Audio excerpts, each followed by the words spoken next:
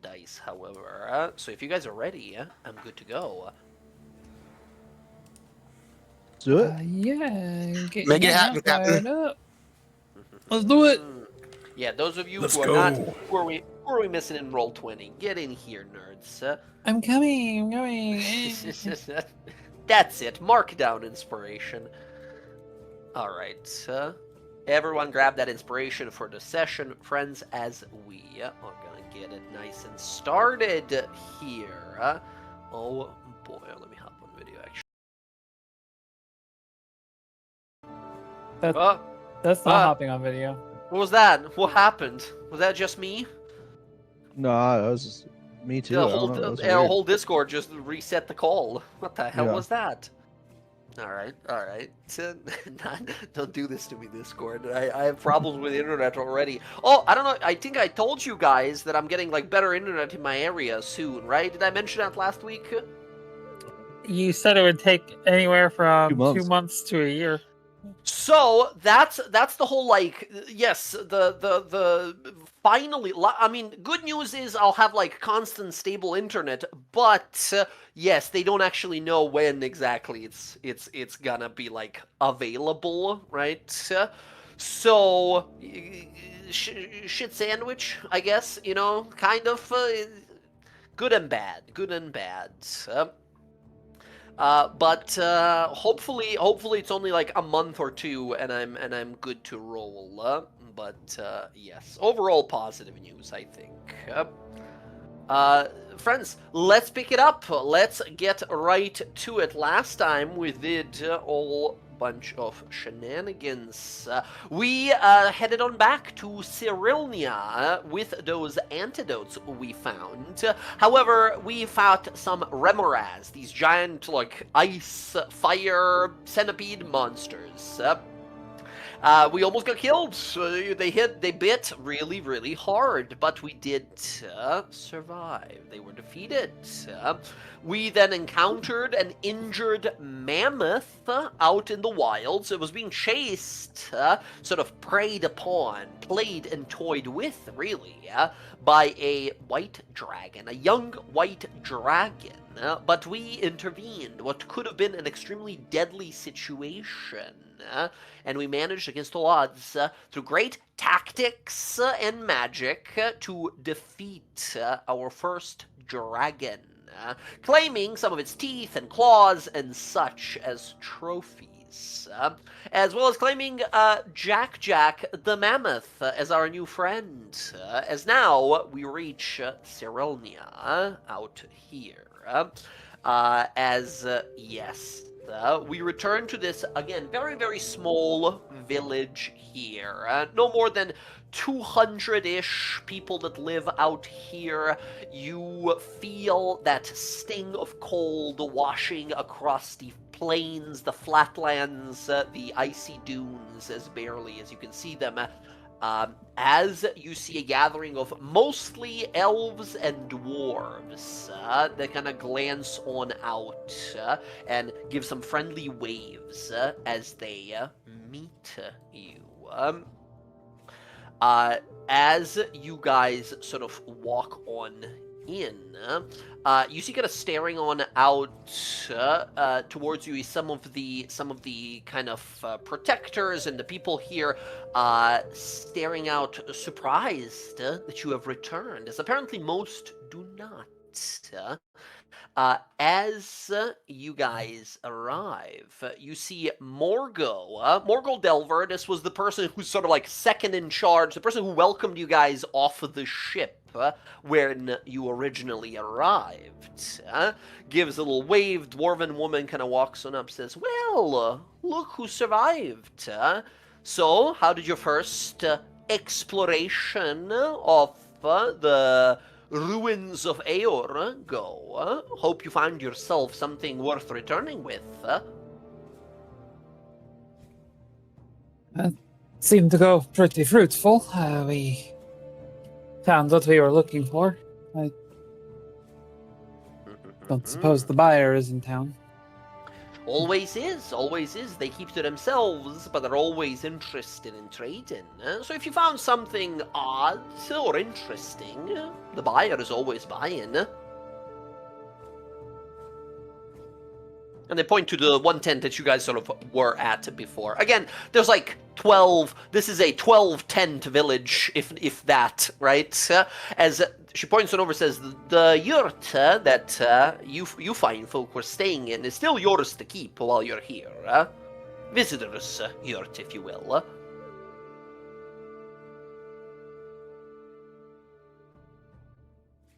Well, perfect.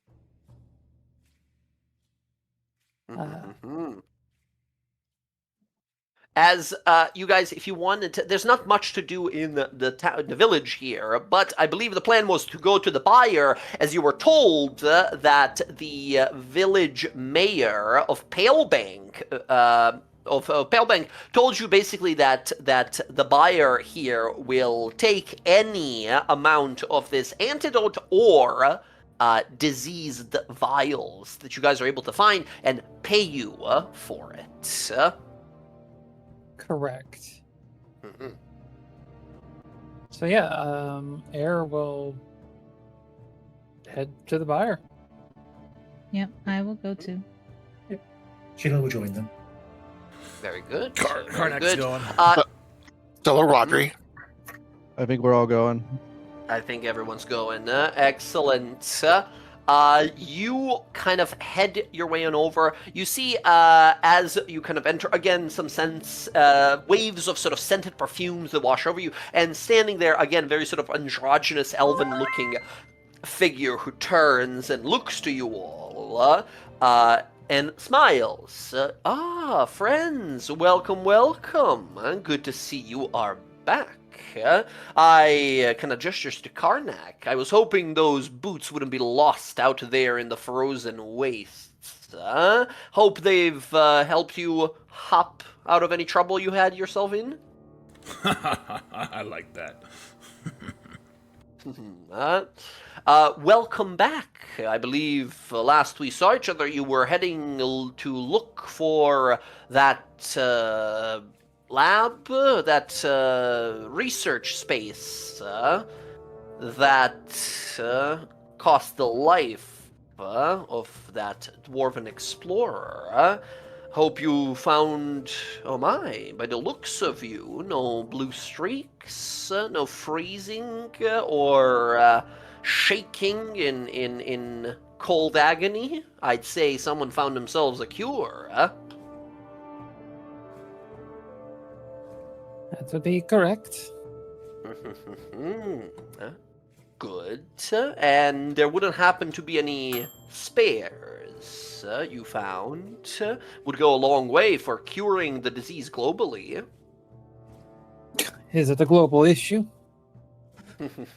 Certainly not, but sicknesses spread quickly and often unnoticed. Fair. Air will pull off the sticky spider bag. You sort of raise an eyebrow, kind of interesting. And then she will open it up and unstick the vials of the antidote. That how many do you have?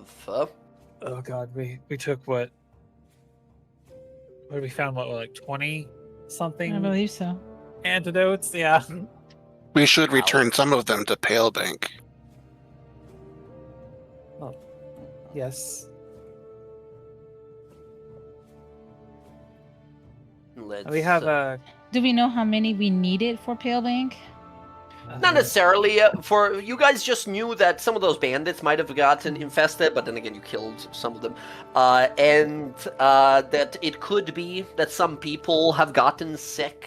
But what the mayor back in Palebank said, what Elro said, is that the buyer here is a very clever person. They might be able to make more of these. So it's more a priority getting it to this person rather than returning them back. best you guys know, not enough time has passed where people, even if they newly got infected back in Palebank, should be in deathly trouble anytime soon. Maybe We've just been be gone- everyone save Because the dwarves. correct me if I'm wrong, DM. We've been gone for roughly took a week to get here. And then Yeah, 5 took days. you a week to get here, 5 days of travel to the lab, and then we took 7 days of travel back because we got a little lost, unfortunately. All right, so almost So it's been- 40 days. Yeah, something like that. Excellent. If you guys do not have it written down, I'll take a look and see how many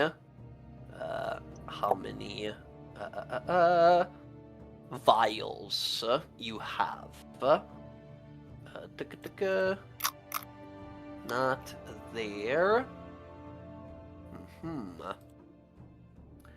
If Roll20 will load, give me 1 second. Uh-huh. I have 22 written down in my notes.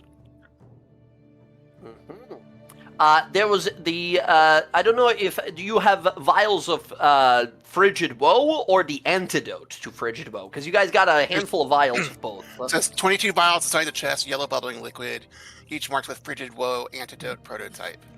Yep. We had 24 Frigid Woe in the 8 chests. Excellent. Very good. 24 it is.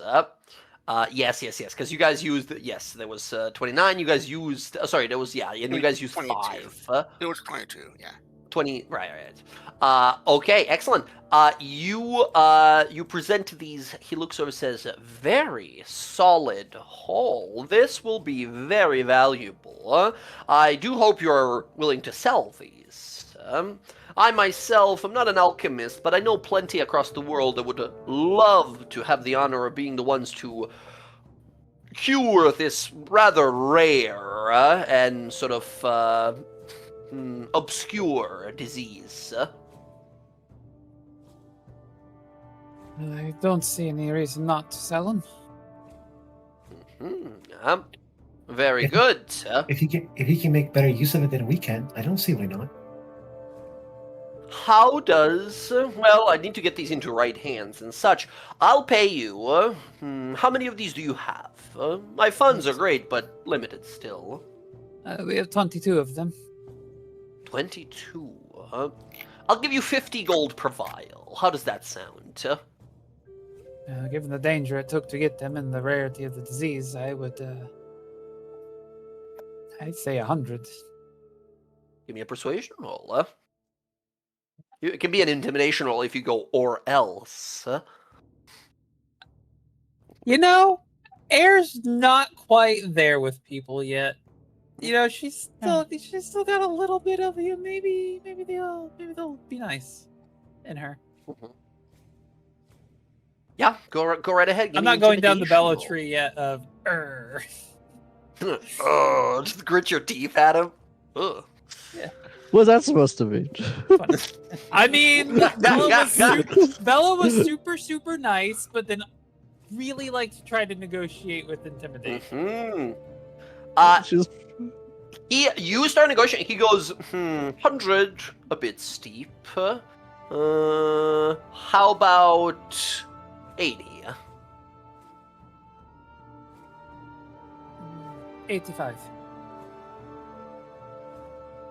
85 it is. He shakes your hand. If, he reaches out, they reach out to shake your hand if you do. Yeah, she'll reach out and shake his hand.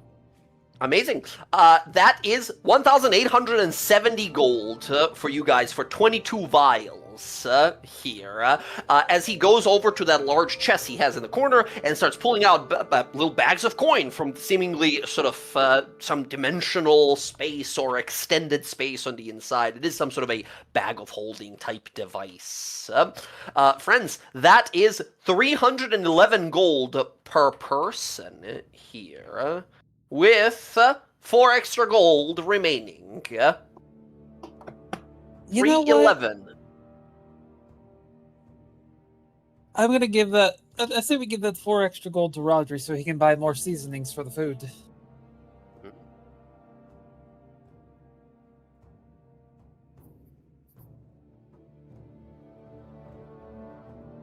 Unless anyone is... No complaints here. This seems fine. I accept. Mhm. 315 for Rodri, 311 for everyone else, or 622 Electrum if you want to be spicy. Very good. Wash He your only mouth. has Electrum. They only deal in Electrum out here in Islecross. No, as you guys mark down your coin, Buyer God, looks over and says, God, no wonder this place is still a wild. no wonder this place is forsaken. The Wait a buyer minute, looks what over. is this? What is this? This money for? This is for returning the antidotes. The How selling much the is it, 22. That is 311 gold for every single one of you guys. Okay. A solid haul. The buyer looks over and says, I would love to repossess that money from you by selling you some fine armors or weapons, but the truth is I'm a little low on my own supplies here. Not as many adventurers coming through far north anymore. A lot of these ruins are now notoriously known to be dangerous and deadly, so the adventuring spirit that guides people into dastardly crypts and dangerous dungeons has all but deflated in the last few years. I You still have got been... Sorry, you still got that rope I sold you before you left? Yes, it's still here. How much is that going for What? now? I will be willing to sell it back to you for the same exact price that those boots were. That said, 450 gold pieces. The exchange we made before. You know, we did bring... Actually, Karnak is gonna look over at Kiara. I only have 386 gold. Kiara, can you give me help? Good. I can. You want money, right? You want how much you need? Maybe just talk him down. Yeah, I was gonna say, Kiara, did you hold on. provide help by money, or do you want to talk to this person and try to get him down? Yeah, she'll talk to him. She'll take her coat off and be like, oh hey, how you doing again? Oh goodness, I was wondering how it got so warm in here all of a sudden. You flatter me, but my friend here, he really likes your items. Is there some way we can like make some kind of negotiation? Maybe like We certainly can. I can maybe sing some songs about how your magical items are real good whenever we're out and about. Oh, what a unique proposal. I like that quite a lot. Like I said, business has been low, and getting the word out there definitely could help boost my business. Show me your skill in advertising, musically, enchantingly, however you do it. She'll look at the table. Does it have like a flyer or anything? Like, does he have flyers that he hands out? No flyers. Again, this is a village of like 200 people, and he is they are the most like important thing in this whole village, other than the mayor who's like doing research stuff. No flyers, but you see some very useful like magical scrolls around and some items that are here and there that you guys have kind of spotted before. Nothing yet, as you realize like, okay, they're still like building this place up. So she's gonna cast a minor illusion to make like a banner that flies over her. That's gonna have the name of his shop, and it's gonna look really pretty with like magical like fireworks and stuff. And she's just gonna play a little song talking about how amazing his shop is. Hell yes, give me a performance roll. And exactly here, hitting the nail on the head. Like you said, business is low, and you're offering advertising, so you can have advantage here.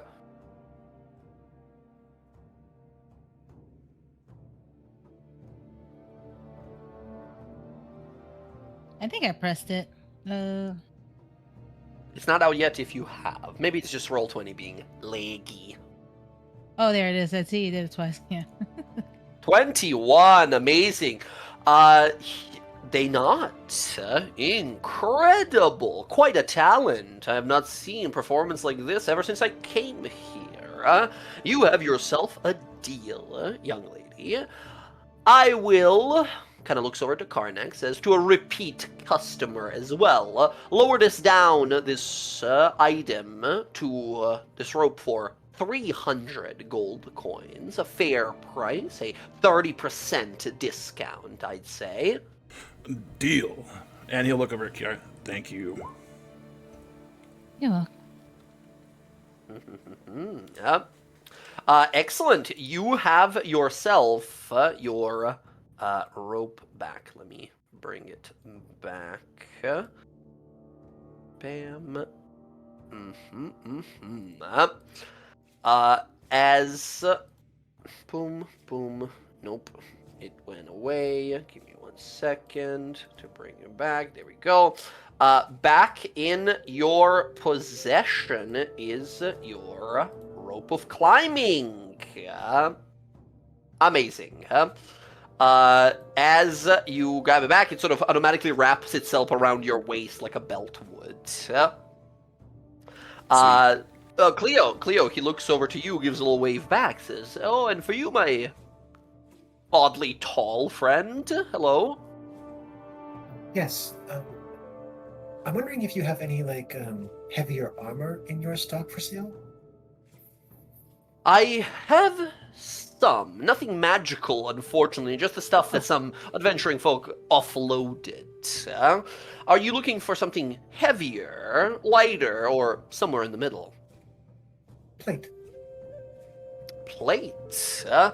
Let's see here. I do not have any full sets of plate, unfortunately. I have a splint, if that would be interesting to you. May I see it? Go over to the chest, then open it. You see a splint armor meant for, medium-sized creature. It might need to be some minor adjusting and such, but this is a heavy armor, typical splint armor. It doesn't have any specific markings on it or belonging of any very standard issue kind of armor. How much do I owe you for this? Should you be interested? Absolutely. Kind of looks over to Kiara, like your friend said, with all the hard work you've done. Armor like this would usually go for about 200 pieces. I would be willing to sell it to you for 150. Sounds fair. Now, do keep in mind, armor like this requires a little bit of strength to wield. Cleo kind of rolls up her sleeve and just flex. I'm strong enough. He kind of a little wide-eyed, looks very pleasantly surprised, says, "Oh my, you sure are." Here, let's see if we can fit this on you. Maybe with a little bit of magic. He begins to sort of wave his hands, and you watch a little movement and molding to the armor, and it is made magically almost to sort of fit you a little more snugly, a little more comfortably. Will, go ahead and add splint armor to your inventory. This is a AC 17 heavy armor. The only better thing than it is plate. I don't suppose you have another set of that. Let me take a look.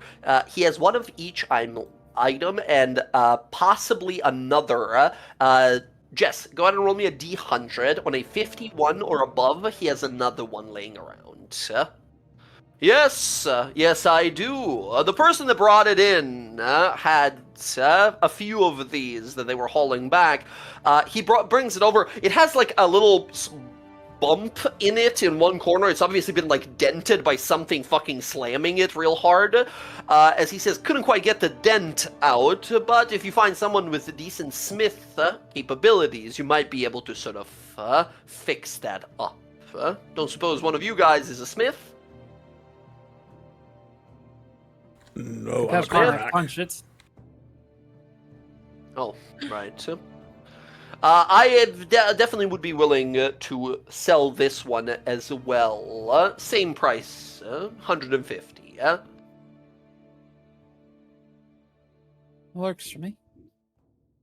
Excellent. Do you have? Jess, go ahead and add the splint armor into your inventory. And mark Do off you have- 150. Do you have studded leather? Studded leather, yes, I do. I have 3 sets of studded leather. For And how 45 much? gold pieces each would be yours. Of course, gestures to Kiara. Friendly discount, 30 gold pieces instead. Done. Very well. Passes you over a suit of dark leathers with like studded metal straps in them embedded, some like belts on it worked into it. Solid armor. Also, like everything he sells you guys, and you have to be like, what is this blood stain on it? Why does it have a hole where the heart should be? Right? Like, there's a lot of these have been used. This is secondhand armors, definitely. I am going to put two things up to him. Mm. I have chainmail and the greatsword if you're interested. Definitely interested. I'll give you 25 for the great sword, and for the chainmail, let's call it 25 as well. Works for me. Excellent. 50 gold for you. That's a big sword. My goodness, you got some power in those muscles. Yeah. You would be surprised. Oh, all right. Very well. Anything else I could help anyone here? Do keep in mind this exchange of ours. Yes, the coin, of course, valuable, but you have done a momentous thing here today. These cures will ensure that no one else in Exandria falls victim to this frigid woe. Have you any staves? Staves, magical ones, you mean, of course. Of course. I do not have a stave, unfortunately, but I do have a wand, if that is, second place good enough of a prize. What is it? He pulls out this wand. You see a long black wooden wand with a little kind of like white silken kind of like a string going around it. He says, quite a useful thing here, and for what usually I would say would be 450, but for friends, 300 gold if you want to have yourself this wand of web, and he gives it to you to inspect. And Roger, with your wizardly abilities, you will very quickly learn what it does. While he's like explaining it to the rest of the party, you as a wizard immediately like learn and know what it does. Wand of web out of game 7 times a day. You can cast a web spell with it. Second level spell, restrains people. It can be set on fire. You can use all charges. However, if you use the very last charge, you have to roll a d20, and if you roll a 1, the wand crumbles into dust and doesn't work anymore. Yara says 300 to Rodri, You're a wizard, Rodri. You're a wizard. Wow. Wow. I'm what? Mm-hmm. A wizard. wizard, like your folks before you. He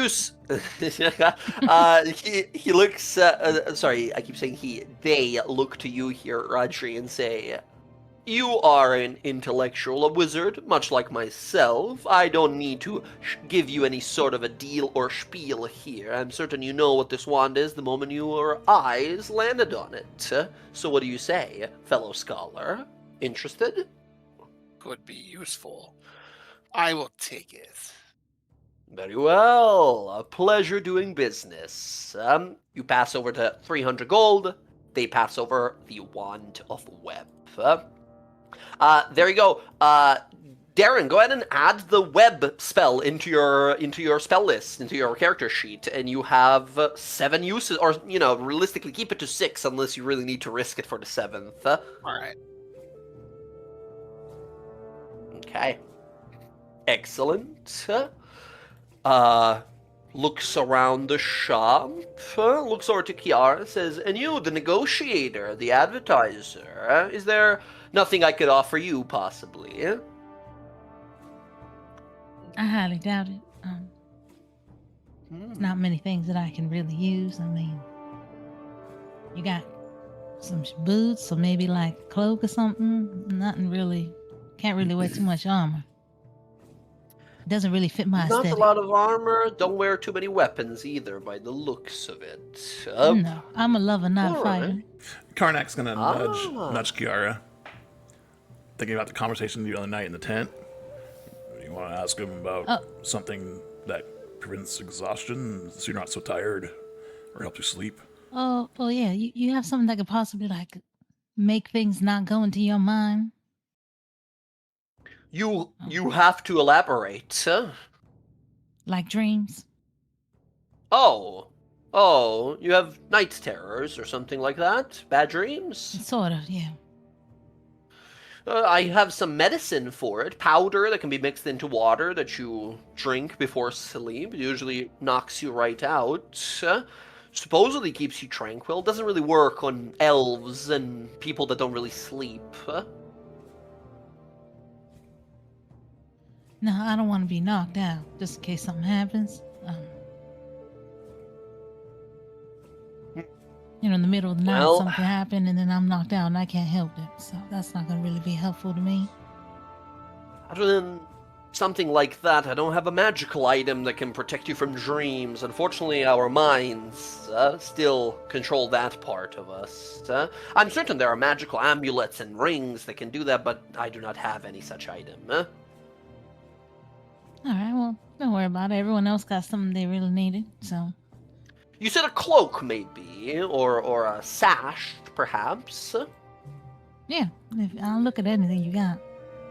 Let's see here. Jen, roll me a d100. Same thing here. The higher roll to something more bardly or appropriate for you he might have. 64. Very good. Let's see here.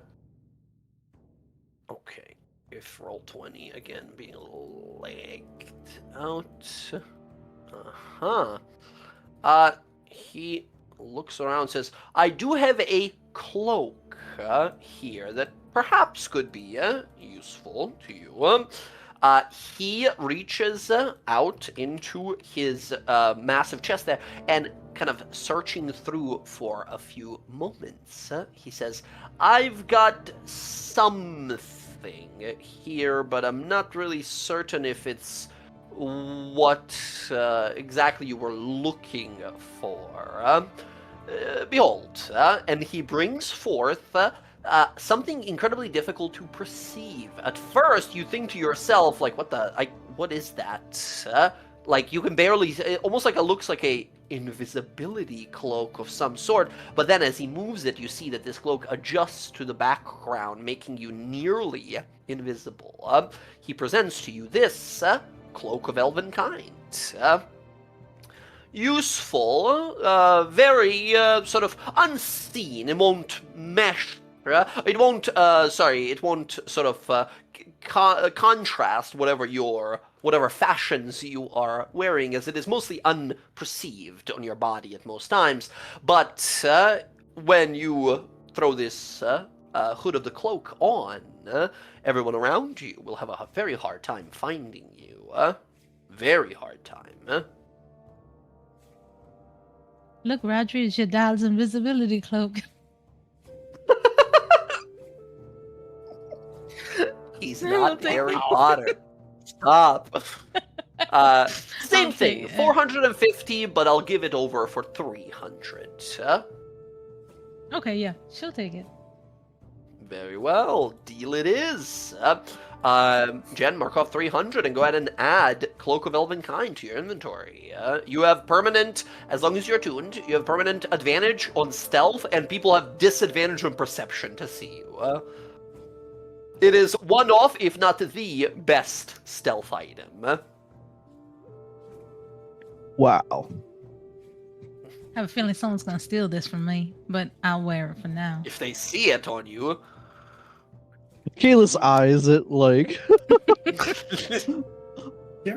Kiara, see, guys, Cleo kind of just like looks at Kiara's cloak. Does it look as fancy? Does it look it's kind of stylish, or does it kind of look like it's practical? It's first of all very difficult to perceive. Cleo, you have incredible perception. However, you do see it looks as if made. It has sort of like snowflakes, kind of like pattern to it, with like white and snowy sort of background. But the moment she kind of moves around, like next to a fire or the inside of the tents, like brown leathers, it changes coloration to like palm trees instead, with like brownish background, and then like different kinds of like forest oak tree. Like it seems to like adjust, but it's always like a natural theme to it. That really depends up to you if your character thinks that is stylish or not. But it's very like natural theme. Cleo Callus Kiara. A useful item. Yeah, normally I like people looking at me. So this, After but it could be useful. Like if we need to get somewhere or go somewhere, I could be able to go in and get a place. After fighting those bugs and that dragon, I think it's very useful to hide you from those creatures. We don't want you to get hurt after all. And don't worry, darling, you'll stay just as obvious to everyone as you like to be. It's only when you throw the hood on that the protection, stealth, illusion of it activates. Oh, all right. That sounds good there. Very well. Is there anything else I can possibly offer or interest the rest of you in? I believe that the mayor of Palebank, associate of mine from many years ago, Elro Aldatuar, he has sent a message to me to pay you for your work here, which we have done already, the transaction, and pay for a trip for you, organize a trip for you back to Palebank, as apparently he wanted to have a word with you. Besides, skilled as you are, you all seem like you could definitely need some more experience and powers to stay in a place as dangerous as this.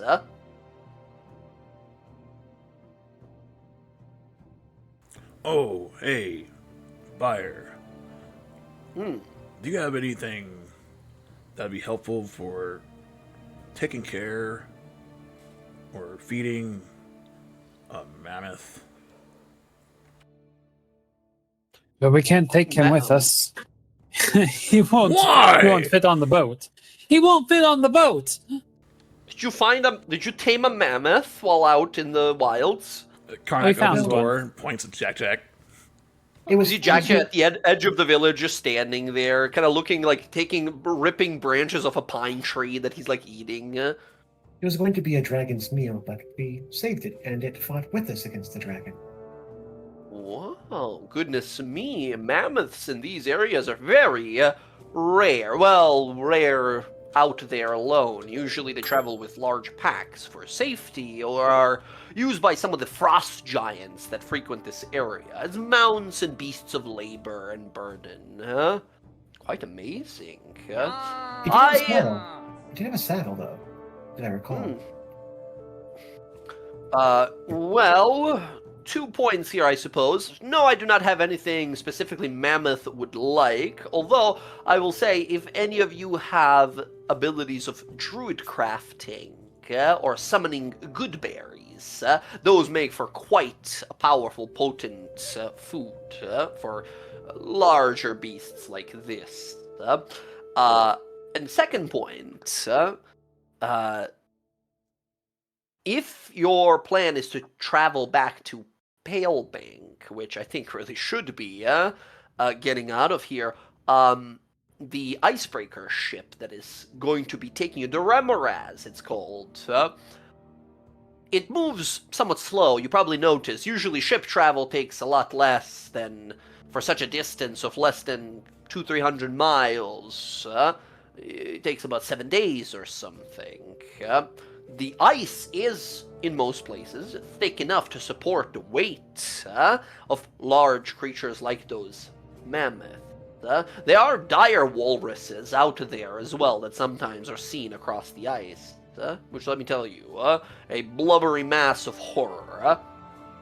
So it's possible for it to walk back with you, but I wouldn't suggest it. If it falls through the ice, you're not seeing it again. You know, I think I have a better idea. Hmm. Rather than us dragging around Jack and the issues that could create, since you seem to be building a city here, you could use him to help you drag things around for construction.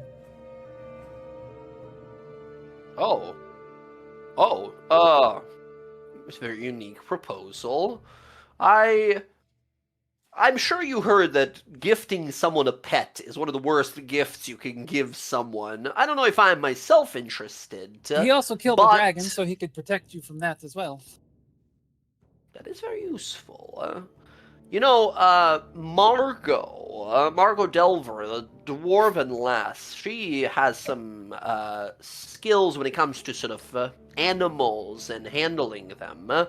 Why don't you ask her if it will be useful to her and the mayor here? The mayor is always busy with his research, but you are right. Cyrelnia could definitely benefit from having a large protector like that.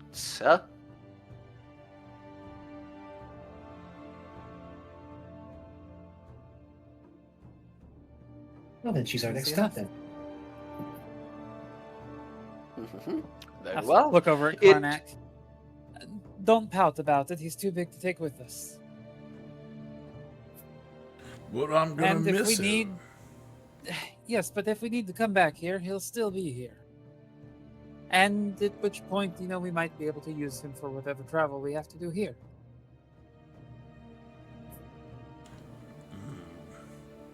Okay.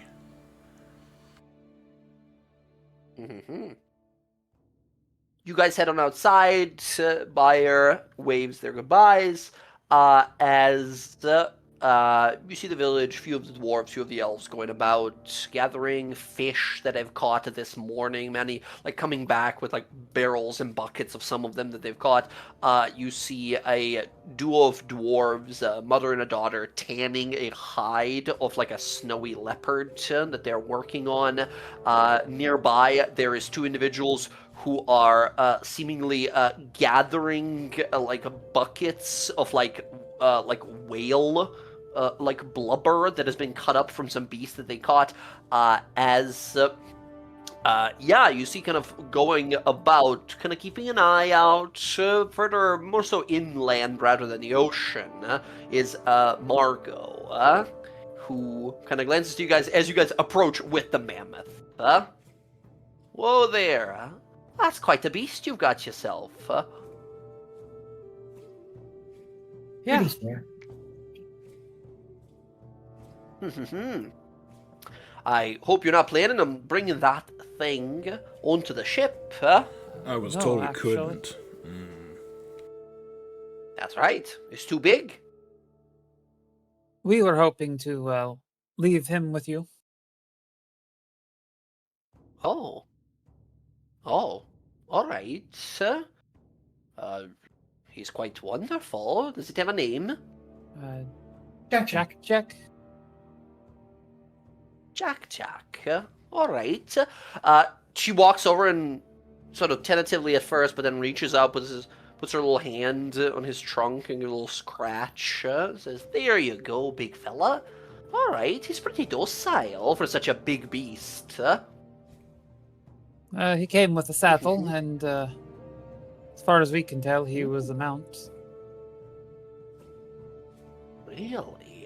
Incredible. Well, And he really I doesn't suppose like if you can't- dragons. well, who does? Right. All right. I suppose in the name of the people of Cyrelnia, I thank you very much for your gift of a mammoth here.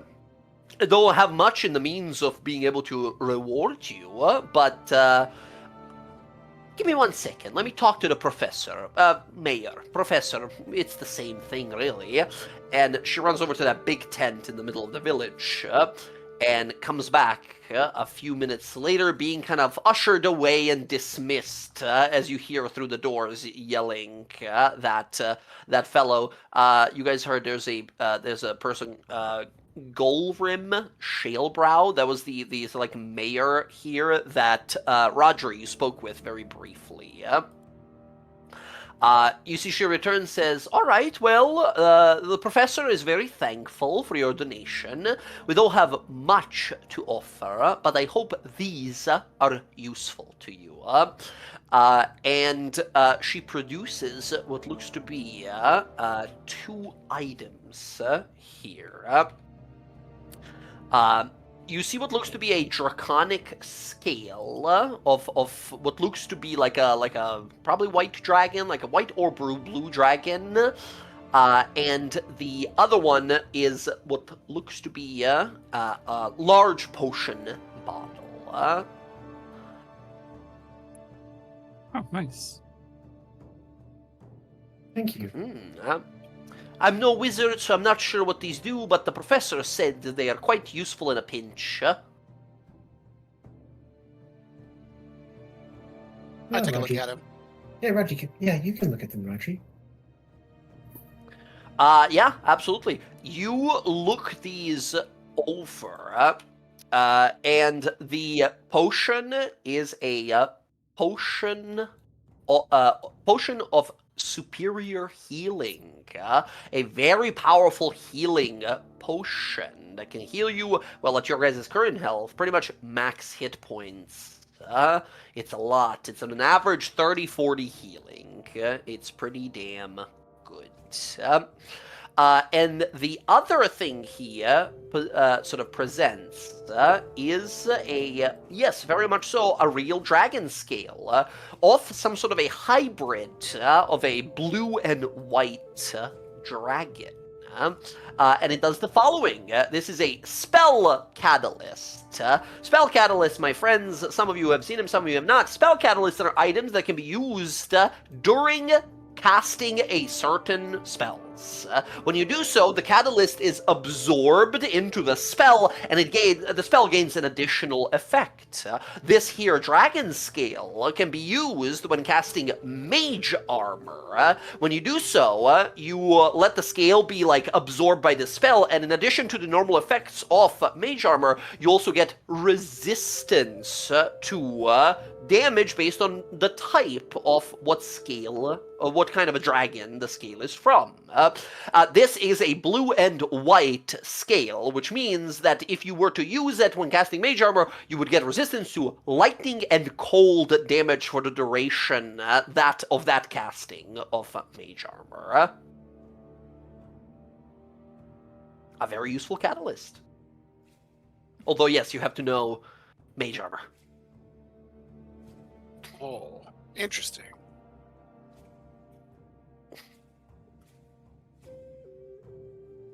I hand the potion off to Kalis. Mm-hmm. To me, How much healing does that thing do? yeah, I'm like, it's gonna overheal the shit out of me. That's an 8d4 plus 8, Yeah, or a maximum I had of 40 if you just action drink it.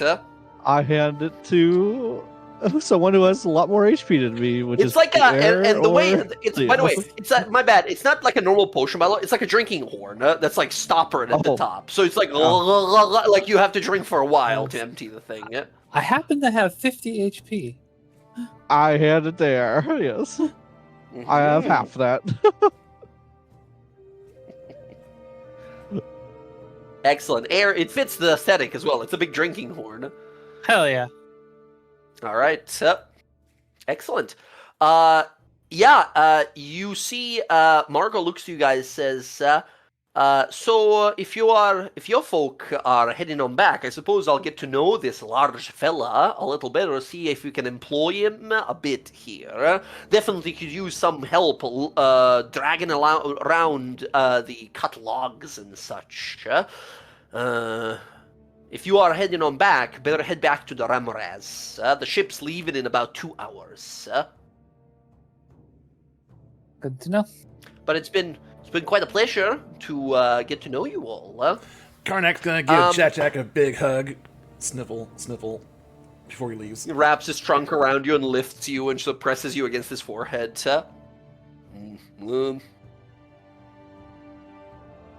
He sort of looks to everyone and sees these kind of like big eyes, kind of blinking slowly, staring at everyone. Thank you for saving our life. He's gonna looks around, blinks Yeah. at you, big Yeah, eyes. take care of yourself, all right? Sort of all of you with the again, elephants and mammoths have this like incredible dexterity to the top of with their trunks, right? As Jack just sort of taps you guys all gently on your heads. It's like feeling the tops of your heads. But you get a sense that he's like sniffing. He's taking in your scent to remember it. As he sort of coils his big trunk back. Kalis. You see Margot looks around to all of you, says, right, well, it's been nice meeting you all. Best of luck in your adventures, and I do hope you come back to us one day. After all, Isocross has plenty to offer. You, points to you, Kayla, says, you look big and tough and strapping. Do you mind helping me with something, Kiara laughs when she says, strong and strapped. Finally, someone who knows my stock. Certainly. Karnak's just nodding in approval. Mm-hmm. He's big and strong. Right. It'll just take a moment. I need a man of some skill. Come. And she walks on over to a little tent. Wait, I have a question. Does she seems kind of sketch? Or she seem like she's... Give me an insight roll.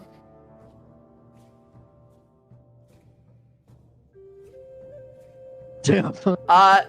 You definitely get a sense, not perhaps sketchy or like shady or something, but you definitely get a sense of like she wants to get him alone to have a conversation or something to do privately. Yeah, she doesn't want to impede on that. She just doesn't want to make sure she's trying to kill him. So she'll use her cloak and she'll stay close enough that if she hears him like yell or groan or something, she can run in there. Okay. Give me a little stealth roll with advantage now with your cloak. 15 is solid. Basically what this means, by the way, usually people would make, like you would make a stealth roll and people against you would make a perception roll, right? However, because of your cloak, people will gain an automatic -5 to their passive perception when you are stealthing from them, which is a really powerful tool. As she pulls him off, the rest of you guys sort of getting ready to, board a ship, head on back soon. Mission is complete. We got money. We got magic items. This has gone great for all of us. Working together in the future could definitely be a powerful prospect. And Kiara, you're not looking to like listen in on the conversation. You are just sort of from the distance. Just in case he's in trouble. That way I'm close enough. In that case, Zach and I will return shortly. Be right back. This woman's like, I need a strapping lad, and everybody's like, but Karnak. I know, it's just very sketch, right? You're gonna pick the fucking skinniest looking motherfucker, be like, I need someone strong. That seems a little sketchy to me. I thought she might pick us before. Karnak thinks Cleo's strong. Or, sorry, Kalis is strong. Oh, Kalis? Yeah, Kalis is strong. He have you seen him attack? That guy's fast and he hits hard. Is that not called speed, though? He's fast. But he also hits pretty hard. If you had to have somebody pick up a giant boulder to save you from being crushed to death, would you go, Kalis, come over here, pick up this boulder, save my life?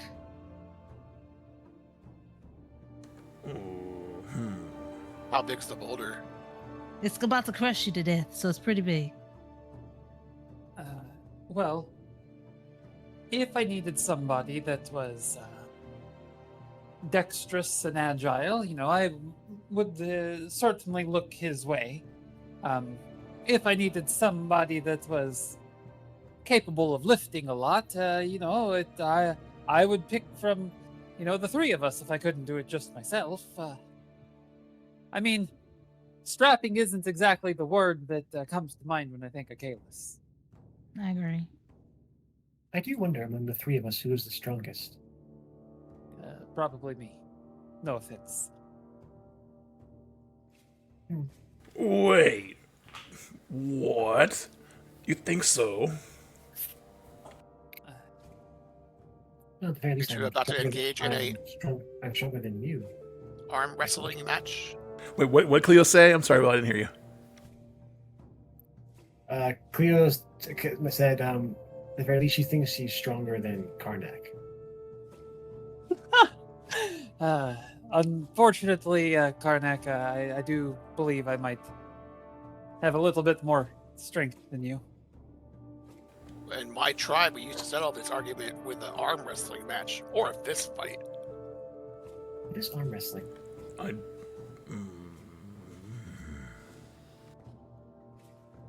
It's where you, and she makes the motion. She's like, you get that at the table, right? And you put your elbow on it down, and you put your arm up, and then somebody sits across from you. They do the same. You clasp hands, and then the idea is to push the other person's back of their hand against the table. Oh, so you have to slam their hand into the table. Yes. He knows Simultaneously our while ways. they're trying to do it to you.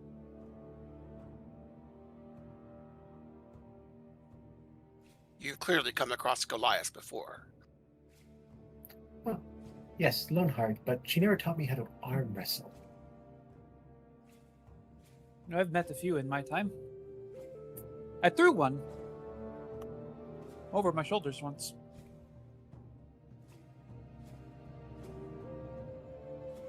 I believe it. And Rodri, do you also partake in arm wrestling? I have lost many a match, so it's not my area of expertise or interests.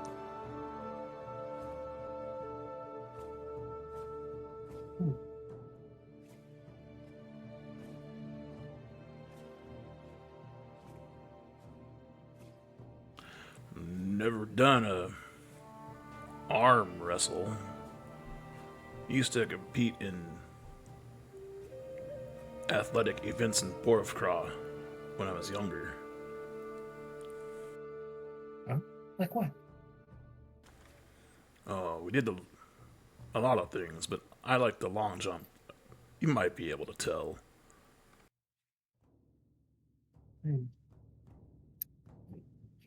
I feel as though with those boots of yours, you'd have the advantage, which seems like cheating. I mean, it's almost like I can fly without actually flying. That's what I like about it.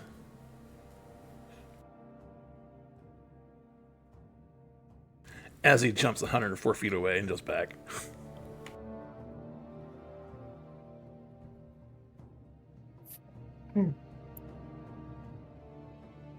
Yes, but is that your actual strength, or are you just using your boots?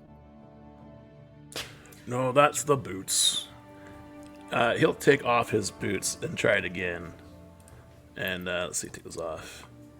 And without using Step of the Wind, he'll jump just like 18 feet.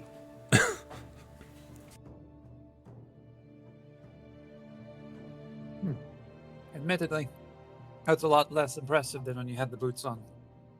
I know. Still impressive with them off.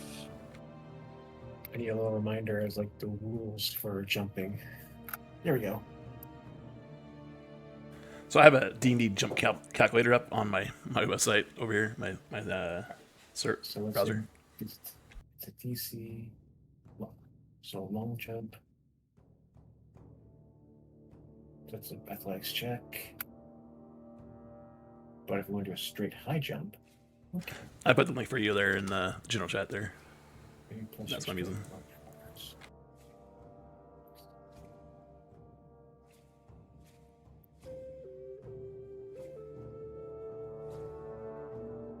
Okay, so Cleo will bend her knees, and she'll jump, and she'll get about 6 feet in the air.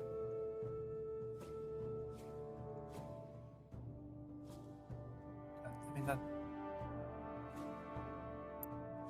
that's a high jump, but I think he was doing a long jump. You need to go the other direction. Right. Yeah, he's doing a long jump, not high jump. All right, then. Cleo's like, look, I can do it. Yeah, like no, that way, dear. So let's. Oh, we don't have a DM here right now, so we can't give us a. He can't tell us no. All right. If you go into the link I sent in the general chat, you'll see the calculator I'm using, and it'll tell you horizontally and long jump. Horizontal and vertical. Okay.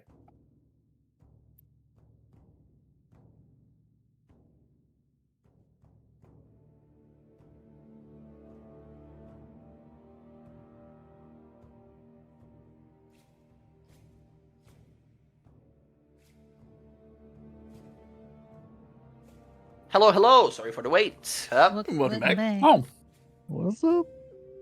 As you are nearby, keeping an eye out, Kiara, you see as Kalis steps on out, and the dwarf woman steps behind him and sort of smacks him on the ass on the way out. Says, "What? Not interested enough? Fine. Another time. Your loss." And she sort of gives a wink and walks off into the village. so in the midst of us doing our standing long jumps, What Huh? the fuck? you see Air.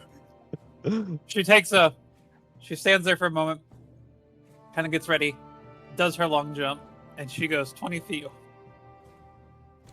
What? Yeah. Yeah, With a running start, Air's long jump is 20 feet. Nice. Mm-hmm. Yeah. With running, yes. Standing long jump, I believe, is half that. Which is Yeah, still Karnak is only freakish. 18. It's Herculean. Normally, Karnak is only 18. Yeah. Cleo following behind you, Air. She gets a running start and jumps, getting about 16 feet. Okay. Karnak nods in approval. Karnak's like, Cleo said, I wonder who's the strongest out of the three of us. We started adding things up. Good. Excellent. As you guys do have about hour and a half / 2 hours to spend before the ship takes you back to Palebank, is there anything you wish to do here? Again, there's very little to do here. So if you guys just wanted to sort of like wait for the ship and hop on and travel back, that's okay. Cleo would actually like to mosey about, and she would like to look for someone whose armor isn't like maybe isn't like kind of falling apart, or someone who's a little more down on their luck. Okay. Yeah, I think you find a person nearby. There is a sort of like middle-aged woman, a elf that has kind of been here, apparently stationed for a few months. She is a member of the Glass Blades, who are like the guards of this place and guards of like the diarchy of Uthodurn and the government where all over most of the Greying Wildlands. She seemed to have suffered a very dangerous wound to her sort of shoulder and arm. You see that some sort of poisonous weapon struck her, and she can barely move her arm. Greetings. She sort of looks on over to you as she's trying to like cook fish over the fire with one hand, kind of struggling a little bit. This seems to be a new injury. She kind of spins and looks at you and says, "Oh, yeah, you frightened me. Greetings.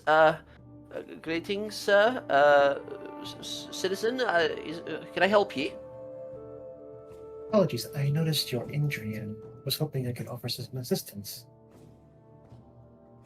Oh, just kind of stands up, Sylvan woman, kind of like just under, like, 5'6", something like that. She says, it's fine. It's not the worst thing. It's been getting worse and worse, to be honest. If I'm not lying. If there's something you can do, I'd much appreciate it. You are a protector of this encampment. I like to see you at your full strength. And then she'll kneel down to like try and get within like examining distance of this elven woman. Yeah, she sort of offers her arm. You see a nasty, like, spear or sword wound that was definitely coated in some sort of poison. And the poison has sort of struck a nerve or pinched a nerve in some way where her arm is kind of shriveling away. Like it's not getting enough, fuel, let's say. Right? Like a dying limb. Can I do a medicine check on it? Absolutely, I'll give you advantage if you use one of your spell slots to cast a healing spell as well. Yeah, I'll use a. So we haven't had a long rest yet, but I still have some slots left. Okay, excellent. I'll use a basic healing word. Yeah, for sure. And go ahead and roll medicine with advantage. And you can guidance yourself if you want to, if you have that. I do not have guidance. Very well. So medicine at advantage. 24. 24, my god, incredible. You, with a powerful surge of golden light and healing, you watch as her, first of all, the venom evaporates that was still in some of the flesh, evaporates from beneath the skin, turning into black smoke and then into nothing, just golden dust as it disappears. She looks in amazement as her arm not only is no longer envenomed, but also heals, and you watch some, color, a little flush to the skin begins to appear, and it comes back, almost healing it back to what it was before this injury. As you watch where she wasn't able to move it, fingers begin to twitch at first, and then she begins to kind of move her hand, looking at it, amazed. Gods above, you're a miracle worker. I owe you much, stranger. How can I repay you? No need for a payment. You are a defender of this encampment. And this is not my power, it is the Lawbearer's power. And I would say that you are best equipped to defend this place. Yes.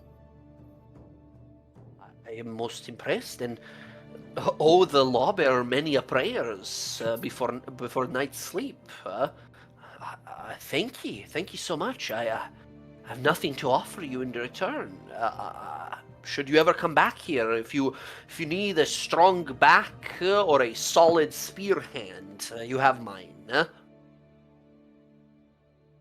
I'm departing in an hour, but I thank you for your prayers. And she nods and holds her hand out to the now healthy hand and arm to shake yours. She says, Ravanala Goldfall, at your service. Ravanala, these are for you as well. And Cleo will present her old shield and her scale mail. Oh shit, okay.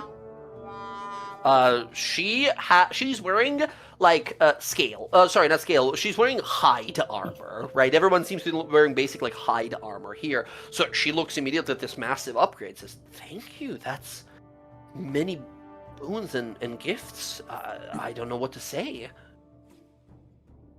You are a defender of a place of light, where darkness and chaos is always creeping in. It is nothing. Lawbearer's blessings upon you.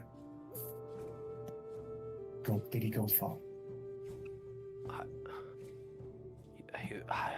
She just sort of looks at you in amazement, sort of stunned amazement, and she looks at this armor, just about the right size. Thank you so much. And she sort of looks at her arm and the armor, and just doesn't know what to do with all of this. Cleo doesn't say anything. She just stands up, towering over the elven woman, and just makes her way back to her companions. She sort of stares at you as you leave. Kind of looks at her hand, amazed how it was just like repaired. Okay, excellent. Excellent. Very good. Anything else to be done out here, or should we head back? Yeah?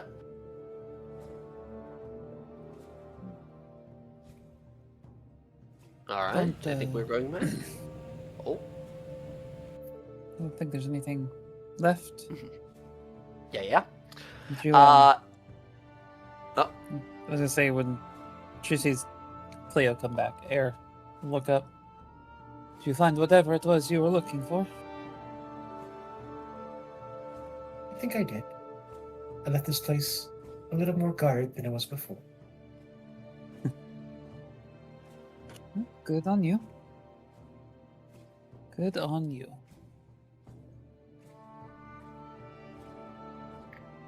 Very good. About 2 hours later, you guys board the same ship you came here with, the Remoraz. Last time when I described it, it had these two massive, like, sort of prongs in the front that would go down and sort of break the ice and such. Yes, yeah. As now you guys have the reference having fought the Remoraz monsters, and you know they have those big, like, kind of insectoid pincers at the front. As you guys load back on, you hear a loud whistle as the captain calls out, everybody prepare, leaving in 2 minutes, last call for Palebank Village, last call, board now. Next trip when we come back in 2 weeks' time.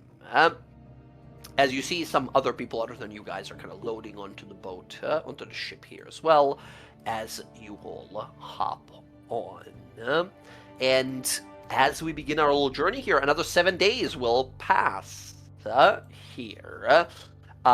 Can I have all of you guys roll me a D100? Everything will go smoothly, unless one of you guys gets a 96 or above.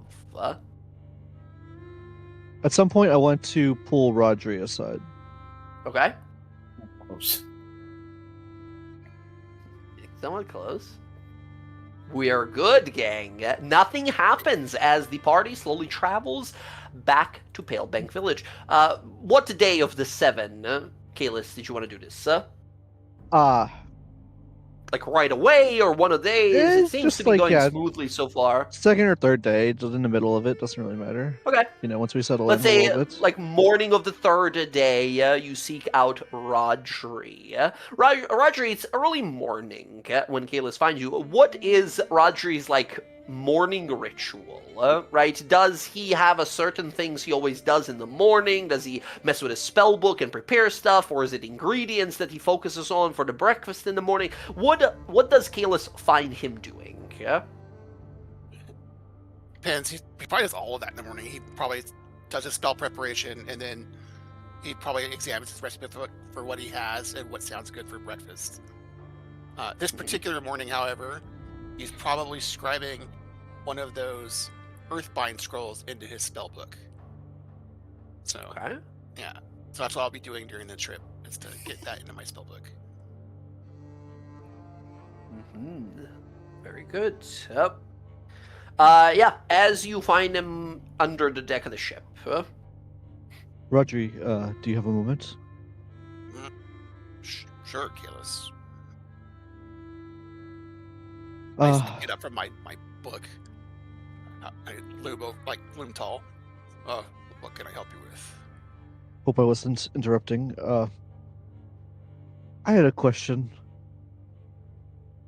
Mhm. How do you seem like a well-learned person. I Do you like to keep think track so. of stars and the cycles of the moon? You mean, do I know astronomy? I've dabbled, but it's not in my normal education. I need to know when the red moon will be full.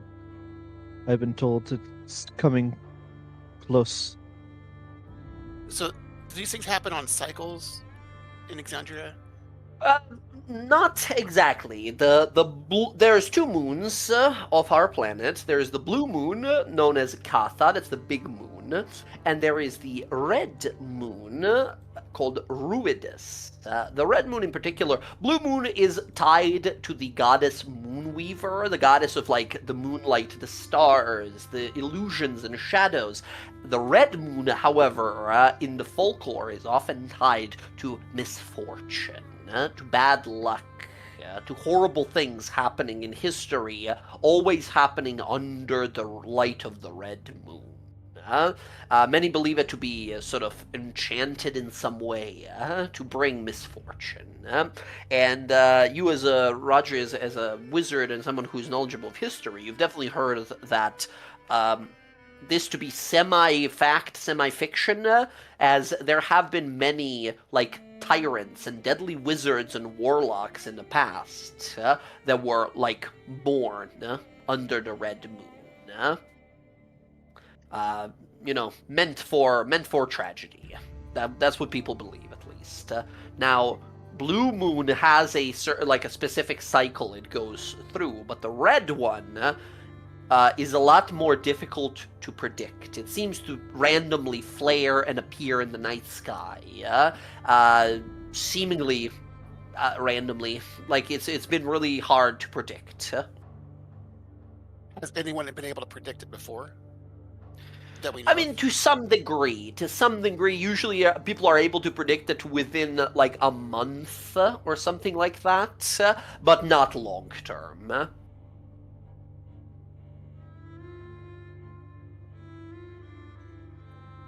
What if Rodri tried to spend some time thinking about it and calculating stuff out? Would he be able to come down to like a schedule? Yeah. Or Absolutely. that's- Give me a nature or history roll, your choice. Or if you are proficient with, well, I was going to say cartographers, but that wouldn't. No, I don't think that would help. I'm not proficient with yeah, that anyway. Amazing. Best you understand. You think to yourself like, wow, that's incredibly interesting that Kalis was asking this. From your best calculation, from what had happened last time, the red moon of Ruidus should appear in the night sky in like maybe 10-ish days, 10, 12 days, something, if that, by your calculation. Rodri pauses, thinking of the question. See his fingers start to draw with like a pen that's not really in his hand in the sky. And he goes, 10, 12 days, probably. Something in there. Hard to calculate. Okay, good to know. As that gets closer, if there's any way you can pinpoint it even more, that would be very helpful.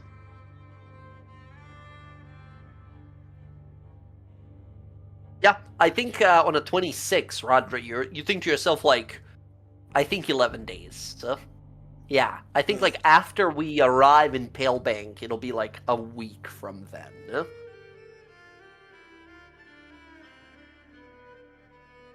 From Palebank. A week after we arrive in Palebank, assuming we don't have any delays in travel. 11 days from now. I'm pretty Okay. sure you'll see it happen then. Is there something you're concerned about?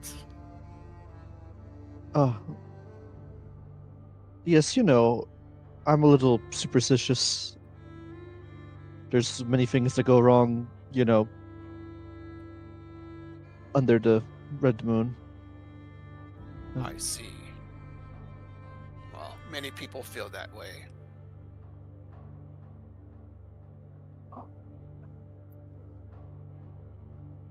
So I like to keep track of it, but as not a very learned person myself, as you are, I have to rely upon.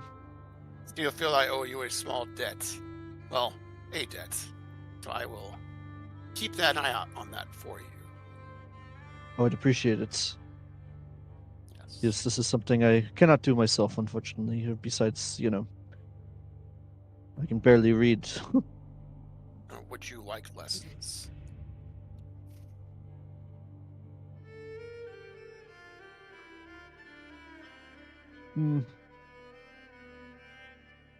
I'll think about it, but my mind's on other things right now. If you're ever interested in tutelage, I'd be willing to offer. I appreciate it. All right, I'll leave you to it. Thank you again for. You're welcome.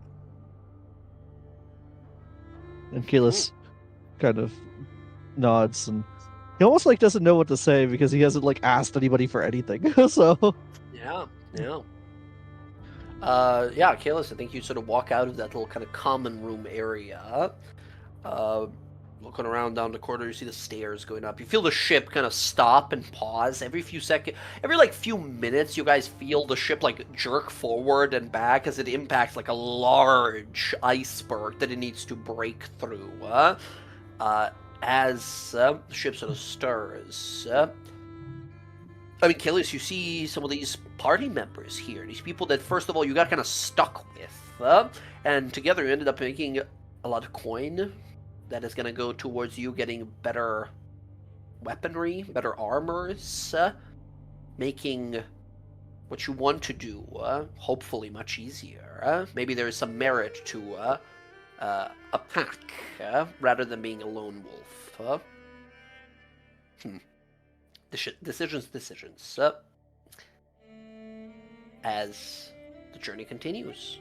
Friends, days are slowly going by, uneventfully it seems. The crew of the ship, all 12 of them, are happy to share their meals, play card games with you guys, and share stories. They tell you of strange things that they've seen out here. They tell you of giants, undead giants that they have bumped into a few times, drowning forever, trapped under the ice. They tell you of spotting a dragon, a handful of dragons, flying back and forth from the Flutket Alps to the south to the massive island of Foreign, the Aeorian crash site where we just left. They tell you of strange things like dire polar bears and strange flying ice wyverns that are out here. All kinds of spooky shit. They tell you one time they saw a strange, shadowy sort of figure standing on the ice, beckoning the ship forward. They got the fuck away out of there as fast as they could. As they share these stories with you guys. Is there any stories that you share with them of your tales of strange things you've seen in the world?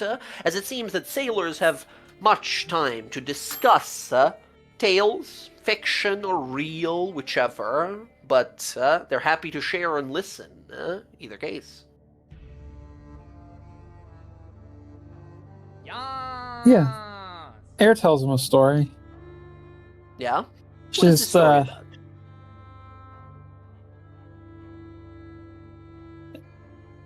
She tells them a story of two armies clashing outside of a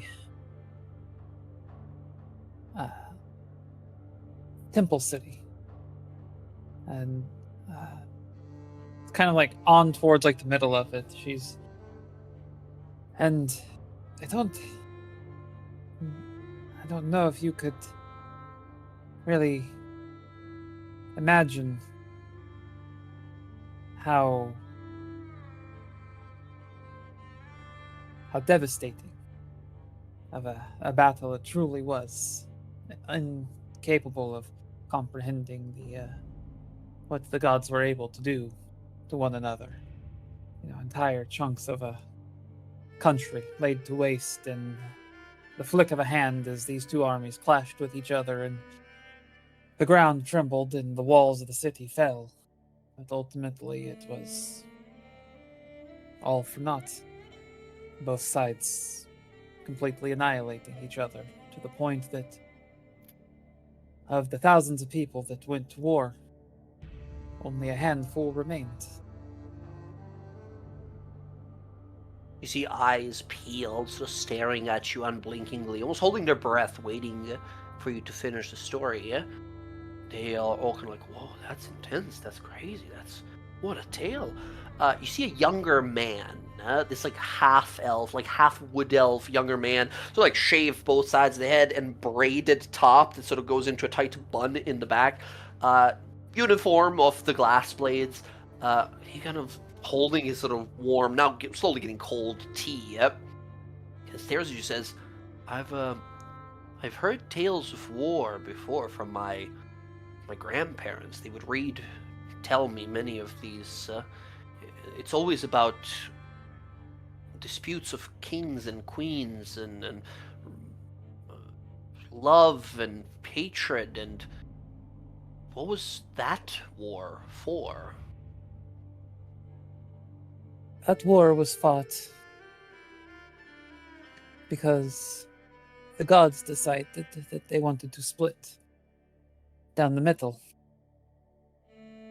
of to leave the world behind and honor an ancient promise that they had made, or to stay here and protect the mortals.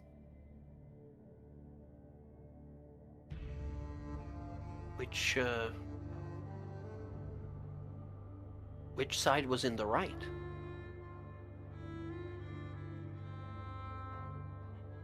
I suppose it depends entirely on how you look at it. Is it right to honor your word when you give it? To honor any of the promises that you make when you are brought into hospitality and embraced as friend and brother? Or is it better to protect the things that you had made, despite knowing it means going against those that brought you in and saved you when you needed them most? You see them kind of look at each other. The young man kind of blinks a few times, says, both of those things sound right. How can that be? That is the story of the Great War before everything happened. Amazing, and it is entirely an ideological view, and whoever wins are the ones that get to write the history about it.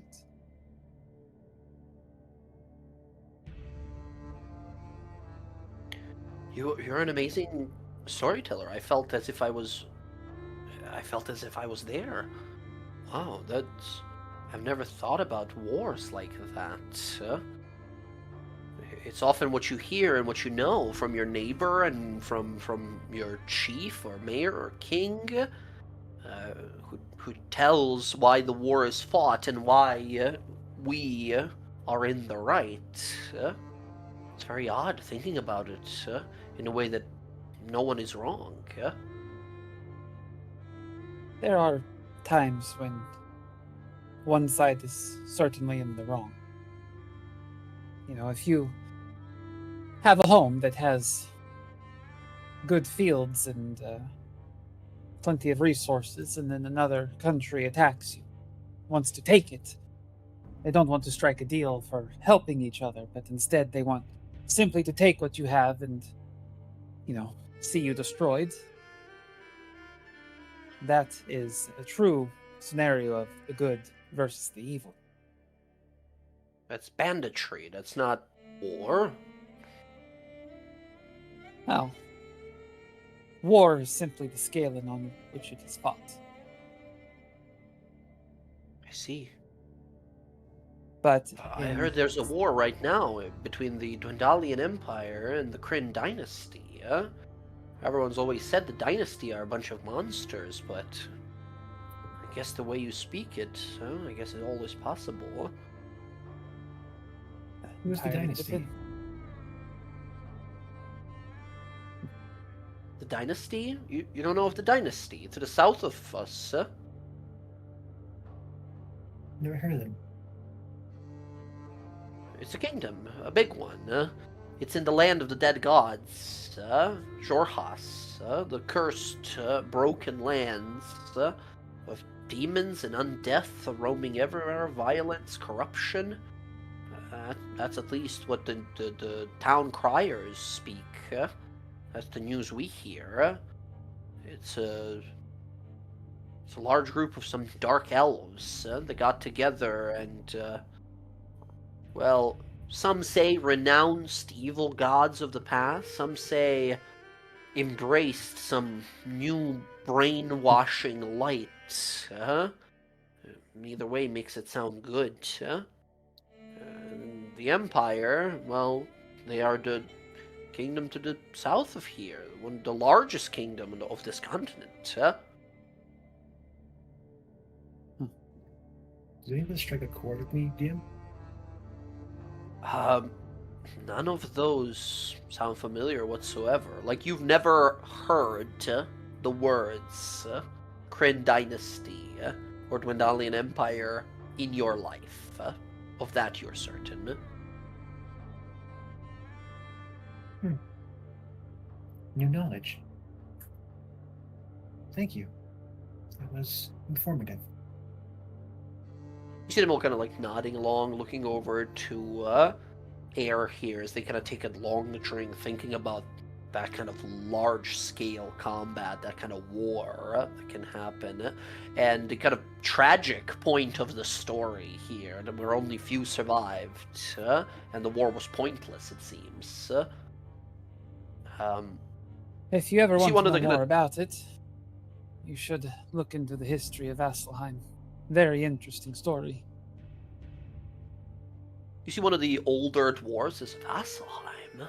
I heard about Vasselheim. All the way across the oceans and many seas, far to the west of here, right?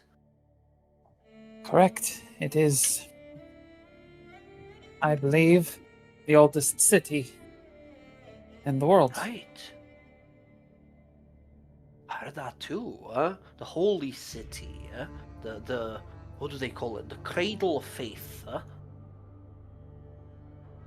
It is where the last remaining of the original temples of the gods reside. Huh. I mean, there are Okay. more across the world, I'm certain of it, but that is Right. You're gonna nod, very much so enthralled by your tale here. You see this older dwarf kind of looks around to the rest of the group here. Kind of looks to Cleo, says, you seem quite interested in all of these stories and tales, these new stories, as you keep saying. You have a story of your own,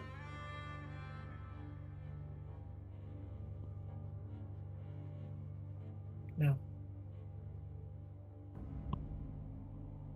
I'm sorry, I don't know my history.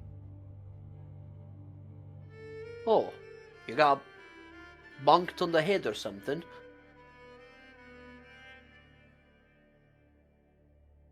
I look up to Air. Is it okay to share? Like, giving you the eye, the look, is it okay to share?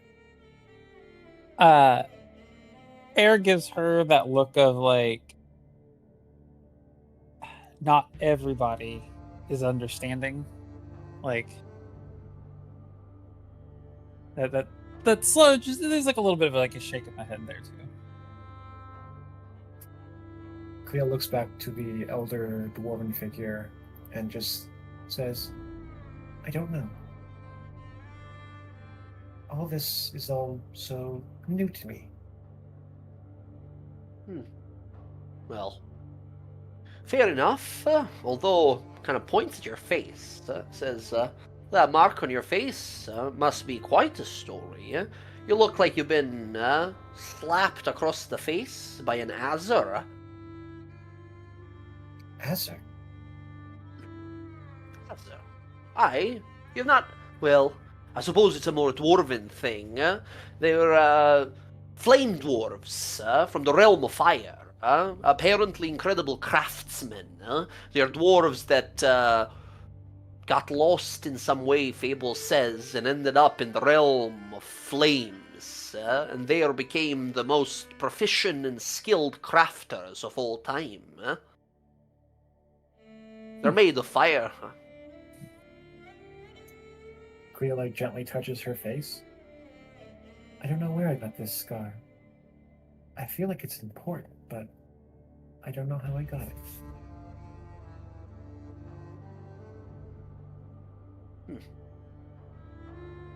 I apologize. They kind of...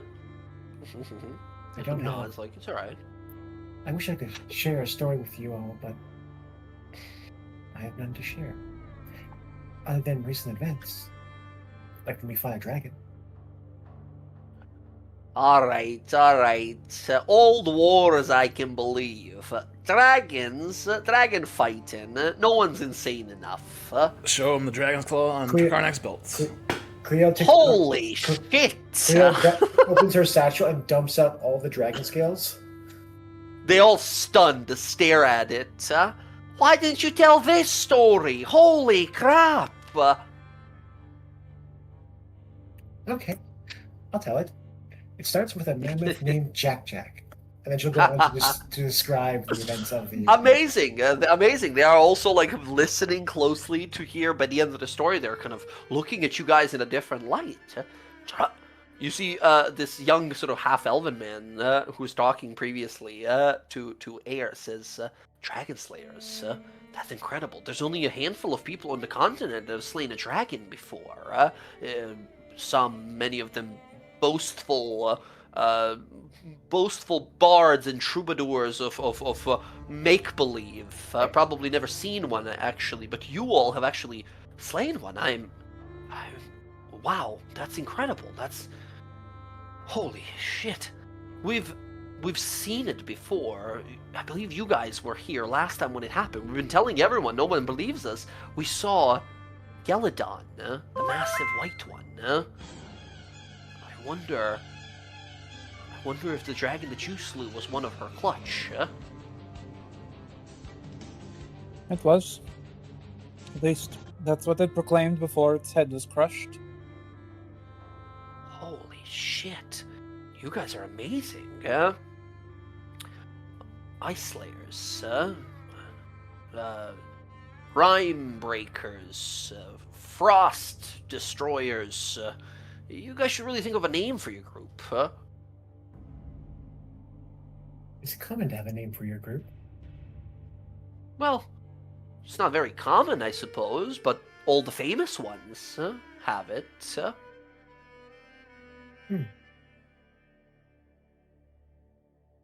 There's so many. There's Dragon's Bane, Vox Machina, Dawnguard, Noctis. I believe there is a group called Icebreakers out there somewhere. There's a handful of them out there. They are adventurers like us.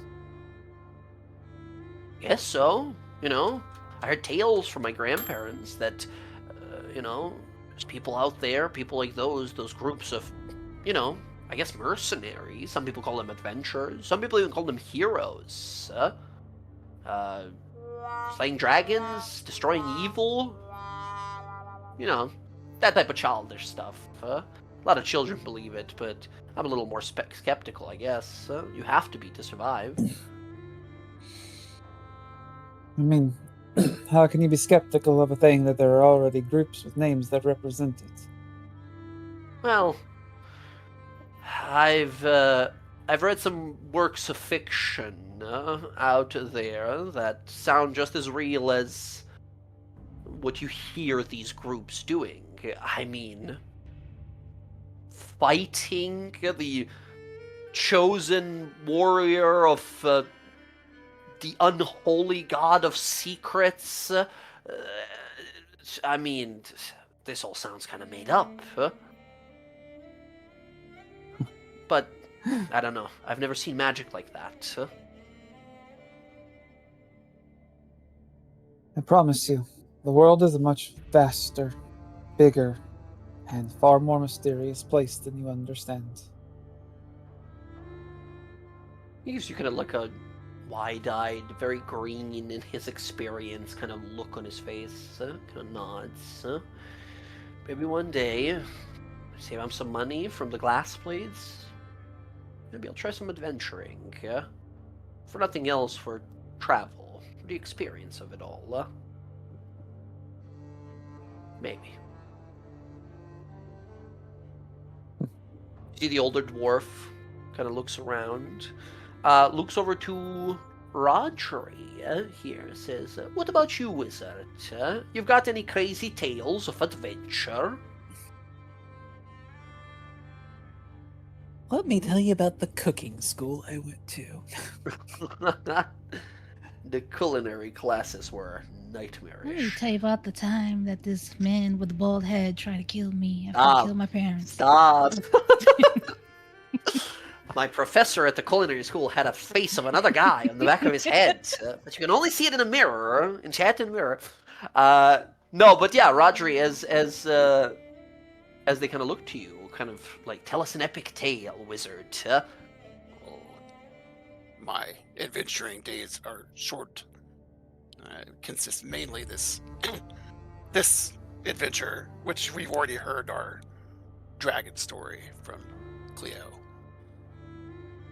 I really don't have a lot to offer in ways of adventure stories, but I do have a hilarious tale about wizards and food fighting.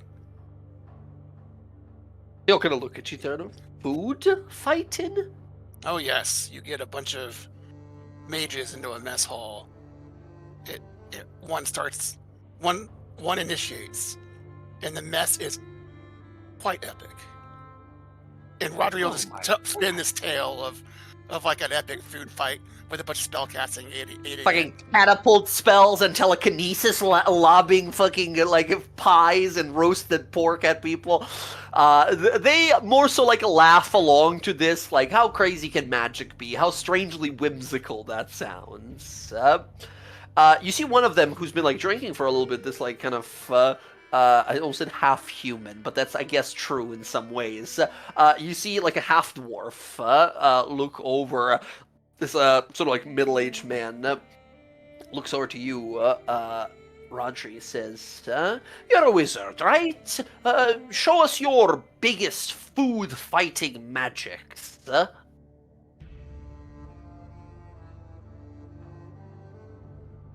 others kind of laugh along and look at each other. I start to lay out a bunch of like green-based options because I don't want to really waste anything important. And I'll just hit it with a massive pile of junk, and then hit it with a gust of wind out into the open.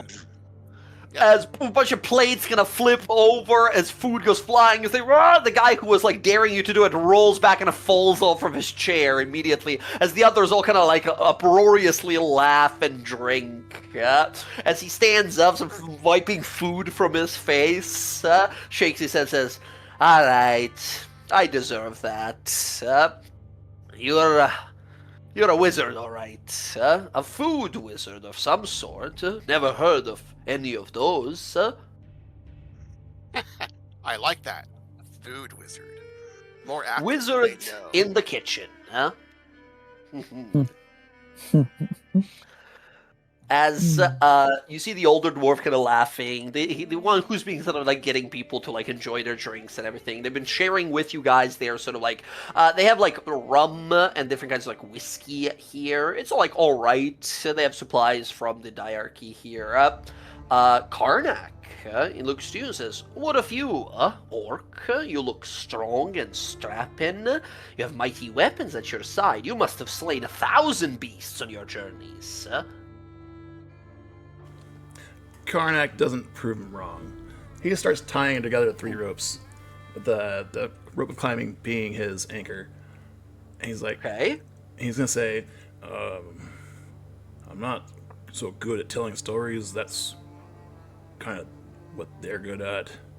but I'll give you a story to tell.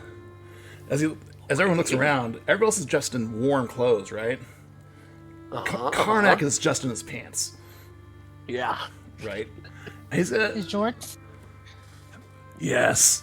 And I assume that they're breaking through the ice. There's sheets of ice out there, right? Yeah, every once in a while the ship sort of jostles back and forth as it impacts another iceberg that it like ice float that it like has to break through. All right, he's gonna have his rope climbing tie himself to the bow of the ship, and he's gonna jump off and start beating up on the ice as they come up to it. Just destroying the A ice. tornado Give me an of feet and athletics roll. fists. Hell yes! Give me an athletics roll, and you can totally rage to give yourself advantage. Sweet. Here. 23. You jump off the front of the ship and just boom, boom, boom, boom, boom, boom. Start slamming as they watch for the next few minutes as you tirelessly destroy ice. Even some massive ice floes to sort of get into the way of the ship. There's one of them on a 23 that's like bigger than the ship, jutting out almost like 25 feet out of the water. This massive iceberg. As you leap on up and with one massive kick, the whole thing shakes and everyone looks holding their breath, and then we watch down the middle crack travel all the way to the bottom as it breaks in the middle as you land back on the ship, your weapons in hand. All of them like raise their glasses up immediately like, holy shit, did you see that? That's insane! Ice Killer over here, Ice Slayer, as they start calling you Ice Slayer around the ship. Yes! A story to tell. I definitely gonna remember this one. As they continue to sort of like cheer and revel with you guys. As you guys are back at the table there, next day, as you guys are traveling, and this becomes like a common thing, they're going about the ship and then talking to you guys, sharing tales and such. At one point, as everyone's sitting, kind of looks over, Kalis, are you sitting like at the table with everyone, or are you like in the corner of the room, arms crossed against the, like, what are you doing at the time? Yeah, like a little in between, you know, like definitely kind of off to the side, like you said, like kind of doing the Aragorn in the tavern, like Yeah. you know. You see, one of the yeah. people looks to you and says, oh, what about you, human? You got some stories to share? Any mighty beasts or monsters you have ran into, seen, or slain? I'm pretty new to the adventuring life, but is it just stories in general that you crave? Well, to if hear? you know one, if you've experienced it and lived it yourself, even better. But, you know, any story. You're all sharing what you've heard or known. He thinks for a second, kind of looks out, and he says, very well. You know, there are people who are on the shadier side of life, out on a road, snatch you up, take you away from your family, take your life away. Things like that. People sometimes find themselves in a different place entirely. This is a story of those such people who were forced to fight underground for the entertainment of their captors. Whoa. There was They a kind of look man at each other. who wanted to earn his keep, earn his freedom, find his way. So he participated in these games, fighting mostly to the death of other people in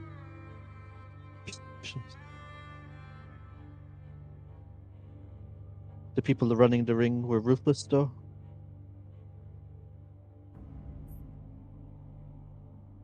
It was brutal, betting, all kinds of seedy underground all the things you can imagine. But But- one of them kind of looks around and says, like an arena? Yeah, more like fighting pit than the steadier parts of town, but think like that, just more organized, more cruel.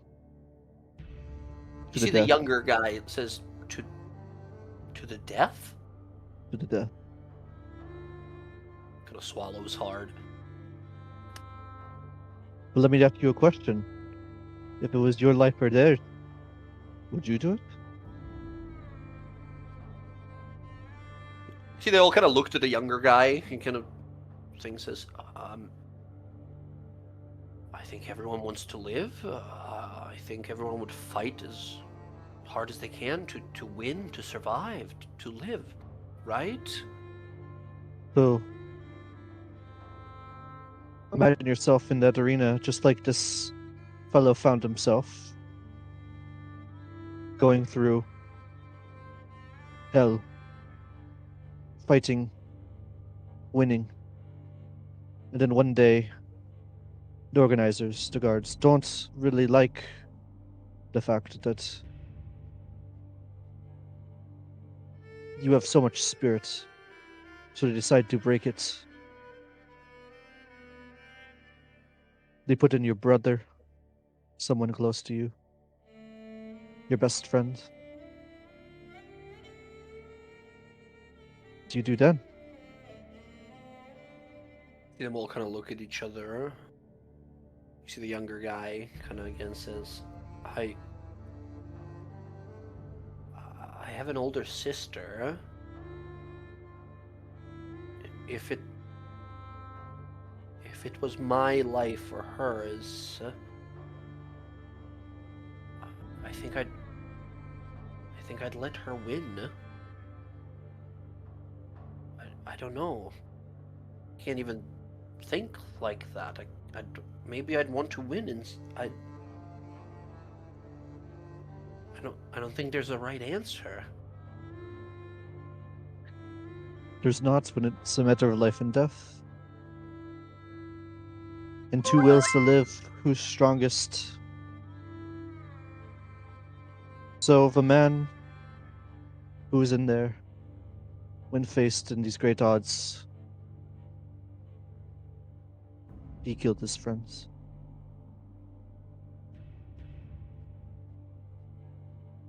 But eventually, he was able to get away. Not all stories are great, but they are important. They kind of look at each other with grim looks on their faces. You see, the older dwarf takes a long swig of his drink and says, oof, just a bowl of happiness of a story you told. Ugh. Alright. Well, there is some moral to it, I suppose. Life's not always fair, is what this fellow's saying. The younger sort of half-elf kind of nods to that. I can see that. Life sucks, then you die.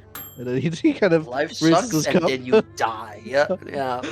He, this younger half-elf kind of looks to you, kind of nods along, says, that's quite a story. Where did you hear it? On the road. It stuck with me. How could it not? Alright. Do Nod along. Do I gather from his conversations, is that him being honest about that he heard it? I will leave this 100% no roll, no nothing. Jen, aka Kiara here, I will leave it absolutely up to your intuition and sense, based on Zach's delivery of the story and such, to believe whatever suspicious or thoughts you have. Okay. They kind of this older dwarf who's now looking around to like, oh god, I gotta cheer these people up. This was what a bummer story. That was a fucking bummer story. They look over to Kiara and says, speaking a bowl of happiness and entertainment, I don't suppose you've got a story to tell us. I mean, I got a lot of stories. Not as Tell us your So, most epic go one. Oh, epic one. Of victory and love and unity and working together through hardships. All right. Well, it probably won't have all of that, but it'll have some of it.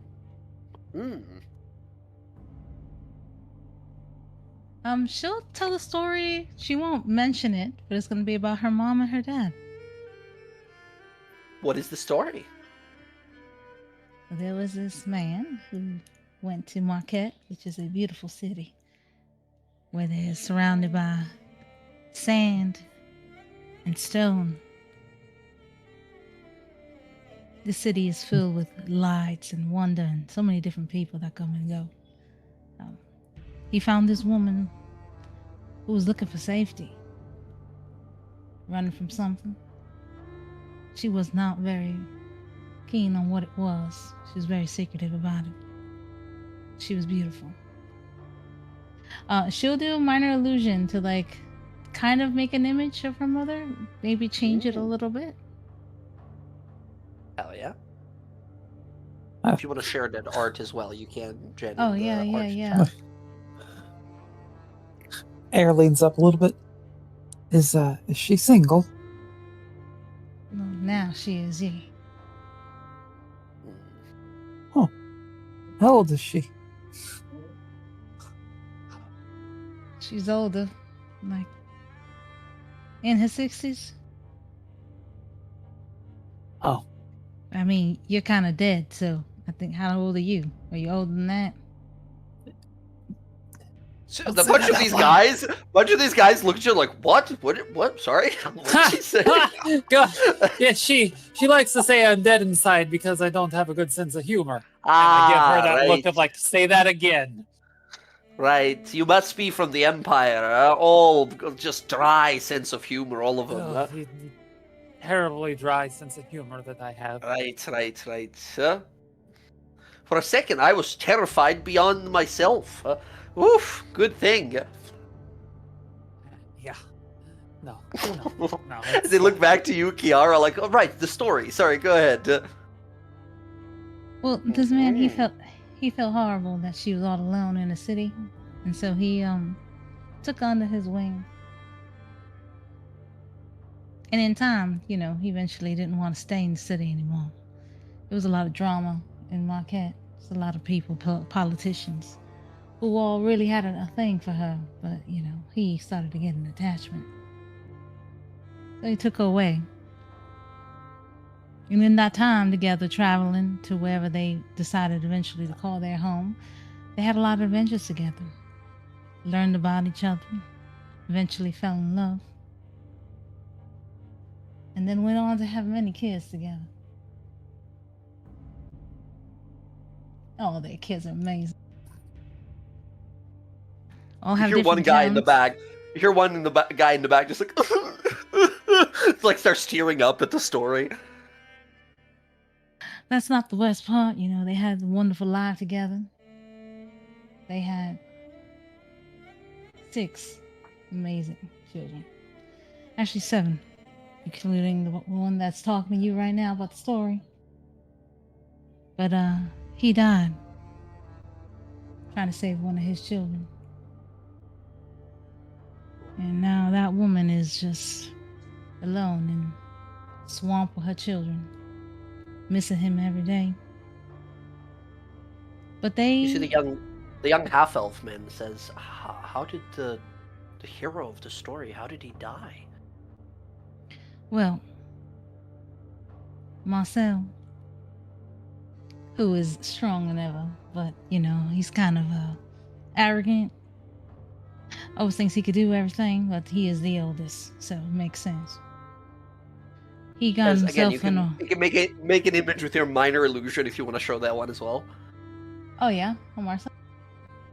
If you wanted to, as a part of like my performance, the minor illusion and such, if you feel like it. Oh yeah.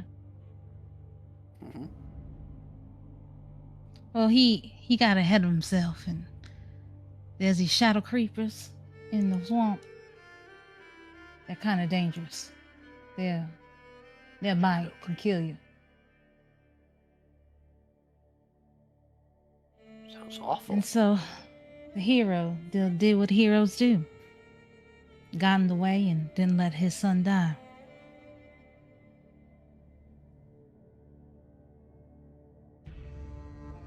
But you know, every day we celebrate our father. He's a hero to us, and he's a hero to many people. Many people he saved, and many people things he did in his life. You see quite a few of them now, like tearing up, and you see the older dwarf raises his cup as the rest of them follow, and he says, "To your father, the hero." And sure cheers. If it wasn't for my father, I wouldn't even be here today. He's the one who made me want to venture out and see the world.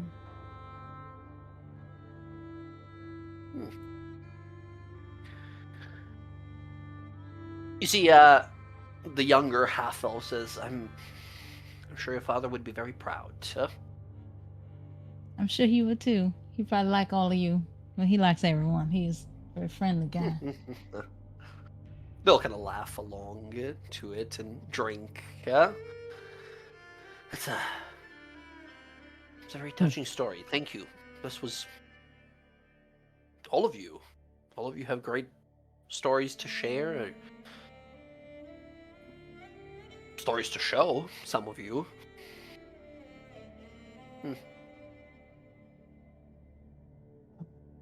As evening slowly passes, drinking continues, and another day slowly goes by. Days slowly fly by as you keep an eye out on the horizon. On one of the nights, Mhm. middle of the night, Air's gonna go up, like when like the rest of the ship is like asleep. She's gonna go up top, if she can. Yeah. And is there? Do they have any like torches or like any fires they keep burning for like crewmen or anything, like to keep warm? Sorry, I cut out for like last 5 seconds. I thought I was checking if my internet connection was good. I did not hear anything after you said, "Can I go upstairs?" I want to see like if they have any of the like the basket fires that they sometimes used to do on like old ships for like keeping warm like the cold. Like they have, It is a steam-powered vessel that you guys are sort of moving on. So there's a big sort of like there's a fire at the back of the back lower part of the ship that exudes like smoke and fire through a massive iron chimney in the back of it. The chimney itself is like a massive circular thing that's always very warm and hot. So a lot of people like usually hang out in that area. Okay. Is there like a spot where it's like open-ish that she can get to like where the fire? The fires? Yeah, there's a ladder on the side just above the helmsman's quarters, which are just an area with a wheel, right? And there's a ladder on the side where you can climb, where you can stand on the helmsman's little box of an area and look inside down into the forge, not forge, but like the bellows and the fire down below. Okay. She's gonna take a moment and she's gonna look to Astrid. Astrid, I need you to do me a favor. She turns, nods. Oh, sorry. Motorcycle went by. Give me 1 sec. It was really fucking loud. Fucking dragons. She's going to reach down into her armor and she's gonna fish out the medallion that she keeps there, and she's going to hold it up to Astrid. I need you to take this down into the fires.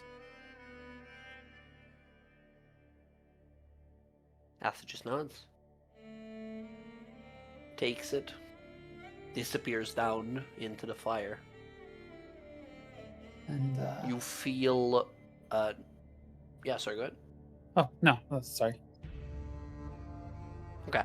A few moments go on by, but then you feel this thrumming sensation in your chest, like heat spreading from within you, like a heartbeat, almost. You feel that sense of connection, fire, powerful fire, a sense of justice, unmet. A promise made long ago, not yet fulfilled. A quest not yet done.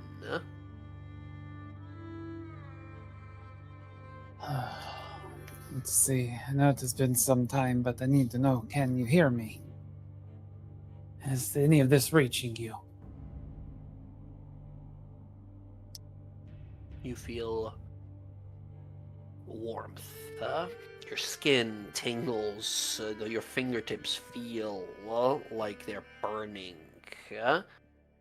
Pressure behind your eyes, somewhere in your head. Like a hand wrapping around you. There is a presence here with you.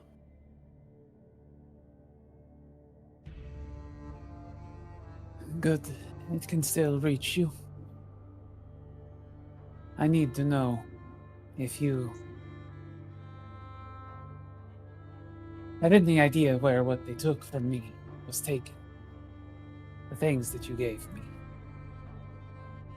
I can't find them. I haven't been able to find them, let alone feel them. There is pressure you feel squeezing on the sides of your head, like this connection you're trying to make out is a filtered one, so excessive power is put through, so anything would come through. I need you to make a charisma saving throw as you feel this pressure on you.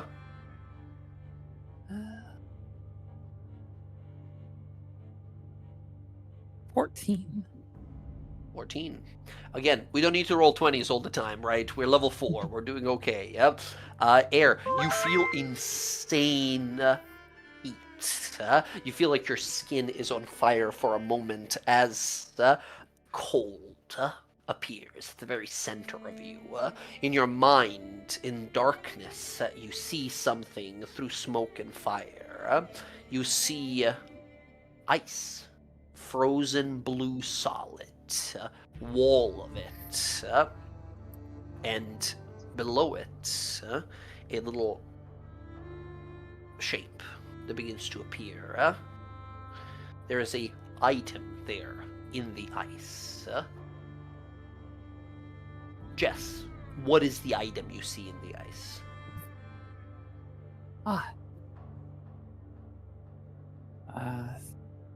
From You can be at least as what she can- descriptive or as vague as you want to be.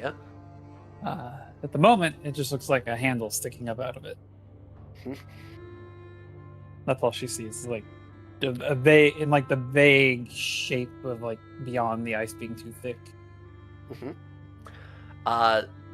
There is a claw, a massive ape-like clawed hand covered in white fur that scratches across the ice, leaving trails and indentations in it.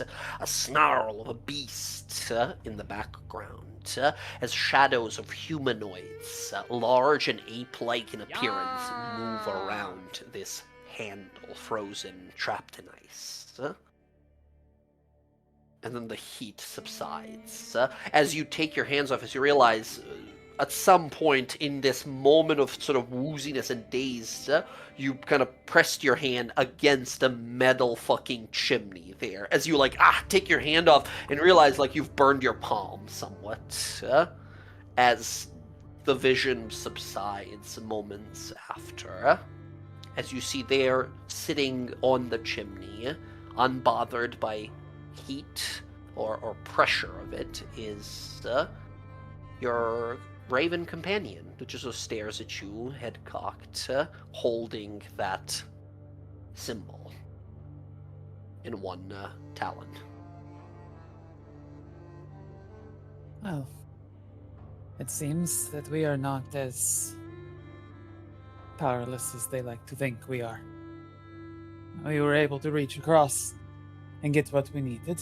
She'll reach up and she takes acid up on her hand and pulls the medallion back and tucks it away. Mhm. And As it just caws at you, staring at you and blinking. now you don't have to keep the charade up all the time. Kind of looks around the ship, sees one sailor down below who's not looking at you, but he's just sort of on watch, walking back and forth. Looks back at you, raises. If a bird could raise a non existent eyebrow.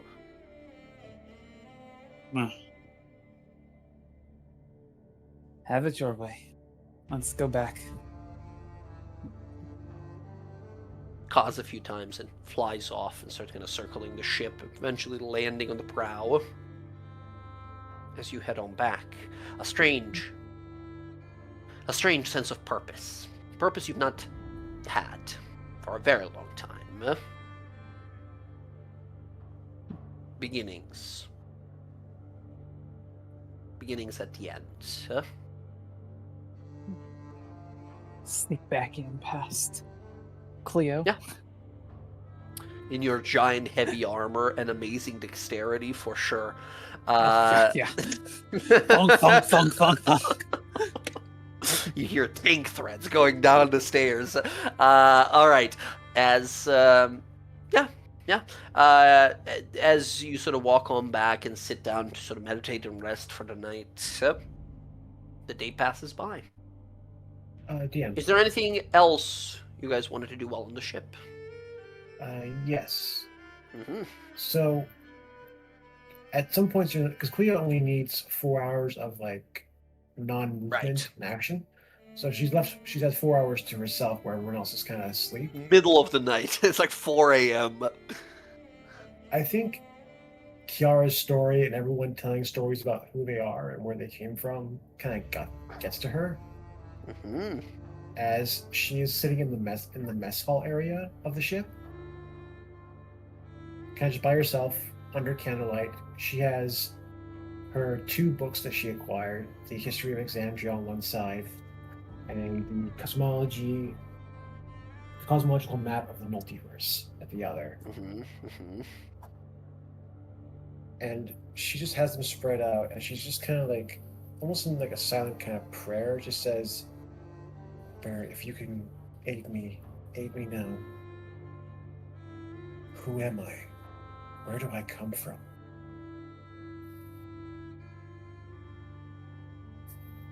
Sit there for a few moments. You think your thoughts disappearing into the ether. Faith is such a strange thing. Fickle for some, powerful for some, but this is the part that rarely anyone talks about. One's sense of belief being the only compass you have to reach the divine, the beyond, the extraterrestrial. You wait there, every passing second, like a knife into your body and soul. Answers would be something you would dearly and direly need and want, and no words come, no sense of acknowledgement, but you too, Cleo, feel a sense of warmth. Not burning heat, but warmth across your face as you sort of feel your mark, your burned scar.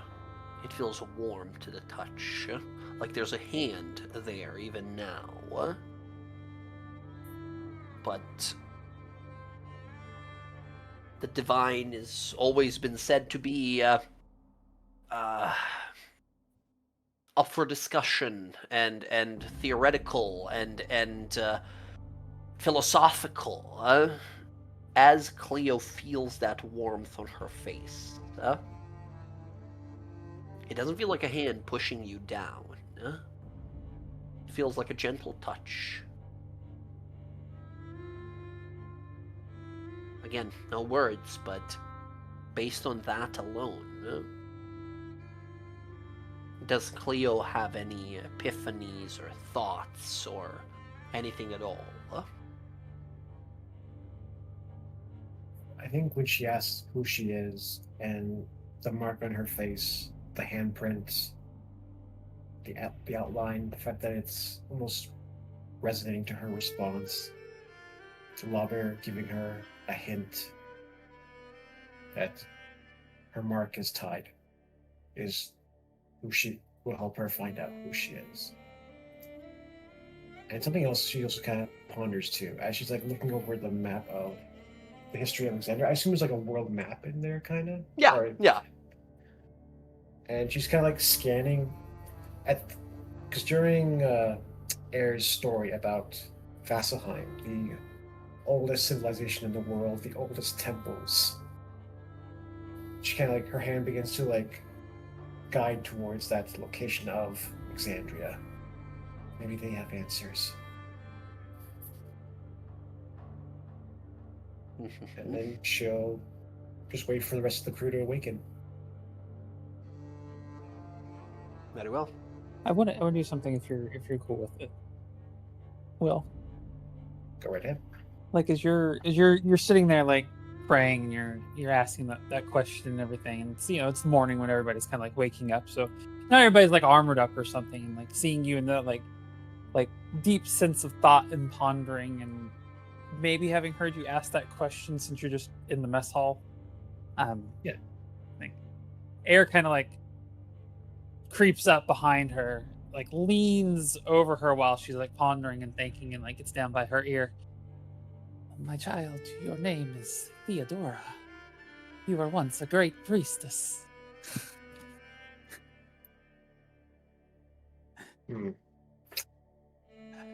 How naive is Cleo? She's pretty naive. You can make me a perception roll with disadvantage in your deep meditation, and Air, you can give me a stealth roll with disadvantage because of your heavy armor. To see if you notice this is Air speaking from just over 3. your shoulder. 3. Okay, well, even to disadvantage, Cleo, I don't think you can lose to a 3. She could roll a 1. She could, but that's not an automatic. That's only on attacks, remember. Still, I think, Cleo, a moment of hopefulness washes over you as you think to yourself, finally, a voice, something that...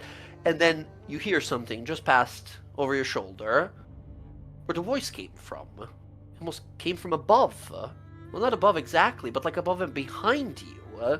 As I think, does Air try to like duck into a room and hide away, or does she just stand there behind her? No, she's just like sitting there, like leaned over her, right? Like braid and everything, like spilling sideways, like staring at her with kind of like a little bit of a shit-eating grin. Like, morning. I think Cleo kind of just like leans her head back and looks up at Air. Good morning.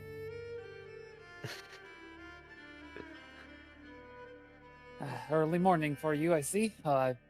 Never mind, everything's an early morning for you. Yes, I've been pondering for about 4 hours now. Oh, pondering. Mysteries of the world. Myself. Oh, what about? Who I am. Oh, those that can be an awful dangerous thing to ponder. I got an answer. Did you? This. And I'll point to the handprint scar on my face.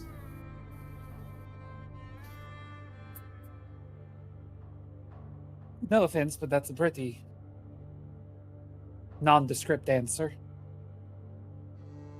I believe Lawbear is telling me that if I can find out how I got this mark, I'll figure out who I am. And Your story about Vasselheim intrigued me. Oh, did it? Yes, you said it was the oldest civilization in Exandria. Yeah, the oldest city. People there have died and been replaced. It's an entire new population. Yes, Several but times over. I assume the temples there are pretty old and hold knowledge from eons past. And as I do not know how old I am, if we ever make our way there, perhaps I'll learn something of myself. So, I mean, it's as good a possibility as any. It certainly does have the oldest temples of any of them. There's even one for the Lawbearer, from what I remember. I've thought about when we get back to Palebank, maybe trying to locate my sarcophagus. Your sarcophagus? The thing I woke up in. Oh, obviously, yes. I understand that much of it. You want to find it. Well, I'm thinking perhaps my sarcophagus will have answers, language, maybe even a description. It makes at least that's what I think.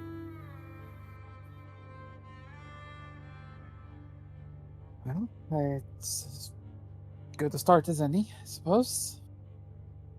The Lawbearer has provided me the means of finding it, at the very least. There? Yes, I have a spell that can locate objects. I think that is actually fairly impressive and genuinely could come in handy. Are you okay, Air? You seem a little tense. Oh, I burnt my hand last night. That happened. I took a walk around the ship and I bumped into the smokestack where the heat comes out of and caught myself before I fell. Do you And then, require healing? She kind of like holds her hand out. If you want to take a look at it, I won't say no. It's my right hand, and I'm right-handed.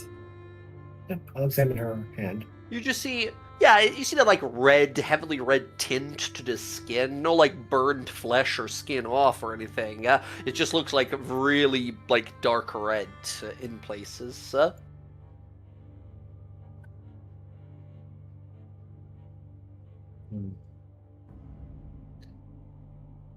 Does this requires a healing, or does it require, like, say, something from my medicine kit? This would be a medicine roll here. Healing, not so much necessary. Again, if you want to spend some spell slots, yeah, absolutely. I'll give you a advantage. I'll save my slots for now, but Okay. I'll do a straight roll. Go right ahead. I'm gonna use my advantage, my inspiration. You to rip roll. her arm off. No. No, Yeah, I'm I kidding. needed that. Cleo, you're not used to dealing with burns. As I think your mind thinks back to this burn mark you have on your own face, you realize that you are not great with fire. Apologies, Sarah. I don't have much experience with burn marks.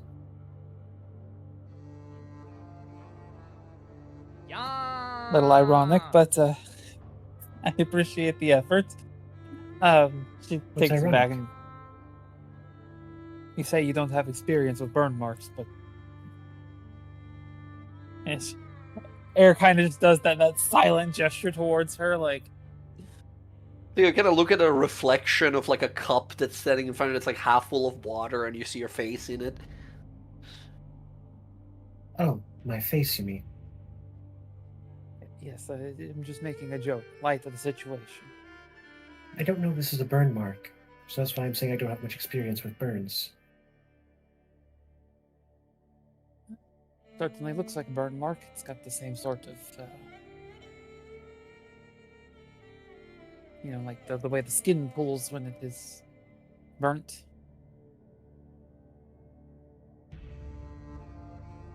Perhaps.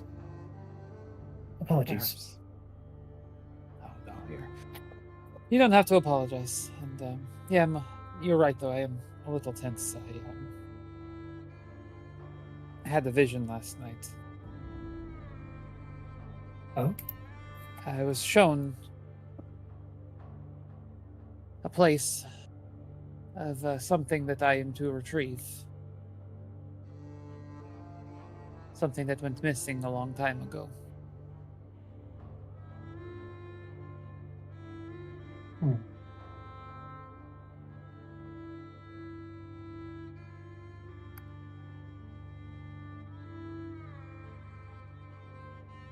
Something Did- that the No, continue. it's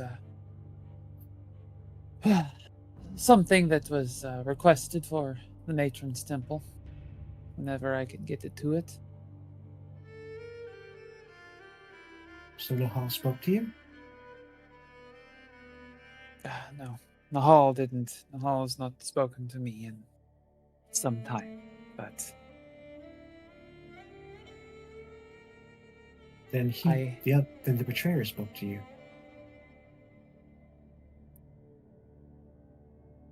no, not the betrayer either. Nahal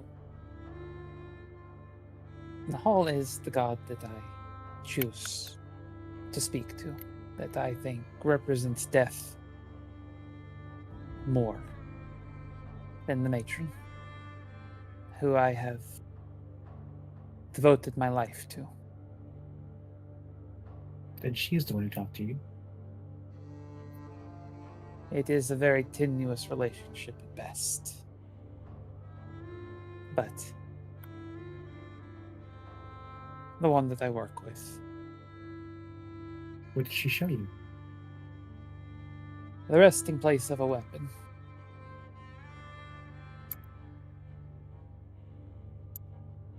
One that I am to retrieve.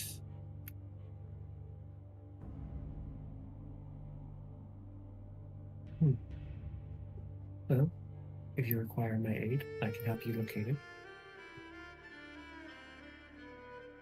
If you could, I would be eternally grateful, and I would help you find your whatever the fuck that word is, sarcophagus. I mean, it sounds a lot nicer than saying tomb. Or Tomb sounds regal, like you were very important. Like if you had a tomb, that means you meant something. well, my sarcophagus was made of marble, as far as I can recall. Oh, my resting place was made of marble. Ooh, look at you, aren't you fucking fancy?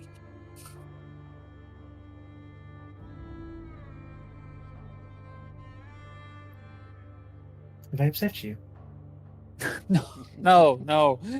No, you didn't upset me. It's a joke. I'm just giving you a hard time, what friends do to each other. Oh, this is the teasing that you are doing. Like how Kiara teases everyone. That's flirting. What's the difference? One is generally, how to put this? Okay, so teasing is friendly, right? It's more so like what you do to somebody that is just your friend. Flirting is something that you do to somebody that you find attractive, that you potentially want to sleep with. Though sometimes it can also be something that you do with a friend. There's a lot of context to flirting that teasing just doesn't cover. But though then sometimes teasing can also be flirting. Then what happens Leo, when this you shit flirt? doesn't make sense. I kind of look at Air. You sound like you're contradicting yourself a lot. There's a lot of contradictions in the definitions between teasing and flirting. Just in my experience. But to keep it simple, I'm teasing you, not flirting with you. I also don't really like flirting. It's too indirect. So No, you're not attracted. So you're not attracted to me. I didn't say that. I just said I'm not flirting. Where's my goddamn popcorn?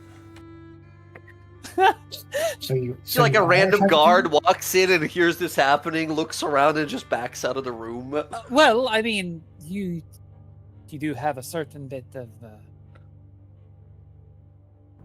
like physical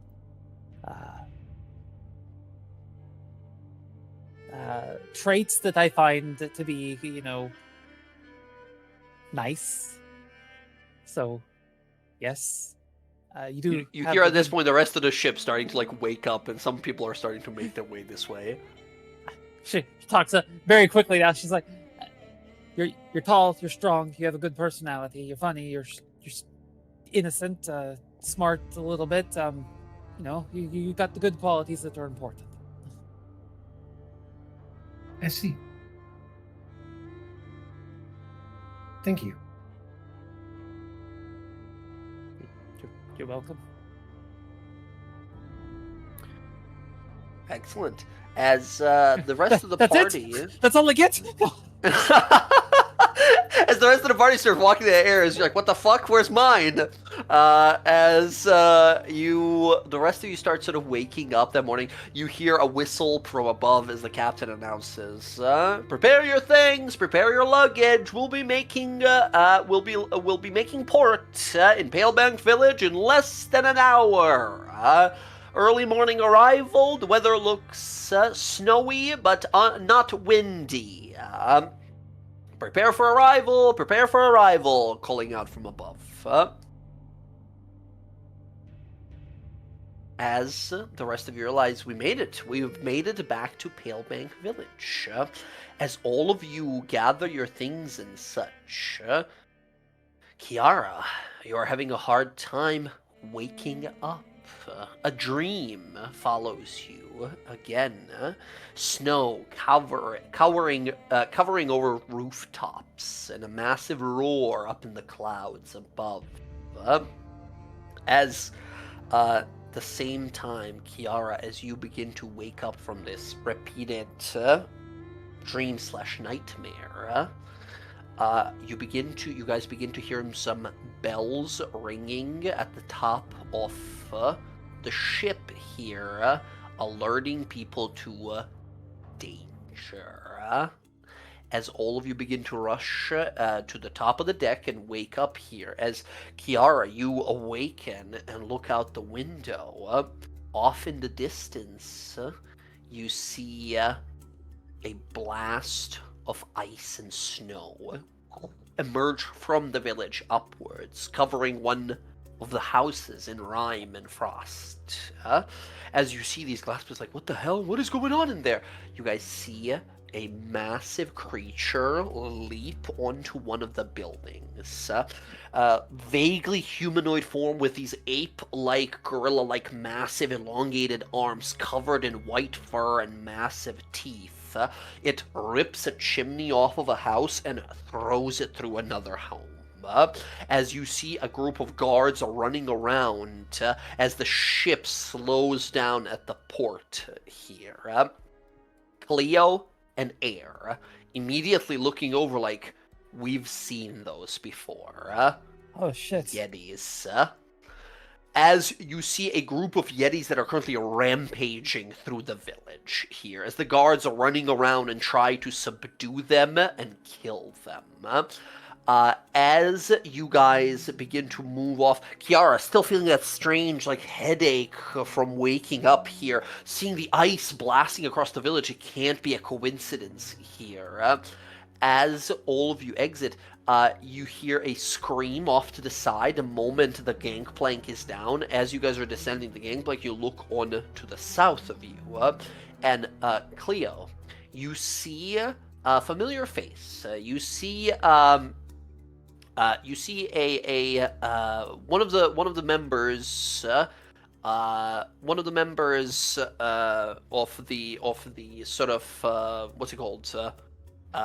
Jesus, the greenhouse. The owners, two of the owners of the greenhouse that you've funded here before. You see Morgus land on the ground holding a bloody shoulder as his wife is in front of him holding a battle axe to what looks to be a giant yeti who's slowly closing in on the two of them. As the screams continue kind of through the village, as you see people with crossbows and spears like attacking these yetis. The yeti stops over Magnus's body and looks on up to see all of you, and then snarls, blood coating its maw here. Huh. Hey, Cleo, it looks like our friend came to find us. Leo, seeing the dwarven couple in danger, charges down the gangplank towards that yeti attacking them. The yeti growls immediately and roars, getting attention of some of the other nearby ones as you guys run into the street here. As friends, it seems that not all is well back in Palebank. The town is under attack, the village is under attack, and these yetis will devour us all if nothing is done. You rush southward towards him as this one sees many of you approaching and begins to back away and run from you. As you all kind of rush forward, you see some others in the village kind of turning their heads that were attacking people and such. You guys hear a loud sort of whooshing sound as a concentrated beam of ice energy just sort of like washes across two of the rooftops, making a massive sort of ice bridge and also like freezing one of the homes like side of a wall, almost like cracking through it and breaking through it, as on top of one of the houses, holding like a iced over wooden staff, is a yeti shaman, some sort of a spellcaster, who conjures a bolt of ice and just sort of throws it down into one of the houses as an injured sort of dwarf woman runs away. And far to the south, you see holding another massive like construction beam of a house that he ripped out of the ground is a elephant-sized yeti. As it roars and throws it across the village. Before looking over down. Friends, I'm going to move you to a map, and we're going to have a combat. It's not Ice Boss Avalon, is it? He definitely looks like him, unless he has a twin. As friends, you see these monsters, these yeti creatures just roaring blood off of the ice at their claws.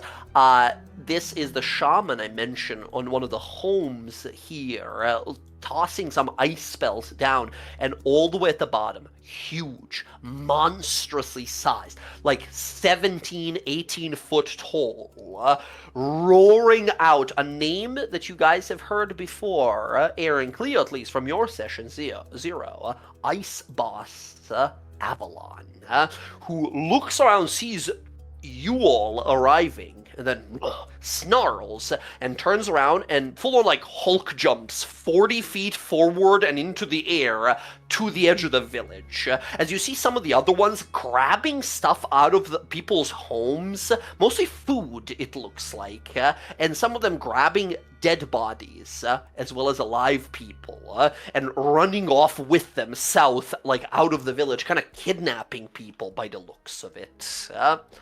I need all of you to please roll initiative.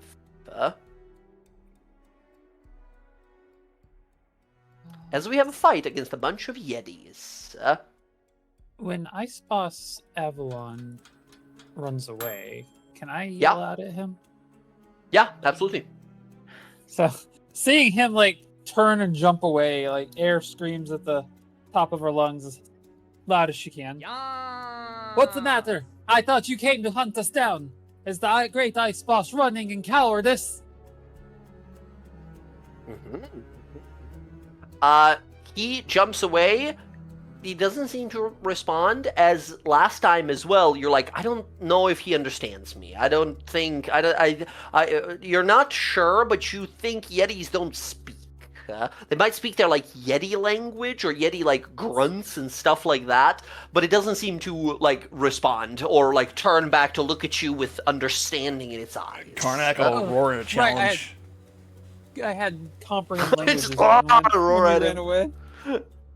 Yeah. As Karnak, you roar. However, the creature seems to continue moving. It does not stop for you, as a bunch of other Yetis are also like rushing out of the village after him here. Which I think amongst you guys here, you think to yourself like that's odd. Usually, these things we've heard are kind of like bestial in intelligence. If you weren't mistaken, you almost think this is like an intelligent thing they're doing. Maybe there's a plan of some sort. Hard to say. Friends, initiatives are rolled. Here are the initiatives for these Yetis. Here. We have this group of Yetis going on a 11, going dead last, very good. And then their Shaman Spellcaster, exactly the same number. All of them go at the exact same time. Friends, let us take a little 5-minute break, as you all can go ahead and move yourself up to your movement speed to where you wish to be as this combat begins. Quick question: where did that big guy go? Is he gone? South, directly south. Yeah, he is more than at this point because of his thing. He is 80 feet off the map to the south. Okay. So I could catch up in 2 turns. Okay, good to know. Okay. I'm Okay. not going to, though. Hey, listen, I you can could. catch up and get killed in 2 turns. Right. You're right. But yes, you absolutely can. You have the ability. And by the way, Karnak, because of your boots, anywhere you want to move can be vertically up to 30 feet with your boots as well. Right? If you want to jump on one of these houses, you can. There's too many things close by to everybody else, so he's going to chill nearby. Okay. Yeah, everyone go ahead, up to your move speed, and then take 5, everyone. When we come back, we do the combat. Be right back myself, getting a coffee.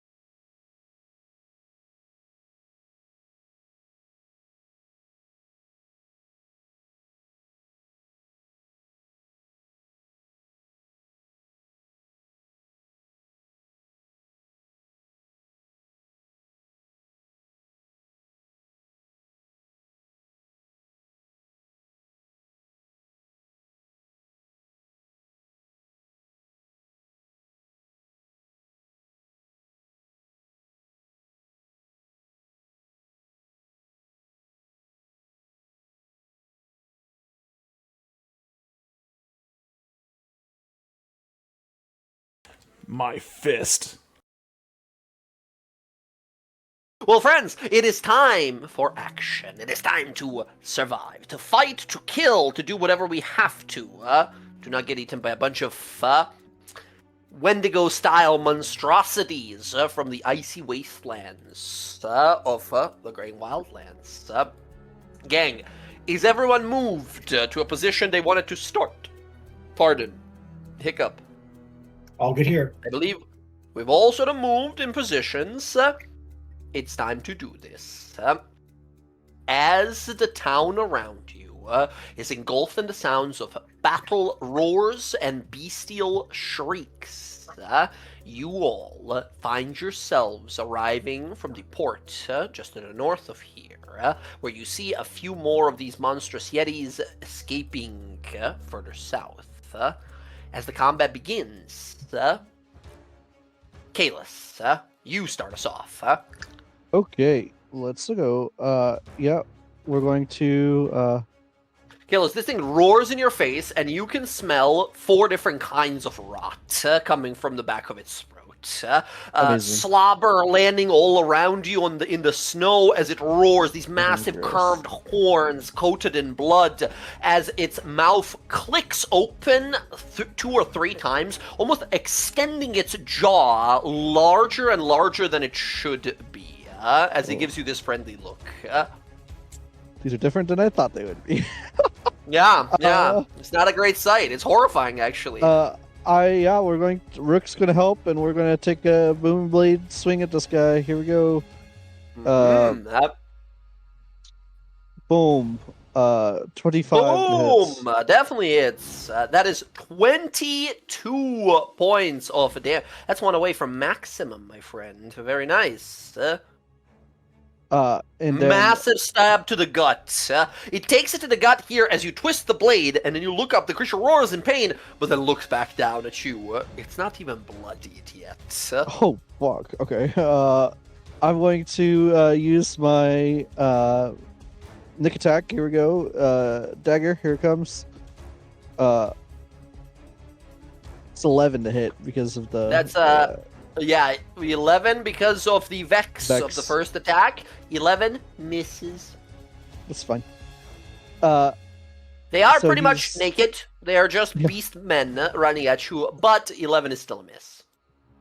So he is booming blade though, so I'm just gonna move past him and move. But Zach, if you move away, they are going together. No, I'm not doing the bit anymore. We're fine. We remember by now. No opportunity attacks when you attack a guy. I'm just moving into melee with this guy. Okay, awesome. This guy was about to break into the building to the north of him, and then he turns to look at you instead. Okay.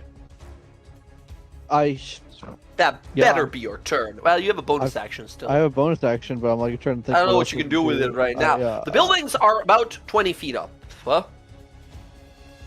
Yeah, I think that's pretty much it. So here I am.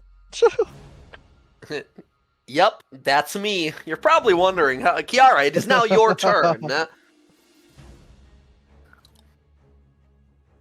Okay. These are huge. He's large. But yes, I see what you mean. They're considered large creatures? Yes. The big guy that jumped down south, he was a huge motherfucker. Okay, she is going to...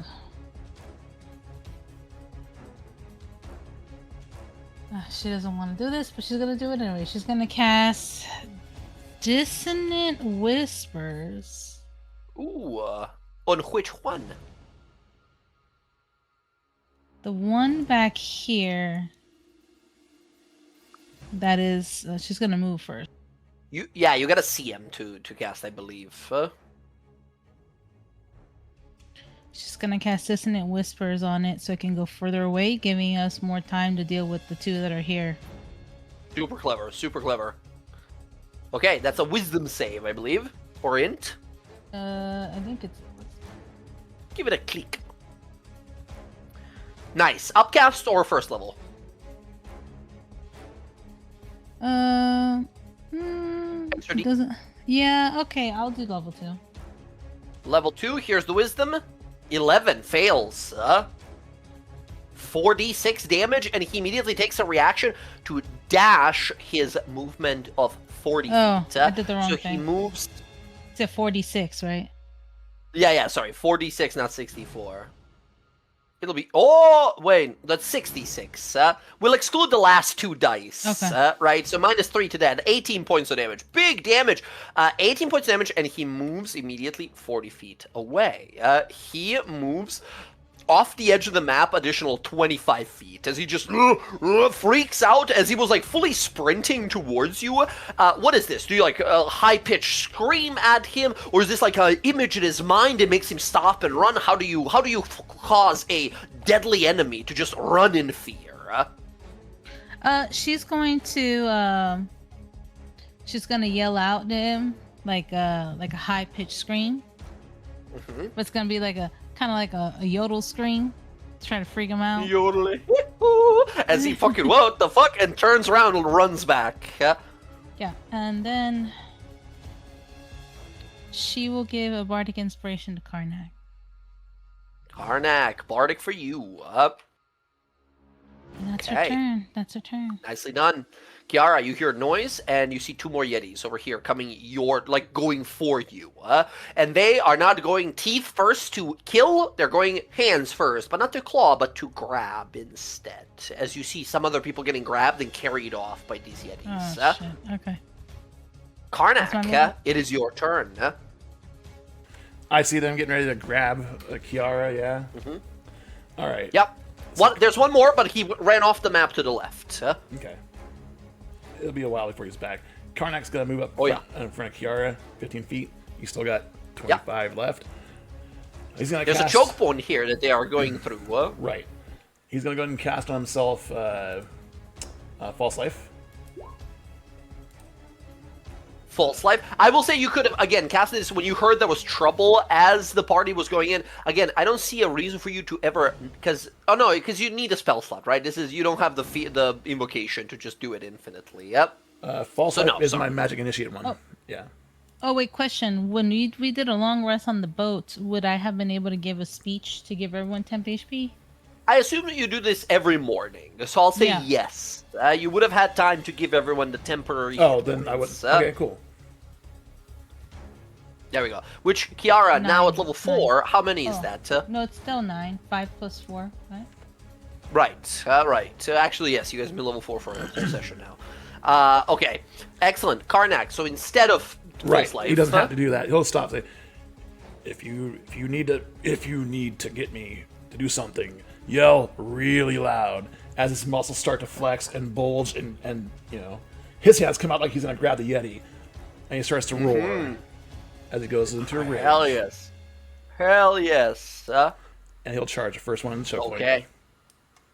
The moment you, a much more like physical type, rush at them, they pause for a second, then kind of get angry, and looks like they're instead just gonna attack.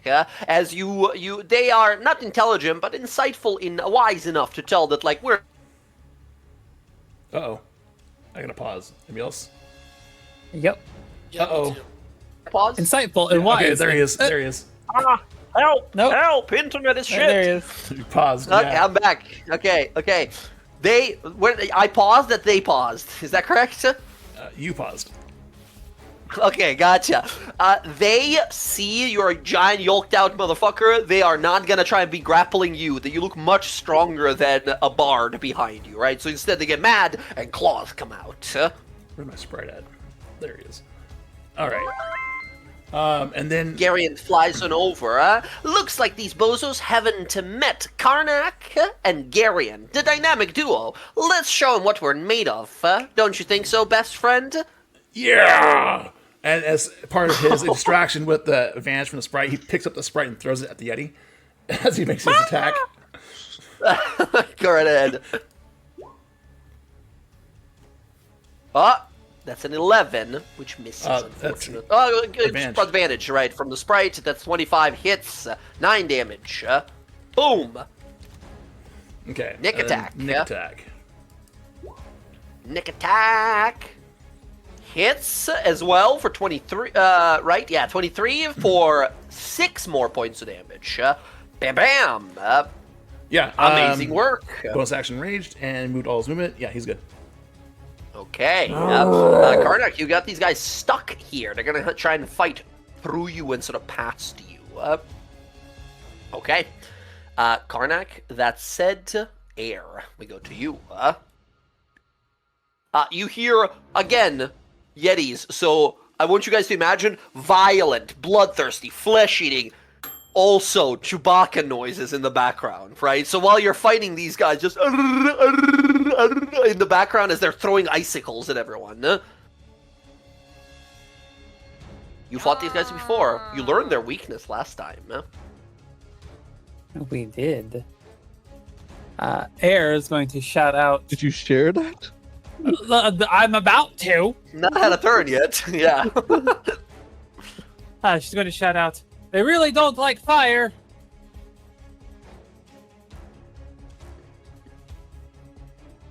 Okay. You know, set them on fire.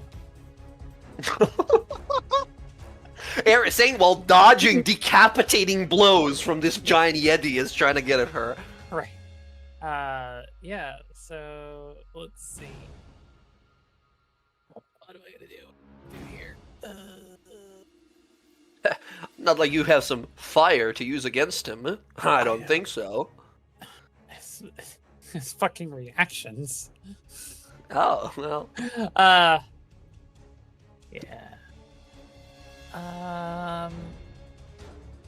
Actually. Yeah, but that's weak. That's a weak thing. Alright, here's what we're gonna do. We're gonna use our bonus action to hex this guy. Hexta, very good. So we got that. Cleo up next. Those going. And then we're gonna have Asta give me advantage. We're gonna swing because level 4 BB, we still only got 1 attack. Let's go. 21 hits with the Twilighter here for massive 13 points of damage. Ooh, I love that. I mean, bad unlucky roll that you rolled a 1 on the damage roll. That's 9 damage on a roll of 1. That is insanely good. Okay, I'm scared of the 10 when it happens. Okay, 13 points damage. This guy is now bloody. This is the guy that got stabbed earlier by Caelus. Hope is going to... I was thinking my WoW character. Acid's gonna step... Or not Acid. Air's gonna step back. Ah, you fool. These guys have an ability called Opportunity Attack, and he's gonna use it against you as you move away. Go for it. Yeah! Oh my god, 24! That is hits. 10 slashing and 2 cold damage. Reaction! You have those? Oh, Hellish Rebuke, let's go. That is a dex save for a 11. Fails. Takes 11 points of damage. The moment the fire wraps around, as your blood sort of flies out as he slashes at you and ignites across his body. Friends, these guys have a little bit of something called Fear of Fire. When they take fire damage, they gain disadvantage on all attack rolls and ability checks until the end of their next turn. As the fire engulfs them, it freaks out and screams as you guys see a reaction from a creature that has never experienced fire in its entire life so far. It's just starts freaking out and roaring. Incredible plan, Air. Con save, please. Remember, you don't need to. You have a long reach weapon, but you can just to make sure it doesn't go for nobody else. And my con save. Con save for concentration for Hex. No. Roll that. Natural 2. Never mind. We're good. All right.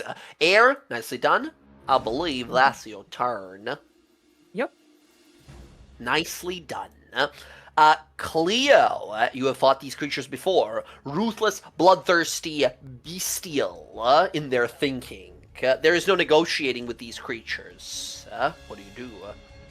Indeed, and Air is going to move 5, 10, 15, 20, 25, 30, their full movement. Okay. To make sure, yep. Oh, I'm going to cast Bless, okay. targeting Kalis, Air, and Karnak. Kalis is behind a building. Bless. Up to 3. I don't have to see them. Just within Oh my range. god, you don't need to see them. Up to 3 creatures within your range. That's amazing. You can bless a guy behind a building. That's amazing. Awesome. Air, Karnak, and Kalis, all 3 of you feel empowered. Magically blessed. Let's go. Now, when you cast the spell on them, Cleo, does something else happen? Trigger Voice of Authority. Air has used her reaction so far. Indeed. And I'm going to target Karnak. Karnak, you hear Cleo from behind. Karnak, go after him, the one in front of you. Karnak, you feel a surge of power within you, allowing you, if you want to, use your reaction here to attack the guy now blessed. It can be a shove, right? It can be any attack. Let me just see. If you can use their reaction immediately after the spell to make 1 weapon attack. Okay, weapon attack it is. If it said just melee attack, then could have been. You landed your last attack, which was the Nick one, but not the. But I do have Bardic Inspiration from Kiara. I'll use that. Well, here's the thing: it's a natural one. So no matter what you add, natural one is a guaranteed miss. Oh, okay, that's how it works. Even if you had a plus 70 to it, right? 1 is always a miss, unfortunately. Gotcha. Yeah. Unlucky. Good stuff, Cleo. That's bless on 3 party members immediately, or it can be 4 if you want to outcast it to 2. Just the 3 right now. Okay. Any bonus actions? No one's looking hurt yet, so that's gonna be my turn. Looking good. Beautifully done, Cleo. Rodri, now we go to you. What do you have for us, wizard? Rodri appreciates Air drawing the attack of opportunity as he steps here, and who flies over to Kalis. And I, prepping for later, use a 2nd level spell slot and cast Jump on Air and Kalis. And then I continue to move. Oh! That is super clever. Yes, we'll say casting it through your familiar and yourself here, as yes, it is a touch spell. Kalis and Air, both of you guys have the jump spell active on you, which means for the next minute, you can spend 10 feet of your movement to jump 30 feet, horizontally or vertically, or both. Amazing! Such a great utility. Feet of movement, can I jump 60 feet? You can only do it once per turn. Once on each of your turns, you can spend 10 feet to, like, super jump. Otherwise, boots of, like, cloud jumping would be horrifying with this spell. Just the guy going boing, boing, boing, boing, boing, boing, boing, infinitely into the air. Is that a bonus action to cast that spell? Oh. It is a bonus action Holy spell, crap. which is incredible. Okay. Yeah, I know. Well, then let's also get in. I think it's the only one that you have for now, but still, it's a really good spell. Oh, that's great. At the top it says 1 action, but then then it says bonus action. So that's because I'm pretty sure, Darren, you copy pasted the text from the new spell, but you left the description in the spell description of the old one. But yes, right now in the 2024, it is a bonus action. That's exactly what happened. Yeah, I'll fix it later. Yeah. Then I will target the Yeti that Kalis is fighting. And It's not like you have any fire at all. Oh boy! Let's go! Go ahead and roll that fire damage as the creature freaks out from its fear of fire. That's a crit, right? That's a massive crit. Oh boy. Okay, well, 1 more damage roll because it's a crit. That is 6 points of critical damage. Fire blasting against this creature as it ignites its fur and it starts to sort of wrap around itself, like scratching the fire away, freaking out. Beautifully done. And again, Rodri, what does your firebolt look like? Is this a concentrated beam or one singular, like, orb of fire? What is this? And he's down prone. Amazing. Yeah. So I will step forward, cast my spell through the owl, and onto Air's shoulder, and then a step away, and a blue-tinged fire rock essentially flies out and then smacks against the Yeti. Ooh, blasting into it like a boulder thrown by a giant. Sends it to the ground. Nicely done. And that is my turn. Okay. Wow, beautifully done, Rodri, as this guy is now ablaze as well. However, that is all the turns you, gang, are going to get. As now we go to the Yetis. Well, we're going to have it, they go at the same time, so we're going to have the normal Yetis go first. And then the Shaman. Okay. Karnak, the one in front of you is going to try and grapple you and push you forward so his friend can move past you towards the others. Karnak, an athletics roll against you. I need you to beat a natural 1 for a 5. I don't think you can fail that. Well, okay. I have advantage because you're raging. I mean, he would have beat him. Your natural 1 wins against his natural 1. That is 18. He's unable to push you. He looks at you instead. His eyes glow blue, and you feel supernatural cold begin to infect you here, as he's going to use, after his attack, his Chilling Gaze ability. I clicked it, it didn't come out. It's gonna come out like 5 times once it does. But while we wait, can I have Karnak please make a DC 13 con save? Oh, Baba, there it is. Oh, let me fix the wording on that. There we go, like that. We'll use the first damage for the fairness. I need a con save from Karnak. 14 is good. You not only take no damage here, but are also immune to the ice gaze effect of all Yetis for 1 hour. This attack simply cannot work on you anymore. The other one, Angered, is going to step into the space of his friend and then attack you twice, and then move backwards and start moving around. Unfortunately, you used your reaction already, so he's going to be able to keep moving. But he moves into your space, makes 2 claw attacks against you. Oh god, 23 and a 25. Both hit, so that's 12. Both hit. 7 slashing becomes 3 plus 5, so 8 on the first one, and then 10 becomes 5 plus 3, 8 on the For second. the first one. cold damage, I don't take any. Second cold damage, I take nothing. No cold damage. Amazing, because of your ring. Yeah. The cold protection So I take ring you 8 have. total. You just take the physical damage, which is half of both of those. Right, so 8, correct? 3 and 5. 7 becomes a 3, 5 becomes a 10 becomes a 5, so 8. Yeah. 1 temporary hit. And again, this is the ring of warmth that you got, which is so incredibly useful, especially in this area of the world where we are at. Beautifully done. Was that music bot that died? Is that what happened? Yes. Yeah. You stupid servant robot. I command you, come back here. This thing is gonna kill me in the future when AI fucking rises eventually. But for now, you serve me. I'm back. There we go. Okay. Back to it. Alright. That is Yetis. This guy then starts rushing around the building to find another way towards Kiara and Cleo.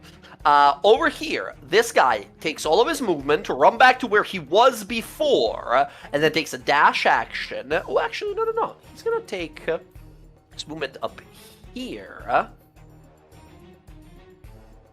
And then take a dash action. Rodri, you hear a sound behind you. Boom, boom, boom.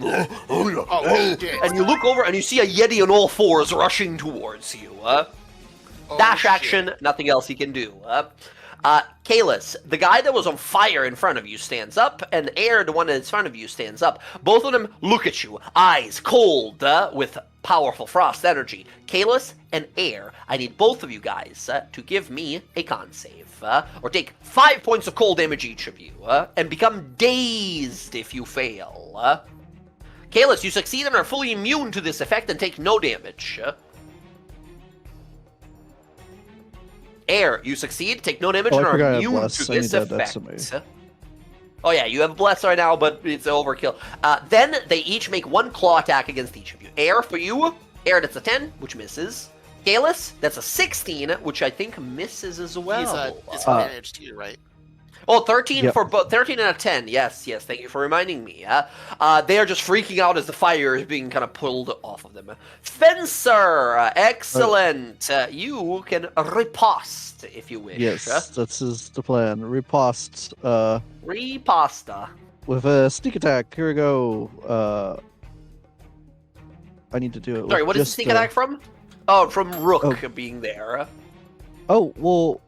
Oh yeah, but no. It's just my since I'm one-on-one combat. I'm a swashbuckler. That's right. That's right. That's right. This time it It's wasn't just even me setting you up for it. This time I just straight up forgot. No advantage, Very well. But yeah, no Mhm. advantage. But just yeah. Big here we swing. go. Let's go. Oh no! That is a natural 20. You didn't roll crit for the sneak attack. Go ahead and roll extra 2d6. Let's go. Beautifully done. Additional 4. Oh my good god. That is 15 plus 4 plus 10. 29 points of damage. This guy's bloody. He swings overhead for you. You duck under and fully slash at his throat. He grabs where blood pours forward, spraying everywhere. As he's like holding his throat shut, only thing keeping him alive, forcing his throat shut. Oh my god. Got hit by a fucking flaming boulder and then it slashed his throat. Rough day for this guy. Okay, at the end of their turns, they are no longer affected by that fire disadvantage effect. We gotta keep applying those. Okay, that is all of them. As now, friends, here comes big trouble. This Yeti charges here, leaps onto this building, and then moves over here. He looks across everyone here, grins. You swear you see broken, misshapen teeth gather into a wicked grin. It raises a hand up, and you watch flecks of black gathering energy forming inside of this massive icicle that he is forming. As he forms this 7-8 foot long ice javelin, he throws it forward, but it shatters the moment it leaves his hands, creating this blizzard effect that lands across the entirety of the area as he is going to cast a big ol' nasty 4th level spell called Ice Storm.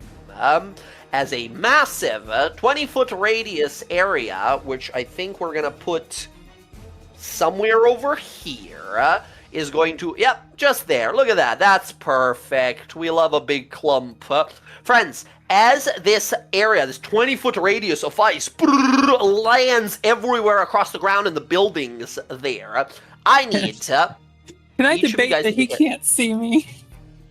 He doesn't need to see you. It's a 20-foot radius there. It just lands in an area. It's like a fireball, but of ice. I need all of you guys in there to give me a dexterity saving throw. DC is 14. Eventually it sucks. Oof. Cleo, not so much. Kiara succeeds. Air succeeds. Rodri. I'm re-rolling. fails. Rodri, go ahead and that's re-roll. not help. No, that's not gonna do it. I also need Who and Asted to make the saving throw. Oh no, not Aston. The spell here does half damage on a success, so Who, even if he succeeds, will be destroyed, unfortunately. All right, so I'm not going to Does bother it- rolling it for him. Right, so he's just destroyed here. Aston on a 13 just fails. Oh boy. That is going to be this much bludgeoning. Those of you who succeeded, you will take half. So Kiara and Air, this is half damage to you guys. Full damage to everyone else. 2d8 bludgeoning, only 6. Not too bad. And then 4d6 cold damage. 11 more.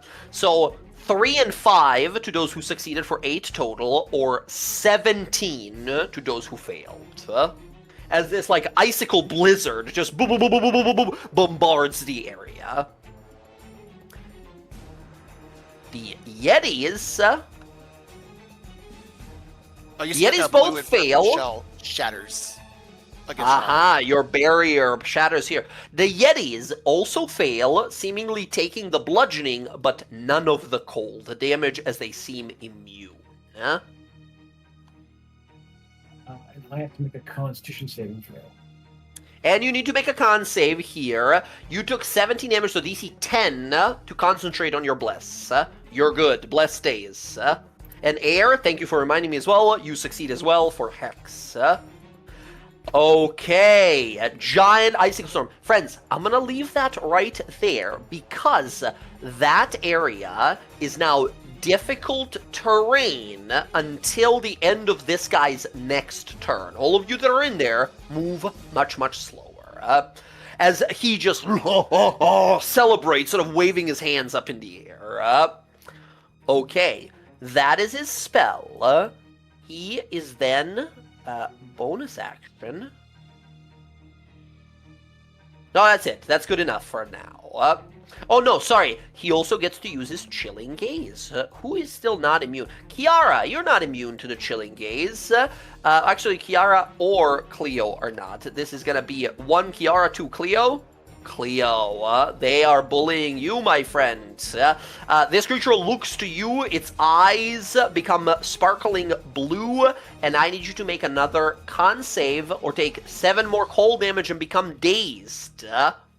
As frost, a beam of ice shoots from its eyes and begins to freeze you. Question, is this a magical attack? This is most definitely magical attack. Alright, Spellguard Shield doing its work. Spellguard Shield, let's go. 14's the number, con save. 18. Let's go Spellguard Shield, baby. Love to see it. Okay, Cleo, you take no damage and are immune to the effects immune to these like ice gaze attacks. All right, that is the Yeti Shaman. Next up, Kalis. Kalis, you look over and you hear this shattering sound, and then a hailstorm just buffets and slams into all of your allies and some of your enemies as well. Dang, okay. Yeah, I want to finish this guy if I can. Yeah, like so to we're see going you to... try. Yeah, Rook will help. And yeah, we're going to do... Rook looks back at the ice storm like, thank fucking God, I wasn't there. That was close. Bless is still up, right? I missed that. Bless is still up. Cleo's Okay, just willpower is strong enough to keep it concentrating. Just making sure. So, yeah, we're going to hit him with a booming blade. Boom and blade. Should we go...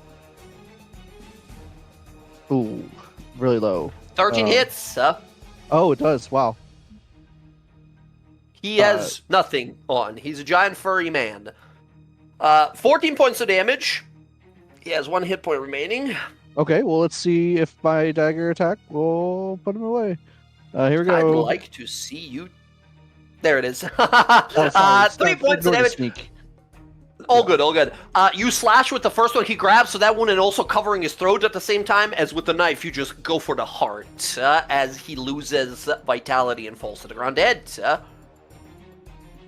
Yeah, I'm going to then come here and then use my movement to hop up onto the roof. So with 30 feet of...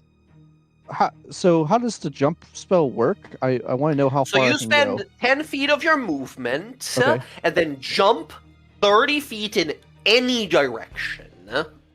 So basically, Okay. think of it as like it gives you 20 extra feet of movement every turn, right? Because it's like minus 10 plus 30, right? But you can jump over buildings and jump onto stuff Can and stuff I- like that. Is there a way I can get into melee with the Yeti? That's what I want to know. That means you can jump 30 feet. So here's the thing. It's kinda Not exactly. Like you would have to, but you have a climbing I've- speed, I believe. I do have right? climbing speed, and I have my bonus action, which I need you to give me an acrobatics roll to see if you can climb onto the building. If you're able to do that, then you can easily 30-foot jump right next to that guy. Yeah. Okay. Acrobatics, you said, right? Acrobatics number to climb onto this 20-foot 27. building is 16. 27, you leap onto the building extremely quickly. Yeah. And from there, with the jump spell, you can just 30-foot jump right next to that guy. Yeah. Okay. I'm gonna land just like right here. You can be there or there on either side of him. Yeah. I want to be here. I don't. Yeah. Okay, gotcha. He just turns to look at you as you leap and land in front of him there. He just roars in your face. All right. Hello there. So, hello there. General, pulls a lightsaber. All right. So, excellent. Kalis, that's your turn. Well, I guess bonus action you still have. I always forget. Yeah. I mean, I kind of figured I'd use my Dash bonus if you action wanna to maneuver dash around over there. him, huh? Yeah. Couldn't he moved and dashed over there and then take his normal attacks? No, he killed the No, I one used all guy attacks. with Oh, okay, right. both of his attacks and then Okay, jumped. I'm good. I'm good. Okay, chillin'. All right, Kiara. It's chilly, to say the least, over here. Snow and ice coating the buildings, covering them, even. Not quite alike from what you saw in your dream, but dangerous omen, perhaps. Yeah. So I have a question about items that you can create. Okay. If Okay. when you Oh, buy them boy. from the shop, right? It's a different price than what it costs to make, correct? Like, how do you know which is Depends. the? Which depends on how do you know which one is the real price? Like, you have to. I don't know if you're scheming something or trying to like lawyer something here. What do you mean? What are you trying to do? Okay, potion of fibra. Okay. Potion of fire. You're asking like how much it costs? Yes, because So- some of it says it's 100, but then some of it says it's something else. So here's the thing: can you make magical things with your ability? Because that is a magical potion. That is considered to be a magical item. Hold on, let me read this. Give it a click if you don't mind. No, you're right. It does say non-magical. Yeah, that's what I figured. Usually it's specific to like a mundane stuff. God, if you could just create health potions on the fly. Oh, That's what Alchemist Artificer is for. Okay. Nobody plays that one though. Nobody you- likes that one. Could you make oil? Can I make what? Oh, Like oil? Like oil? Like oil? Yeah, lamp I can make. oil? I can make oil. lamp oil, like That's- burning yeah, oil? Yeah, I can make oil. That's not a big deal. I was gonna. you could. One flask of oil is 1 silver piece. What's your gold value maximum? 80 gold. 80 gold? Yep. 20 times my bard level, so it's 20 times So wait. 4. That's 10 times 10 times 80. So you can make no, that can't be real. Hold on, I gotta do this math. If you want to make oil, I guess you could make so it's 1 pound of oil. No, wait, LB, that's a pound, right? Again, I'm European, I apologize. Okay, so 1 pound of oil is 1 silver piece. So 10 pounds for 1 gold. So what is that? 800 pounds. Hold on. 800 pounds of oil that you can make? fucking oil. Okay. Holy shit! You gotta stop adventuring. You gotta go Here we fucking go, here steal we go. oil. She will make all that oil and put it right here. You're gonna make 800 pounds of oil in the ice The storm town here. will be so happy. The town, so a giant splotch of oil appears and spreads in basically like Okay, like a 10-foot wait. radius area. First off, it says that it can't come in like a jug or something. Let's see here. If you wanted to, absolutely, we will say that yes, Yeah, it can come in like a barrel. barrels. Yeah, put them in Yeah, barrels. a barrel of oil appears. You don't want to affect that well over there? No, they need that for water. A barrel of 800 pounds of oil appears in the middle of the fight. Jen, I love and hate this character. All right, amazing. So much oil, just so much oil appears. It could be baby oil. It could be all kinds of oil. Just put it in there. Okay, amazing. So a giant barrel of oil appears. That is your action? Yeah, that's what it says here. Hold on here. Okay. Please, careful. For reference, oil, you can throw or coat an area with it, right? When that happens, if it is set ablaze, if the target that is coated in this oil, or basically like adjacent to this oil, takes fire damage, or the oil itself takes fire damage, it takes extra 5 points of fire damage from the burning oil. Times 80. So someone next to this oil barrel will take 400. 400 points of fire damage. This is horrifying. This is horrifying that you can do this. Great. So this is just a ton of oil. All right. My question: can you catapult it? No, I can't right now because I used the thing. So Yeah. we're just gonna have to fill up. I have like a bottle of Fireball that I'm gonna dump out and start soaking up, putting in the thing, getting it ready to throw, and so someone can like So light this much motherfucker up. oil. You have any vials? She's gonna listen. Cleo, you got any vials? I need to fill this oil up. Let's go. Cleo, you're having a mental struggle of keeping up the bless spell. You're focusing. Your friends are in danger. You look over.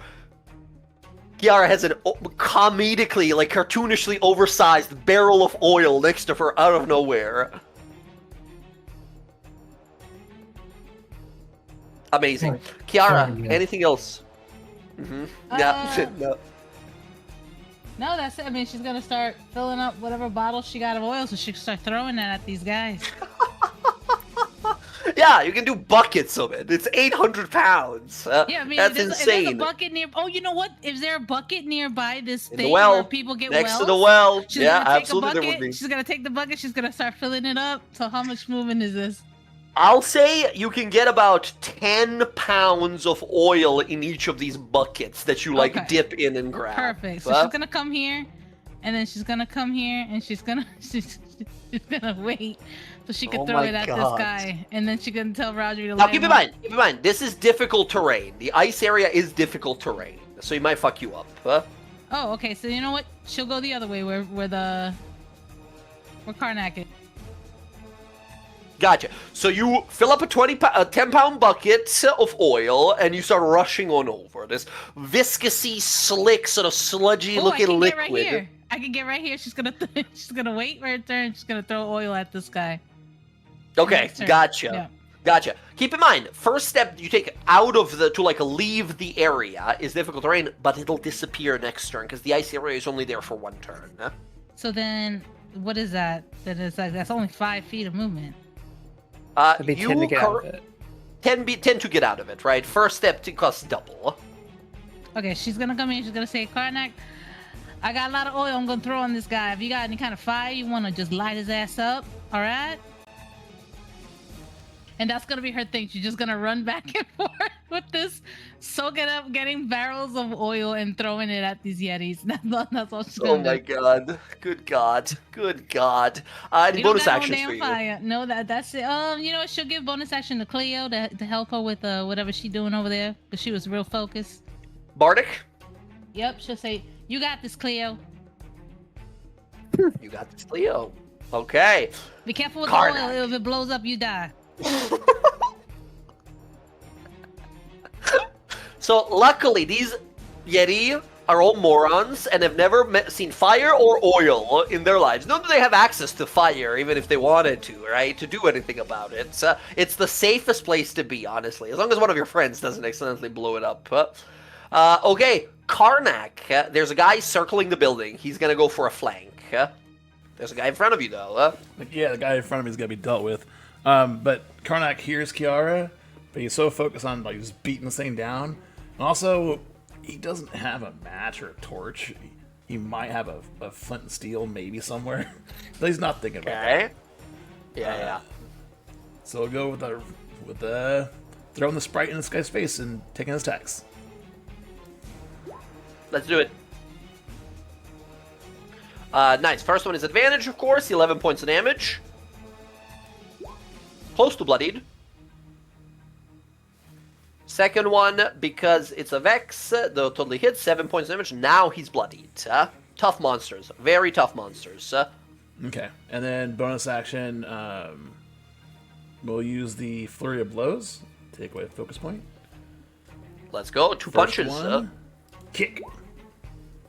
Hits. 10 points of damage. One more like that. And last one, kick.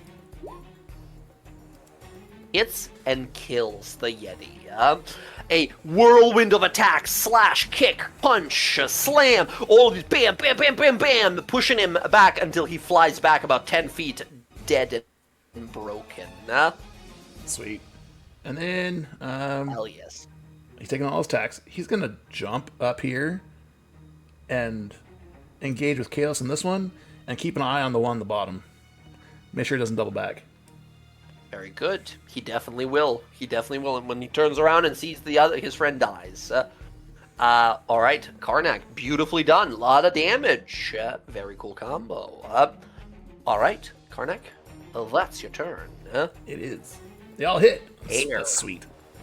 Beautifully done. All of them hit for so much damage, too. Air, it is your turn. Slick ice covering the floor.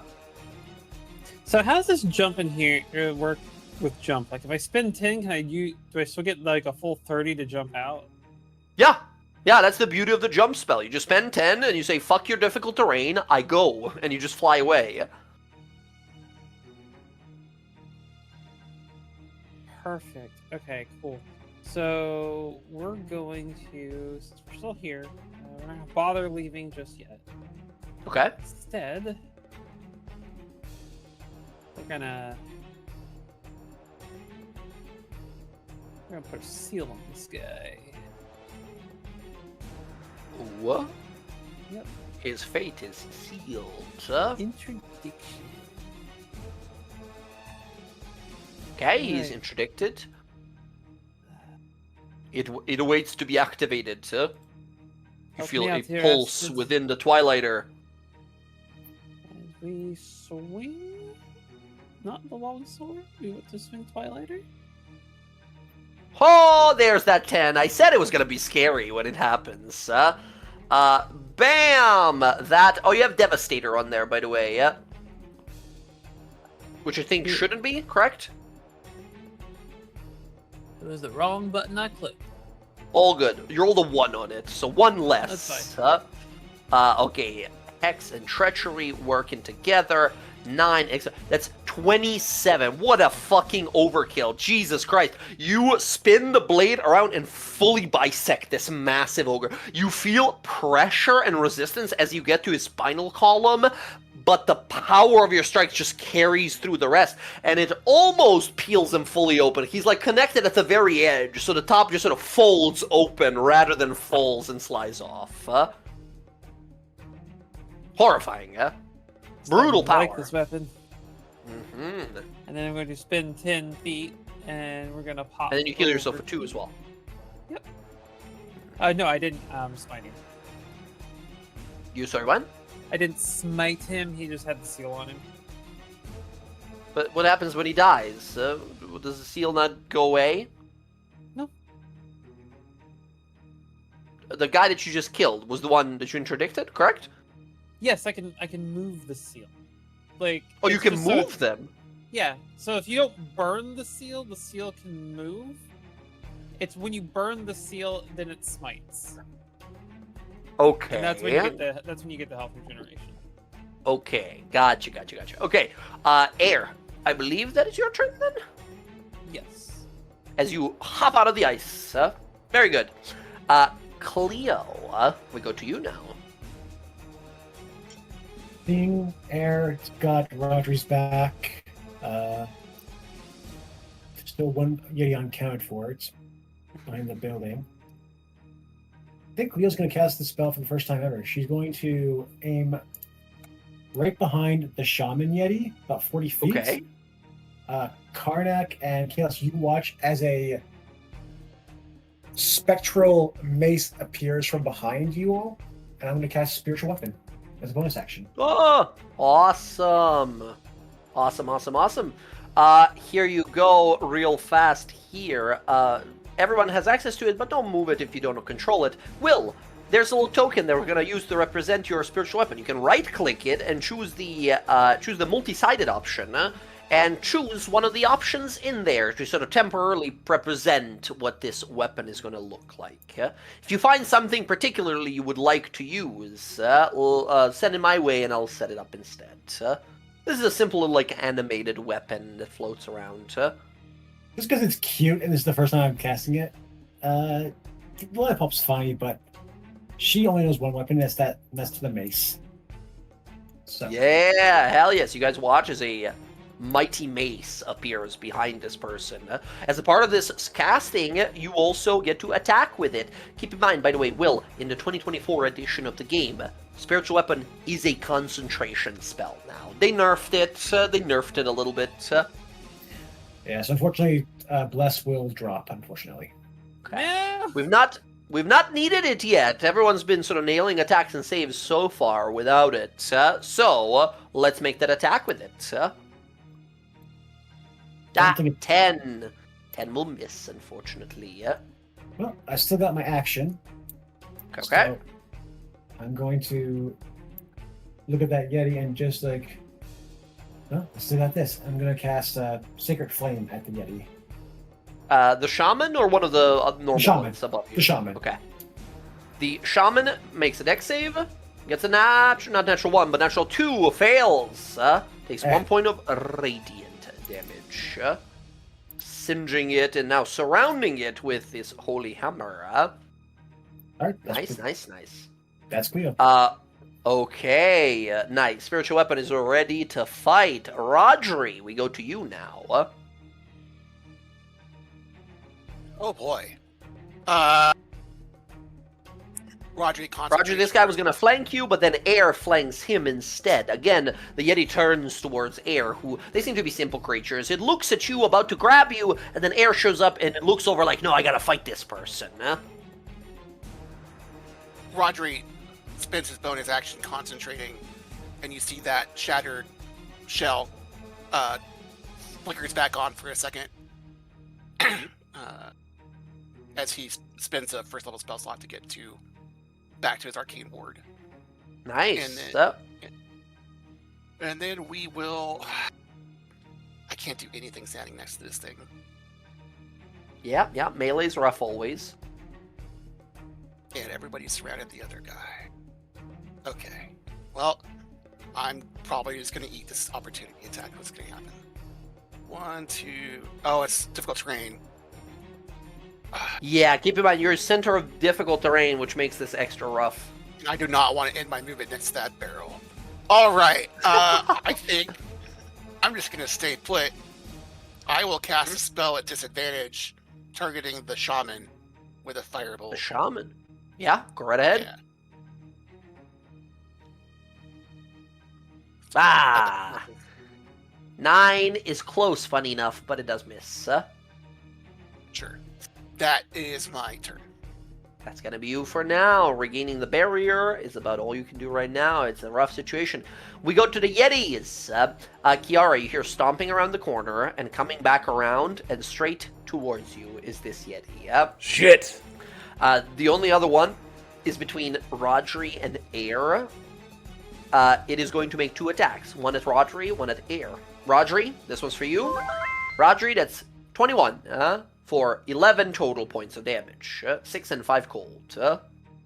Air, that's a 16 for you, which I think misses miss. as well. Very good. Fancy new 17 base. My shell Yes, shatters yes. again. Okay. The shell is gone, but you are alive. Kiara, I don't believe. Have you made the save against the chilling gaze yet? I don't did, think they've yeah. targeted you. No, Did they? no, I didn't. No, it was Cleo. The Cleo, yes. I need you to do the same. I need you to make a DC 13 con save or become dazed and take 7 points of damage as it looks at you, eyes glowing blue. 5 is a fail. I will re-roll that because I am a human. Because I am a human. Need a 13. Okay. 16 is good. You are immune to this damage and the effect. Then he claws you. 11, which will miss. No, it hits me. Oh yeah, it misses. Yeah, misses. Yeah. 11? Okay. Okay, I was gonna say, your dex is good enough to avoid that even if you were not wearing anything. I mean armor, but yes. Alright. Yeti turn is done. Next up, I have some really devastating news. This creature is going to pick one person to move away from. One, it's going to be Kalis. Two is going to be Karnak. Kalis, you get an attack of opportunity, as this guy is going to walk around you guys to this side. Okay, here it comes. No bless. Okay, here we go. Ooh, 11. AC of 12. Misses. Brutal. I'm going to use my inspiration. So, Inspiration. Human or session? which one is better to use? I don't remember. Doesn't matter. So, session is better because Kiara can give you those back after a rest. But I can't share my Human. You can't give inspiration. human away. So, So- but like, depending on how you look at it, either is like I want to use my rechargeable, but your human choice. inspiration. Let's use my Oh, human man, inspiration to reroll. Let's go. Here we go. Even worse. Natural 1. That misses. You guys watch as this Yeti moves behind you, as it steps onto the ledge there. It starts roaring this like long. It's equivalent of like a Kamehameha, right? As it starts charging up and charging up more and more and more, as you watch it form a orb of ice in its hands, and it starts to close its hands around it.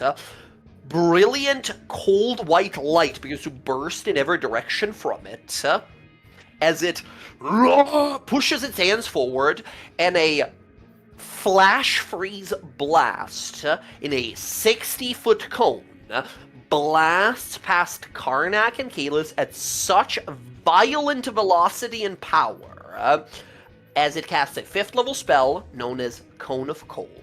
Holy I need shit. Karnak and Kalis to give me a con save or take 28 points of cold damage. Oh boy. Blam. That's a cone, right? It's a massive 60-foot Nice. cone. Doesn't matter. Never mind. Great. Success for Kalis. That's half damage on success. Karnak, that's a fail, unfortunately. So I still have that bardic inspiration. What's it do for saving throws? Bardic is here. Bardic is here. It's a D6. You need to get holy text. You need to get a D6 here. You need to get a 2 or better. And if you do, even if you don't, actually, Kiara's ability here will give you some temporary hit Right. points equal to the roll you made, So a plus D6. plus her charisma. D6, you need a 2 or better, so you need to not get a 1 here. How about a 6? 6! You succeed. You will gain temporary hit points equal to the number rolled in the Bardic Inspiration die plus your charisma modifier. Kiara, what's your charisma? 5. Nice. 5. Karnak, you gain 11 temporary, Puts me at and 12. then you take 14 cold damage. Do I, though? Take 7. You take 7 less, so 14 down to 7 cold damage total. Let's go, Kiara and Karnak with the ring here combo. Beautiful, beautiful. Oh, I love that ability to gain temporary hit points when you make a saving throw with Bardic. That's beautiful. I love okay. Kalos, behind you are in like both of you are instantaneously, Karnak and Kalis, you are bounded ice. This wave of ice climbs over you guys and fully freezes you for a second as both of you break out of the ice moments afterwards. So we take half? You both take half, yes. He takes 7 because of his ring, you take 14 because you succeeded. Gotcha. It's half damage and success. Rook disappears.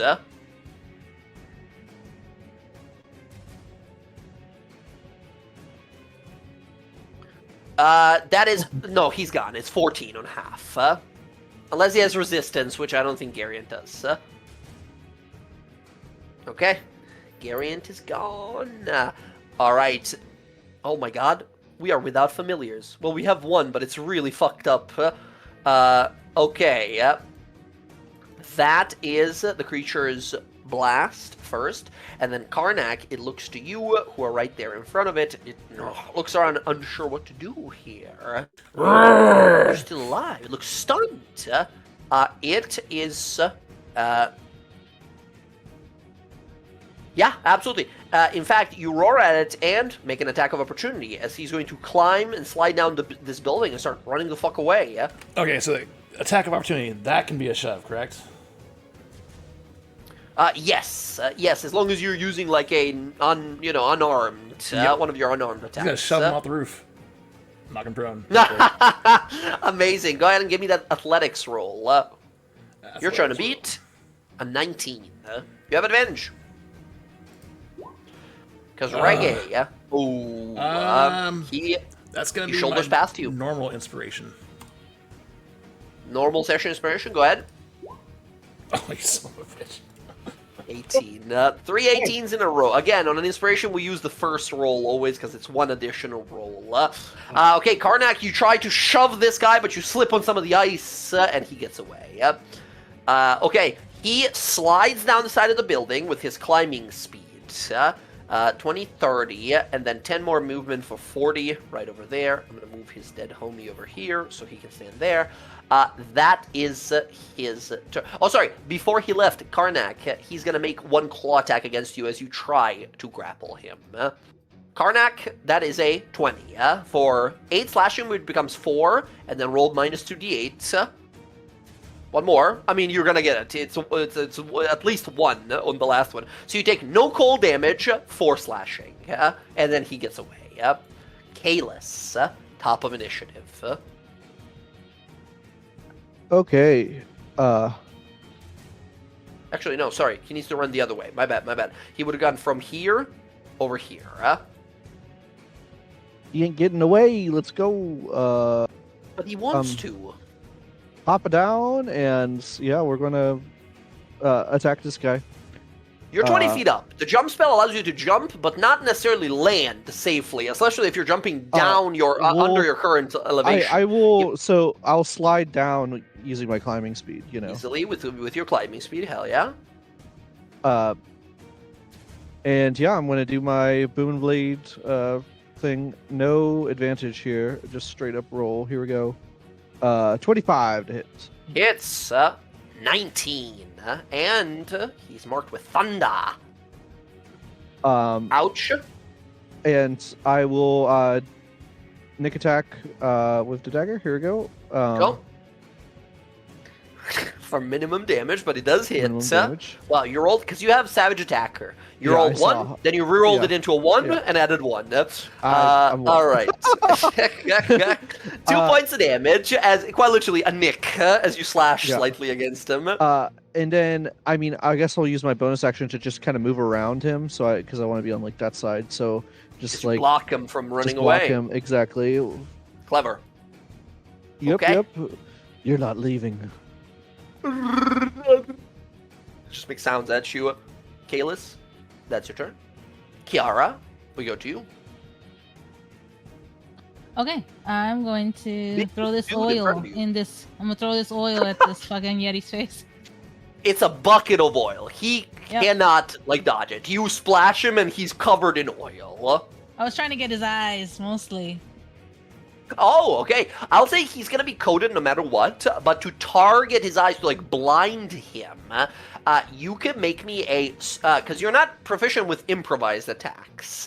This is gonna be a straight dex or strength check. Your choice. Oh, thanks. And you gotta hit his AC. You gotta hit a 12. 15. You splash him in the eyes. Blinded. He cannot see. She's gonna run away. She's gonna. Yeah, just he yell can't out- attack she's you. gonna- She's gonna yell out, "This one's ready to go! If anyone wants to, hit him with some fucking fire." And she's gonna go back to Cleo. You watch the ice melt around Cleo as it has been that Oh. shaman's turn. Oh, all right. Well, that's great.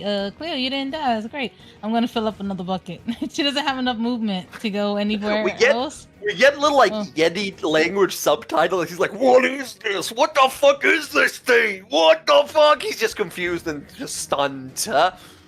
You threw Yes. liquid darkness at him. Yep. All right. She's gonna fill it up, and then she can only move 5 more feet. She's gonna. Another bucket's ready to go. Yeah, she's gonna go this way. She saw the guy jump this way. She's gonna put her finger out and go, "You got this, Cleo," and she's gonna give her a healing word because she looks kind of Ah. Yeah, go right ahead. Oh Okay. shit! Big healing, nice. That is 17 healing to Cleo. Thank you. I'm My gonna go this way now. All right, I gotta get the other one over there. But if you got a fire, Cleo, can you shoot this one down here? He blind. He's screaming over there. I got something, but it's not fire. It's gotta be fire. It's gotta be something. Light him up. Again, subtitle, Yeti subtitles. She took my fucking eyes. What is this? All right, Kiara, that's gonna be your turn for now. Karnak, you see, Kiara's doing fine actually. For a second, you were worried, but no, she's handling herself.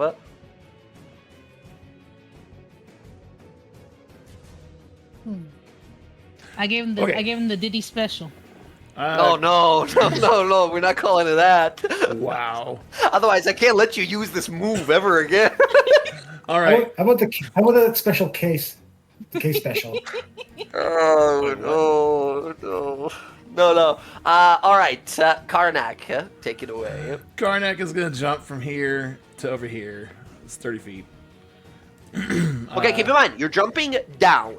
Like we said last time, you're fine to jump, but the boots of jumping allow you to jump and fall on the same elevation. So if you jump down, you will take some falling damage and possibly land prone, unless you want to climb down the building with an athletics or acrobatics roll.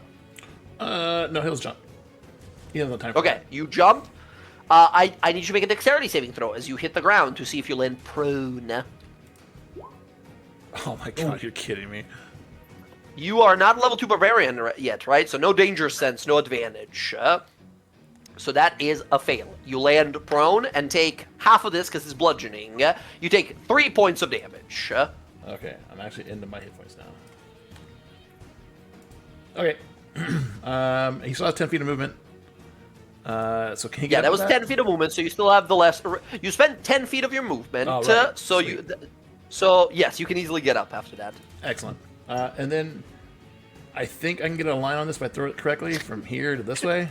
Kalis, Karnak sails through the air and fully planks onto the ground next to you, and then just stands up like nothing happened. You see him focus because he's sitting here. He's gonna pull his javelin and throw it this direction. Oh, the lightning javelin! Okay, that's a building. You're gonna throw it into a building. It can't go through the building. Okay, so this way. That is, that's better, but that is not within range. That is not within 5 feet of the guy. Okay. Right? It's a 5-foot radius. All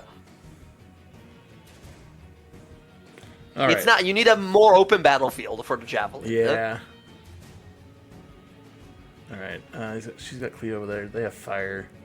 This thing's more of a threat. All right, he's already here. He's gonna start swinging at this thing. Okay, go right ahead. You got your 3 possible more attacks. Hey, Keyless. Let's do this. That's a miss. That is a miss and an 8, unfortunately. That one's hit. 8, definitely points of damage. Close to And- bloodied. And then we're gonna not use the flurry of blows, but we're gonna skip to shoving. Shoving, okay, yeah. Get Kalis some. Wait, who's next? Not me, not Kalis. Damn it! All right, yeah, we're gonna try and shove him down. To shove him prone, yes. Go ahead and make that athletics roll. You gotta try and beat 20. Oh, 23. This All guy's tough. Yetis are Yeah. extremely strong. He's not going anywhere. Okay, slash across his chest, and then you grab onto his arms, and the two of you are kind of stuck in this, like, wrestling match. Okay, Karnak, solid damage. Blocking his only way out. Very good. I believe that's your turn. Indeed. Air, it is your turn now. Cleo and Roger Perfect. coming up next. We're gonna move that seal to him. Not move Hex. So, And that is a bonus action. yeah. Okay. So, I guess you have to choose, like, do you move your hex or you move your seal? yeah, I mean, usually I end up consuming the seal, but it killed Yeah. him, so I'm like, well, It's a lot of. I didn't realize Rather just than- how many, like, bonus actions your class has. 3 to get fully spun up. Let's see. Here we go. And attack. And we're Oh! going to we're gonna spend the seal on its smite. Nice, nice. Double that 2d6 to 4. And you will heal 4 because of that. Amazing. Big damage rolls. Big crits. So 20. Oh my god, on the 46. Good rolls here. 46 points damage. You kill him from nearly full health here. Air, you rush around it, and again, something pulses within the weapon. It glides through the air. You feel this weapon, heavy as an anchor to most, in your hands like a feather. You swipe up, and you catch yourself almost by surprise here. You catch this guy as he goes to, like, clobber down at you under the side of the arm, as you carve off the side of the arm, shoulder, and the head sideways diagonally, as the body just violently kind of whoop, slides 2 different ways, hitting both walls of the 2 different buildings you're in between, as the body just boom, falls to the ground. Look at Rodri on the other side. Are you alive there, wizard? Still got more to do. Work still to be done. Air, you have super jumping still if you want to try and make your way south. I do still have super jumping. I was grabbing some peanut butter pretzels real quick. Basically, you have 50 feet of movement, right? You can jump 30 there-ish, right next to Cleo, and then move the other 20-ish somewhere there-ish. Oh, there's this guy who's blind. Oh, perfect. If I You jump and look behind you and like, what the fuck? Is that a barrel of oil? Is that crude oil just sitting on the ground? Also, I'm curious, like, if I... It's 50 to get over there. Okay. Yep, Acid and I are gonna go running around the corner. Or jumping, leaping, whatever. Over here. Look Boing. over at the girls, be like, it's okay, we're here now. Very good. You have no actually used your bonus action. I was gonna say you're a great weapon master, but no, you used your bonus already. Yeah. Okay. And All right, the all right, bonus all right. action Air. is just an attack. It's a bonus action. It's when you crit or like reduce something to 0 hit points, you get a bonus action attack. All right. Air, that is going to be your turn. As Cleo, we go to you. Your spiritual weapon floating there, ready to attack. Yep, bonus action, I'm going to move it 20 feet. Right to the guy. Yep. Flying down. Whoop. A downward spiraling arc. Mm-hmm. 17 17. definitely hits. Alright, that'll be 5 force damage. 5 points of damage. Boom. Crack Smack him in the back of the head. Yep. Yeah. He is just exactly bloodied. Alright, and a question, because the other Yeti, this Yeti that Air's engaged with is blind, do I get advantage on this next attack? On melee attacks or any attack rolls, you do, yes. Okay, not melee, but I am going to upcast Guiding Bolt. Oh my goodness. Yes, excellent call. Go right on ahead. Roll one more time because you have advantage.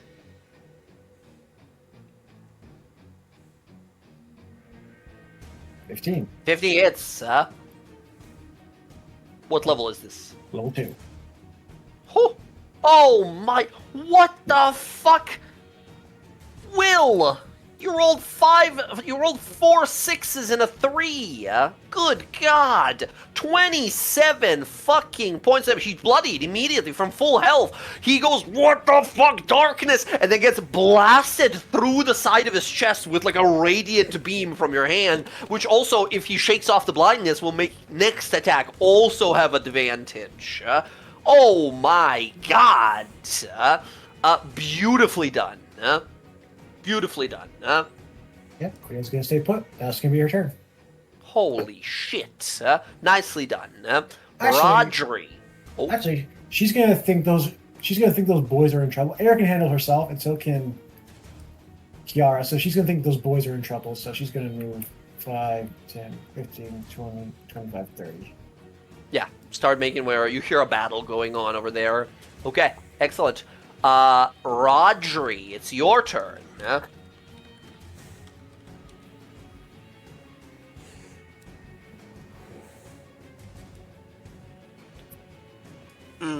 Cleo moved out of my range. All right. Since I can't get to Cleo, and I want to be able to do this, 35. Kill giant, throw the entire barrel of oil. I can't. I calculate. I can't lift it up. I did check. Oh, you can't lift? Well, you know, we all have do. our strengths. I have a strength of 8. Come on. Yeah. I'm gonna move to here. Show me a jack wizard. Yeah. Well, my carrying capacity is double because I'm a hill giant, but it doesn't help. That so is I still true. It's for carrying, dragging, or whatever the third Yeah. one is, but not for like throwing a thing. That's a straight up athletics. All right, I'm gonna spend a second level roll, and I'm gonna cast jump on myself and Kiara. Ooh, nice. Roger and Kiara, both of you can now leap 30 feet in any direction. And then I will jump up here and firebolt this guy. Oh, wait. Firebolt this guy. He got oil. This guy is oiled up, and you'll have advantage because he's guiding bolted and blind. And he'll take a ton of fire at him, and Kiara's just hoping someone does it because no one else has fire other than you. I know, but I know that he's got advantage for acid, and I want to stop this guy from moving away. So I'm actually gonna, instead of firebolt, I'm actually gonna pull out the wand, and I'm gonna web. Oh! Web area. spell comes out already. Nice. We'll go ahead. and Beautiful. draw. Let me get a little web thing out as well. Whoa. Web. That'll work. About. No, I got you. You can delete yours. I'll set this up. Okay. That look good? Can we shift it over 1 square to the? There you go. So it hits Perfect. harder to move. Even if you say Amazing. it's still difficult terrain, yeah. Go ahead. Go ahead and click that web spell. Does he make the save now or at the start of his turn? I see. How do I get it from the thing here? Oh, I'll look it up. No worries. I don't know how to Yeah. drag it in here. If you have the handout, you should be able to just if it's highlighted on the handout, you should be able to just click it. Also that. Let's see. Like first time a creature enters or starts its turn. So at the start of his turn, he'll be making that, which is like next. He goes after you. Yeah, he goes right after I do, which is why I also didn't want to. Okay. Very clever. Very clever. That's my turn. Roger, just keep in mind, or Darren, I guess, keep in mind, web spell, even though it's from a wand, so it's like free to use, you don't use spell slots or anything, but it is concentration, and it lasts for 1 hour if you're concentrating. Good to know. I don't have any concentration spells up, so we're good. Now that works.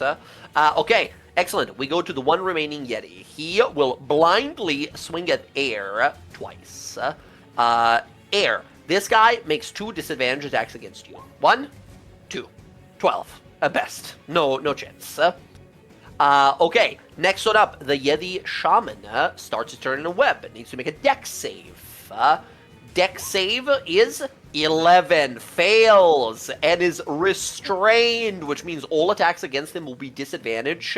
His attacks are disadvantage. Sorry, all attacks against him are advantage. His attacks are disadvantage. He has 0 move speed. Wow. Very good. Okay, he's webbed up. He is in there, so he's gonna cast spells. He's gonna do what he do best. He is going to cast Erupting Earth, but it's gonna be like Erupting Ice instead on Kalis and Karnak, 2 people who are seemingly holding him from escaping. I need Kalis and Karnak to make a dexterity saving throw.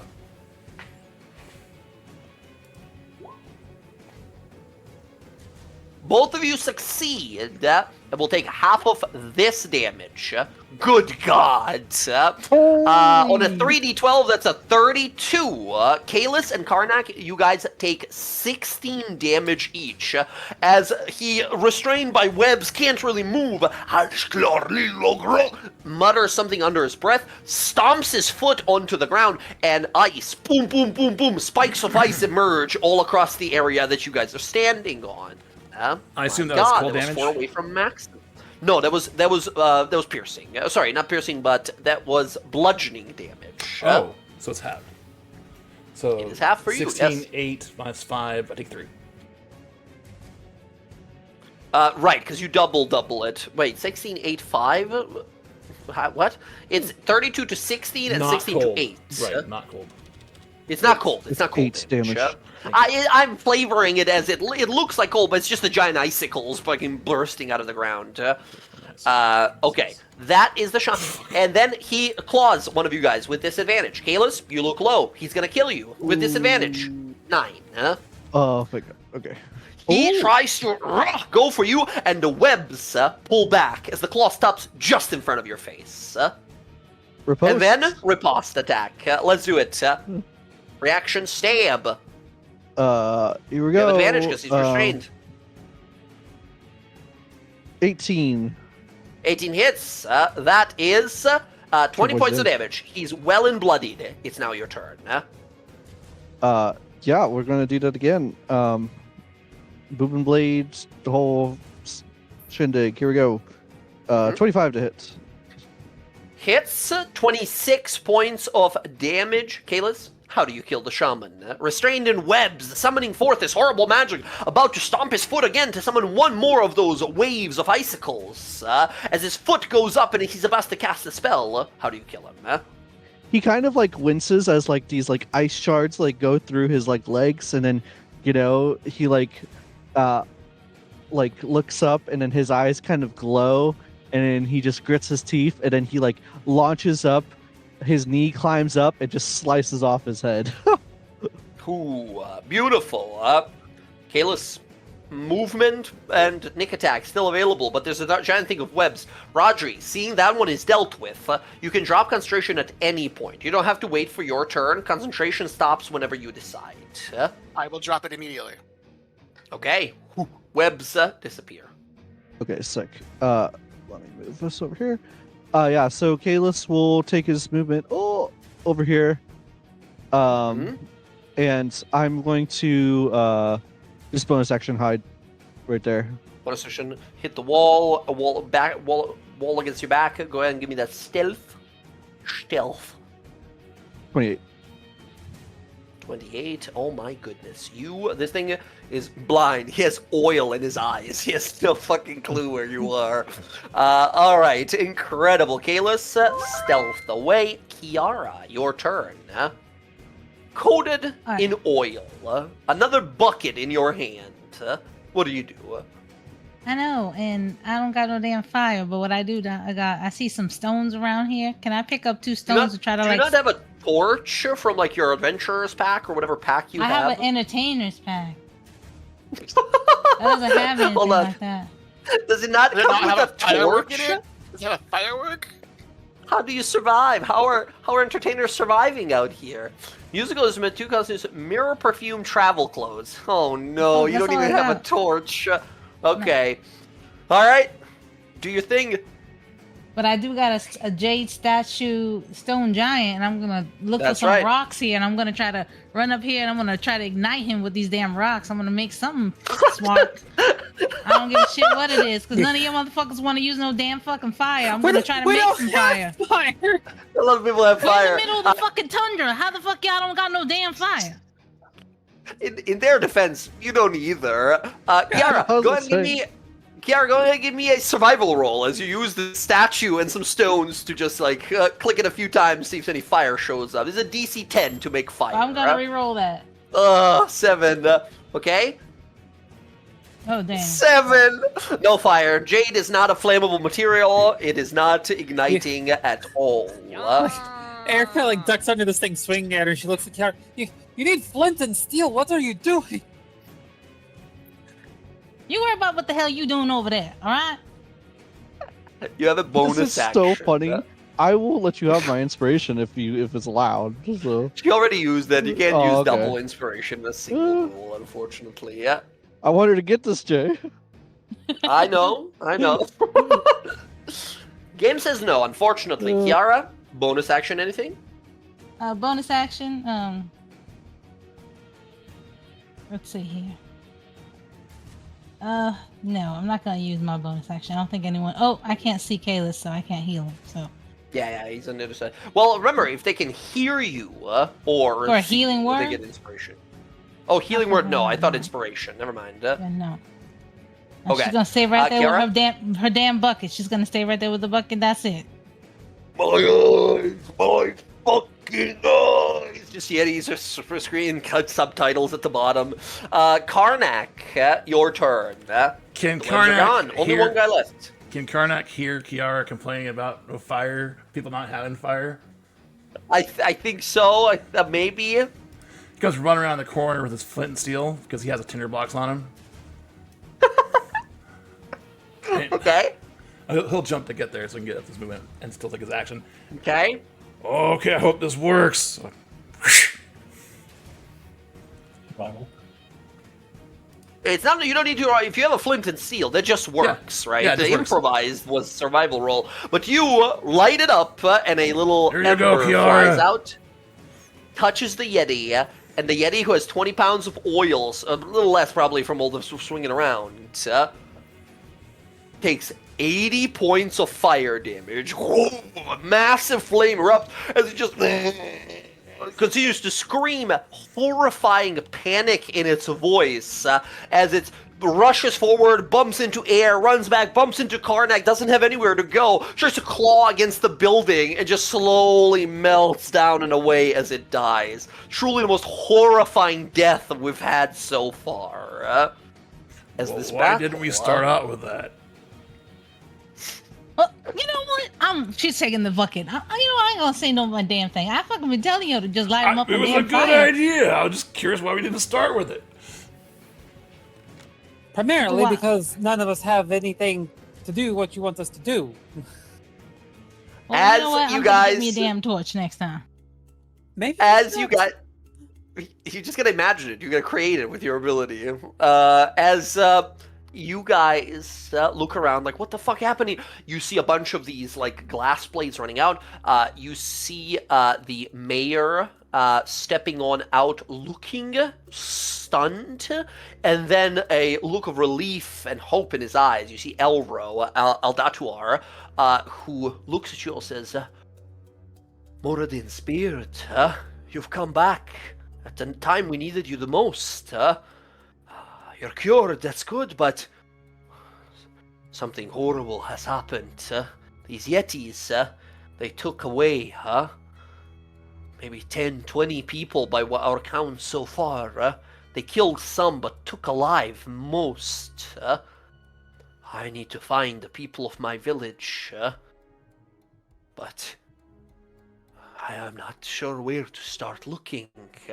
As he's looking around the village here, as you see people gathering, looking horrified, calling out for their loved ones to find some of them dead and wounded, and some of them kidnapped. Elro, this older dwarf, looks to you all, furrows his brow, and says, I've asked you once before for help. Will you allow me to do so again? Will you help me find my citizens and save them?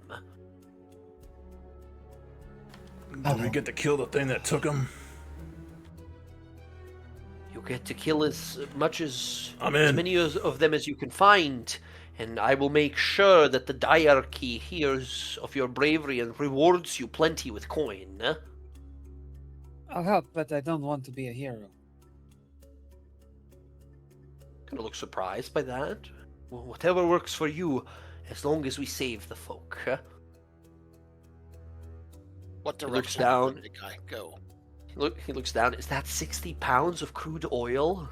Okay. You He welcome. looks back to you. Oh, all right. Okay. They went south, further into the tundra. South, that's the direction Cleo and I came from, right? Yeah, that's where you guys came from like the sort of open, snowy tundra. I think There's Cleo many like and I, canyons and cliff sides there. I think Cleo and I know how to get close to where they're from. We encountered them on our way in the first time. Please, there's not much time to waste. I know some of you seem wounded and injured from all this. Air, by the way, Air and Cleo, you guys fought Yetis before, like 3 days from here to the south. So wherever they went, they have this unique ability over you guys where they are not slowed down by the difficult terrain of the snow, right? They're just moving through it. So you think to yourself immediately here, Air and Cleo, based on where you've seen them before, they probably live in that area somewhere. But there is, without the ability to like fly, all of you as a group, there is no chance in the world that you are catching up to them. You just have to not waste enough time where, like, if they wanted to kill people, they would have just killed them. But they took them alive, many of them. For what reason, you don't know, but you probably have enough time to catch up without having to find out. That'll be a long run, but we can do it, and we can't stop. Thank you. Again, thank you so much. I will make sure your deeds are known, well, some of you, and your deeds are rewarded. I don't know about all that. I just want his horns. Very well. He looks back as he hears another scream in the village, and he runs off to help someone. As you guys are left with the task, putting trust in you here to save these kidnapped poor folk of Palebank Village. And as you all look amongst each other and realize, not quite any rest for you, not yet at least. Another trouble awaits. Destiny has things in store for you, and it's not done. So, as you gather your things, as you fix your sprained shoulders and your bruised ribs from the battle here, as you begin to focus, to regain your magic, and begin to travel, you saunter on into the Crystal Sands tundra to the south. Before we depart, Well, hold on. Pause. We're going to end the session here for tonight. If you had anything to do in the village, we can do that next time as well, even retroactively in a little flashback if necessary and such. But friends, I realized we went almost an hour over our usual time. I apologize. I didn't look down at the clock for a is while there. About our usual time, actually. Yeah, 11:30, right? Because it's 7:30. It's 10 o'clock. No, here. this Yeah, is it's nearly 9 here. it's Yeah. yeah. This if you look at the general chat, like look at a timer in the general chat, it's almost 5 hours. It's our usual time before the Thursday game because we start that one an hour later.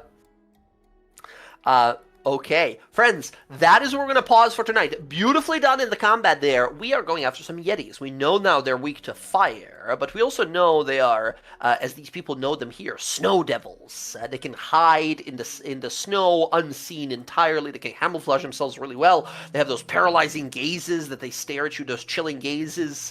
And somewhere out there is much stronger than the rest. Ice Boss Avalon. Well, apparently, Air and Cleo have some knowledge off. We'll discuss that and more next time on D&D, friends. GG's, everyone. And once again, sorry we went overboard a little bit. If at any point we are going for like what should be past our normal time, if any of you guys feel free to just be like, Jay, pause. It's done. I gotta go, man. That was an Emily thing. We're we're pretty good to go. You guys- I guess fair. Yeah, I'm good fair, too. fair. Very Play true. late. Okay. Yeah, we're not okay. old people like Emily. Whoa, She's not here. She's whoa. not here. She's not even here to defend herself, man. All right. Yes. Amazing stuff. Very awesome seeing the sort of role play and everything. First of all, on the ship, talking about your stories and such unique sort of takes on everyone. And then this big scary combat. Friends, amazing stuff. I will say, very surprised. Karnak, the use of that fucking ring is so much already. It's doing so much heavy lifting. I love to see it. It helped that quite a bit. Yeah. Honestly, in some situations, it's been better than having resistance. Reducing it by 2d8, sometimes just straight up better than resistance. Amazing. All right, everyone. As of now, are we all good for next week? How are we looking for next week? Yeah, I'm gonna be here. I should be good for the 26th, but the 3rd I will be. Yeah, Yes, you same mentioned here. before. Yeah. Yeah, you mentioned. is So we're something- good for next week, and the week after that, we're probably gonna pause for 1 week. Yeah, So next week, I am going to be traveling from Tampa home, so I will not be here because I'm going to see BTS. Nice. Okay. Awesome. All right. And then, as long as we have everyone else around, then we should be good. And Jen, I will send you a recap of what has happened. Okay. So, May 17th. Just so you I know, probably that won't make it. oil, we're gonna be handing them out for your adventures to the Yetis. There's a lot. We're gonna get some bottles. okay, that lasts an hour. I'm pretty sure, right? No, it's I don't know if it says that, but if it does, she's gonna do it again. yeah. I believe it's a time thing. You don't permanently make a barrel of oil because that would be infinite money glitch. I'm pretty sure. That would be great. I think it's like a mystical, magical so thing we that's could only sell there it for to an some hour. pirates and then leave, and then when they And then on it the boat, disappears, it disappears, and then they Hell pissed. yes. It's a great scam. It's a good one. All right. Friends, everyone, have a great week. Stay safe out there. Take care of yourselves and your loved ones as always. And I will catch you all next week. That's a good night from me. Good night, everybody. Peace out, everyone. Sounds good. Good night, everybody. No. Bye. Good night. Bye.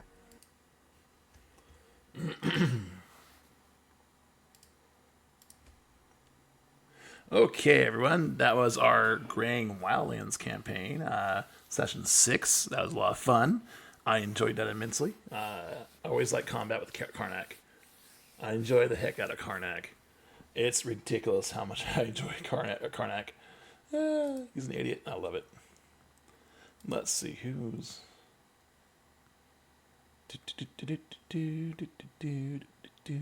on.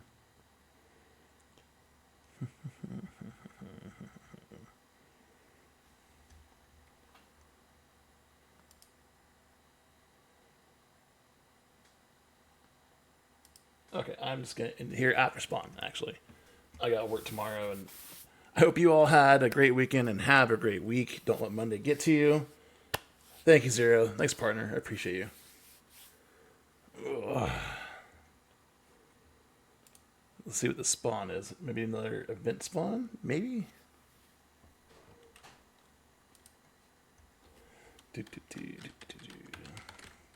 Let's see what it is. Be a event spawn 8 here, something I don't have.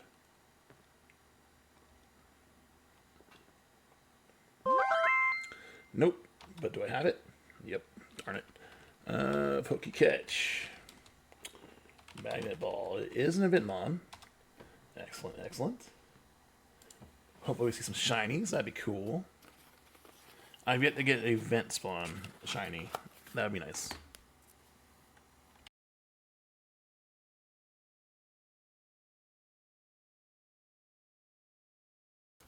It seems that way. I don't know when it ends, actually.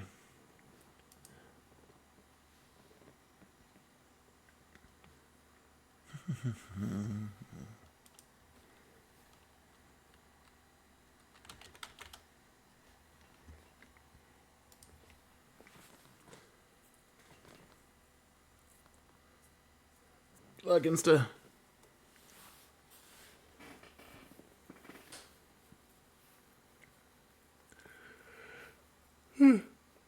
Definitely Monday or Friday or Saturday. Jesus, excuse me, it's Sunday. It's definitely Sunday night. It's gonna be Monday. I'm already feeling it.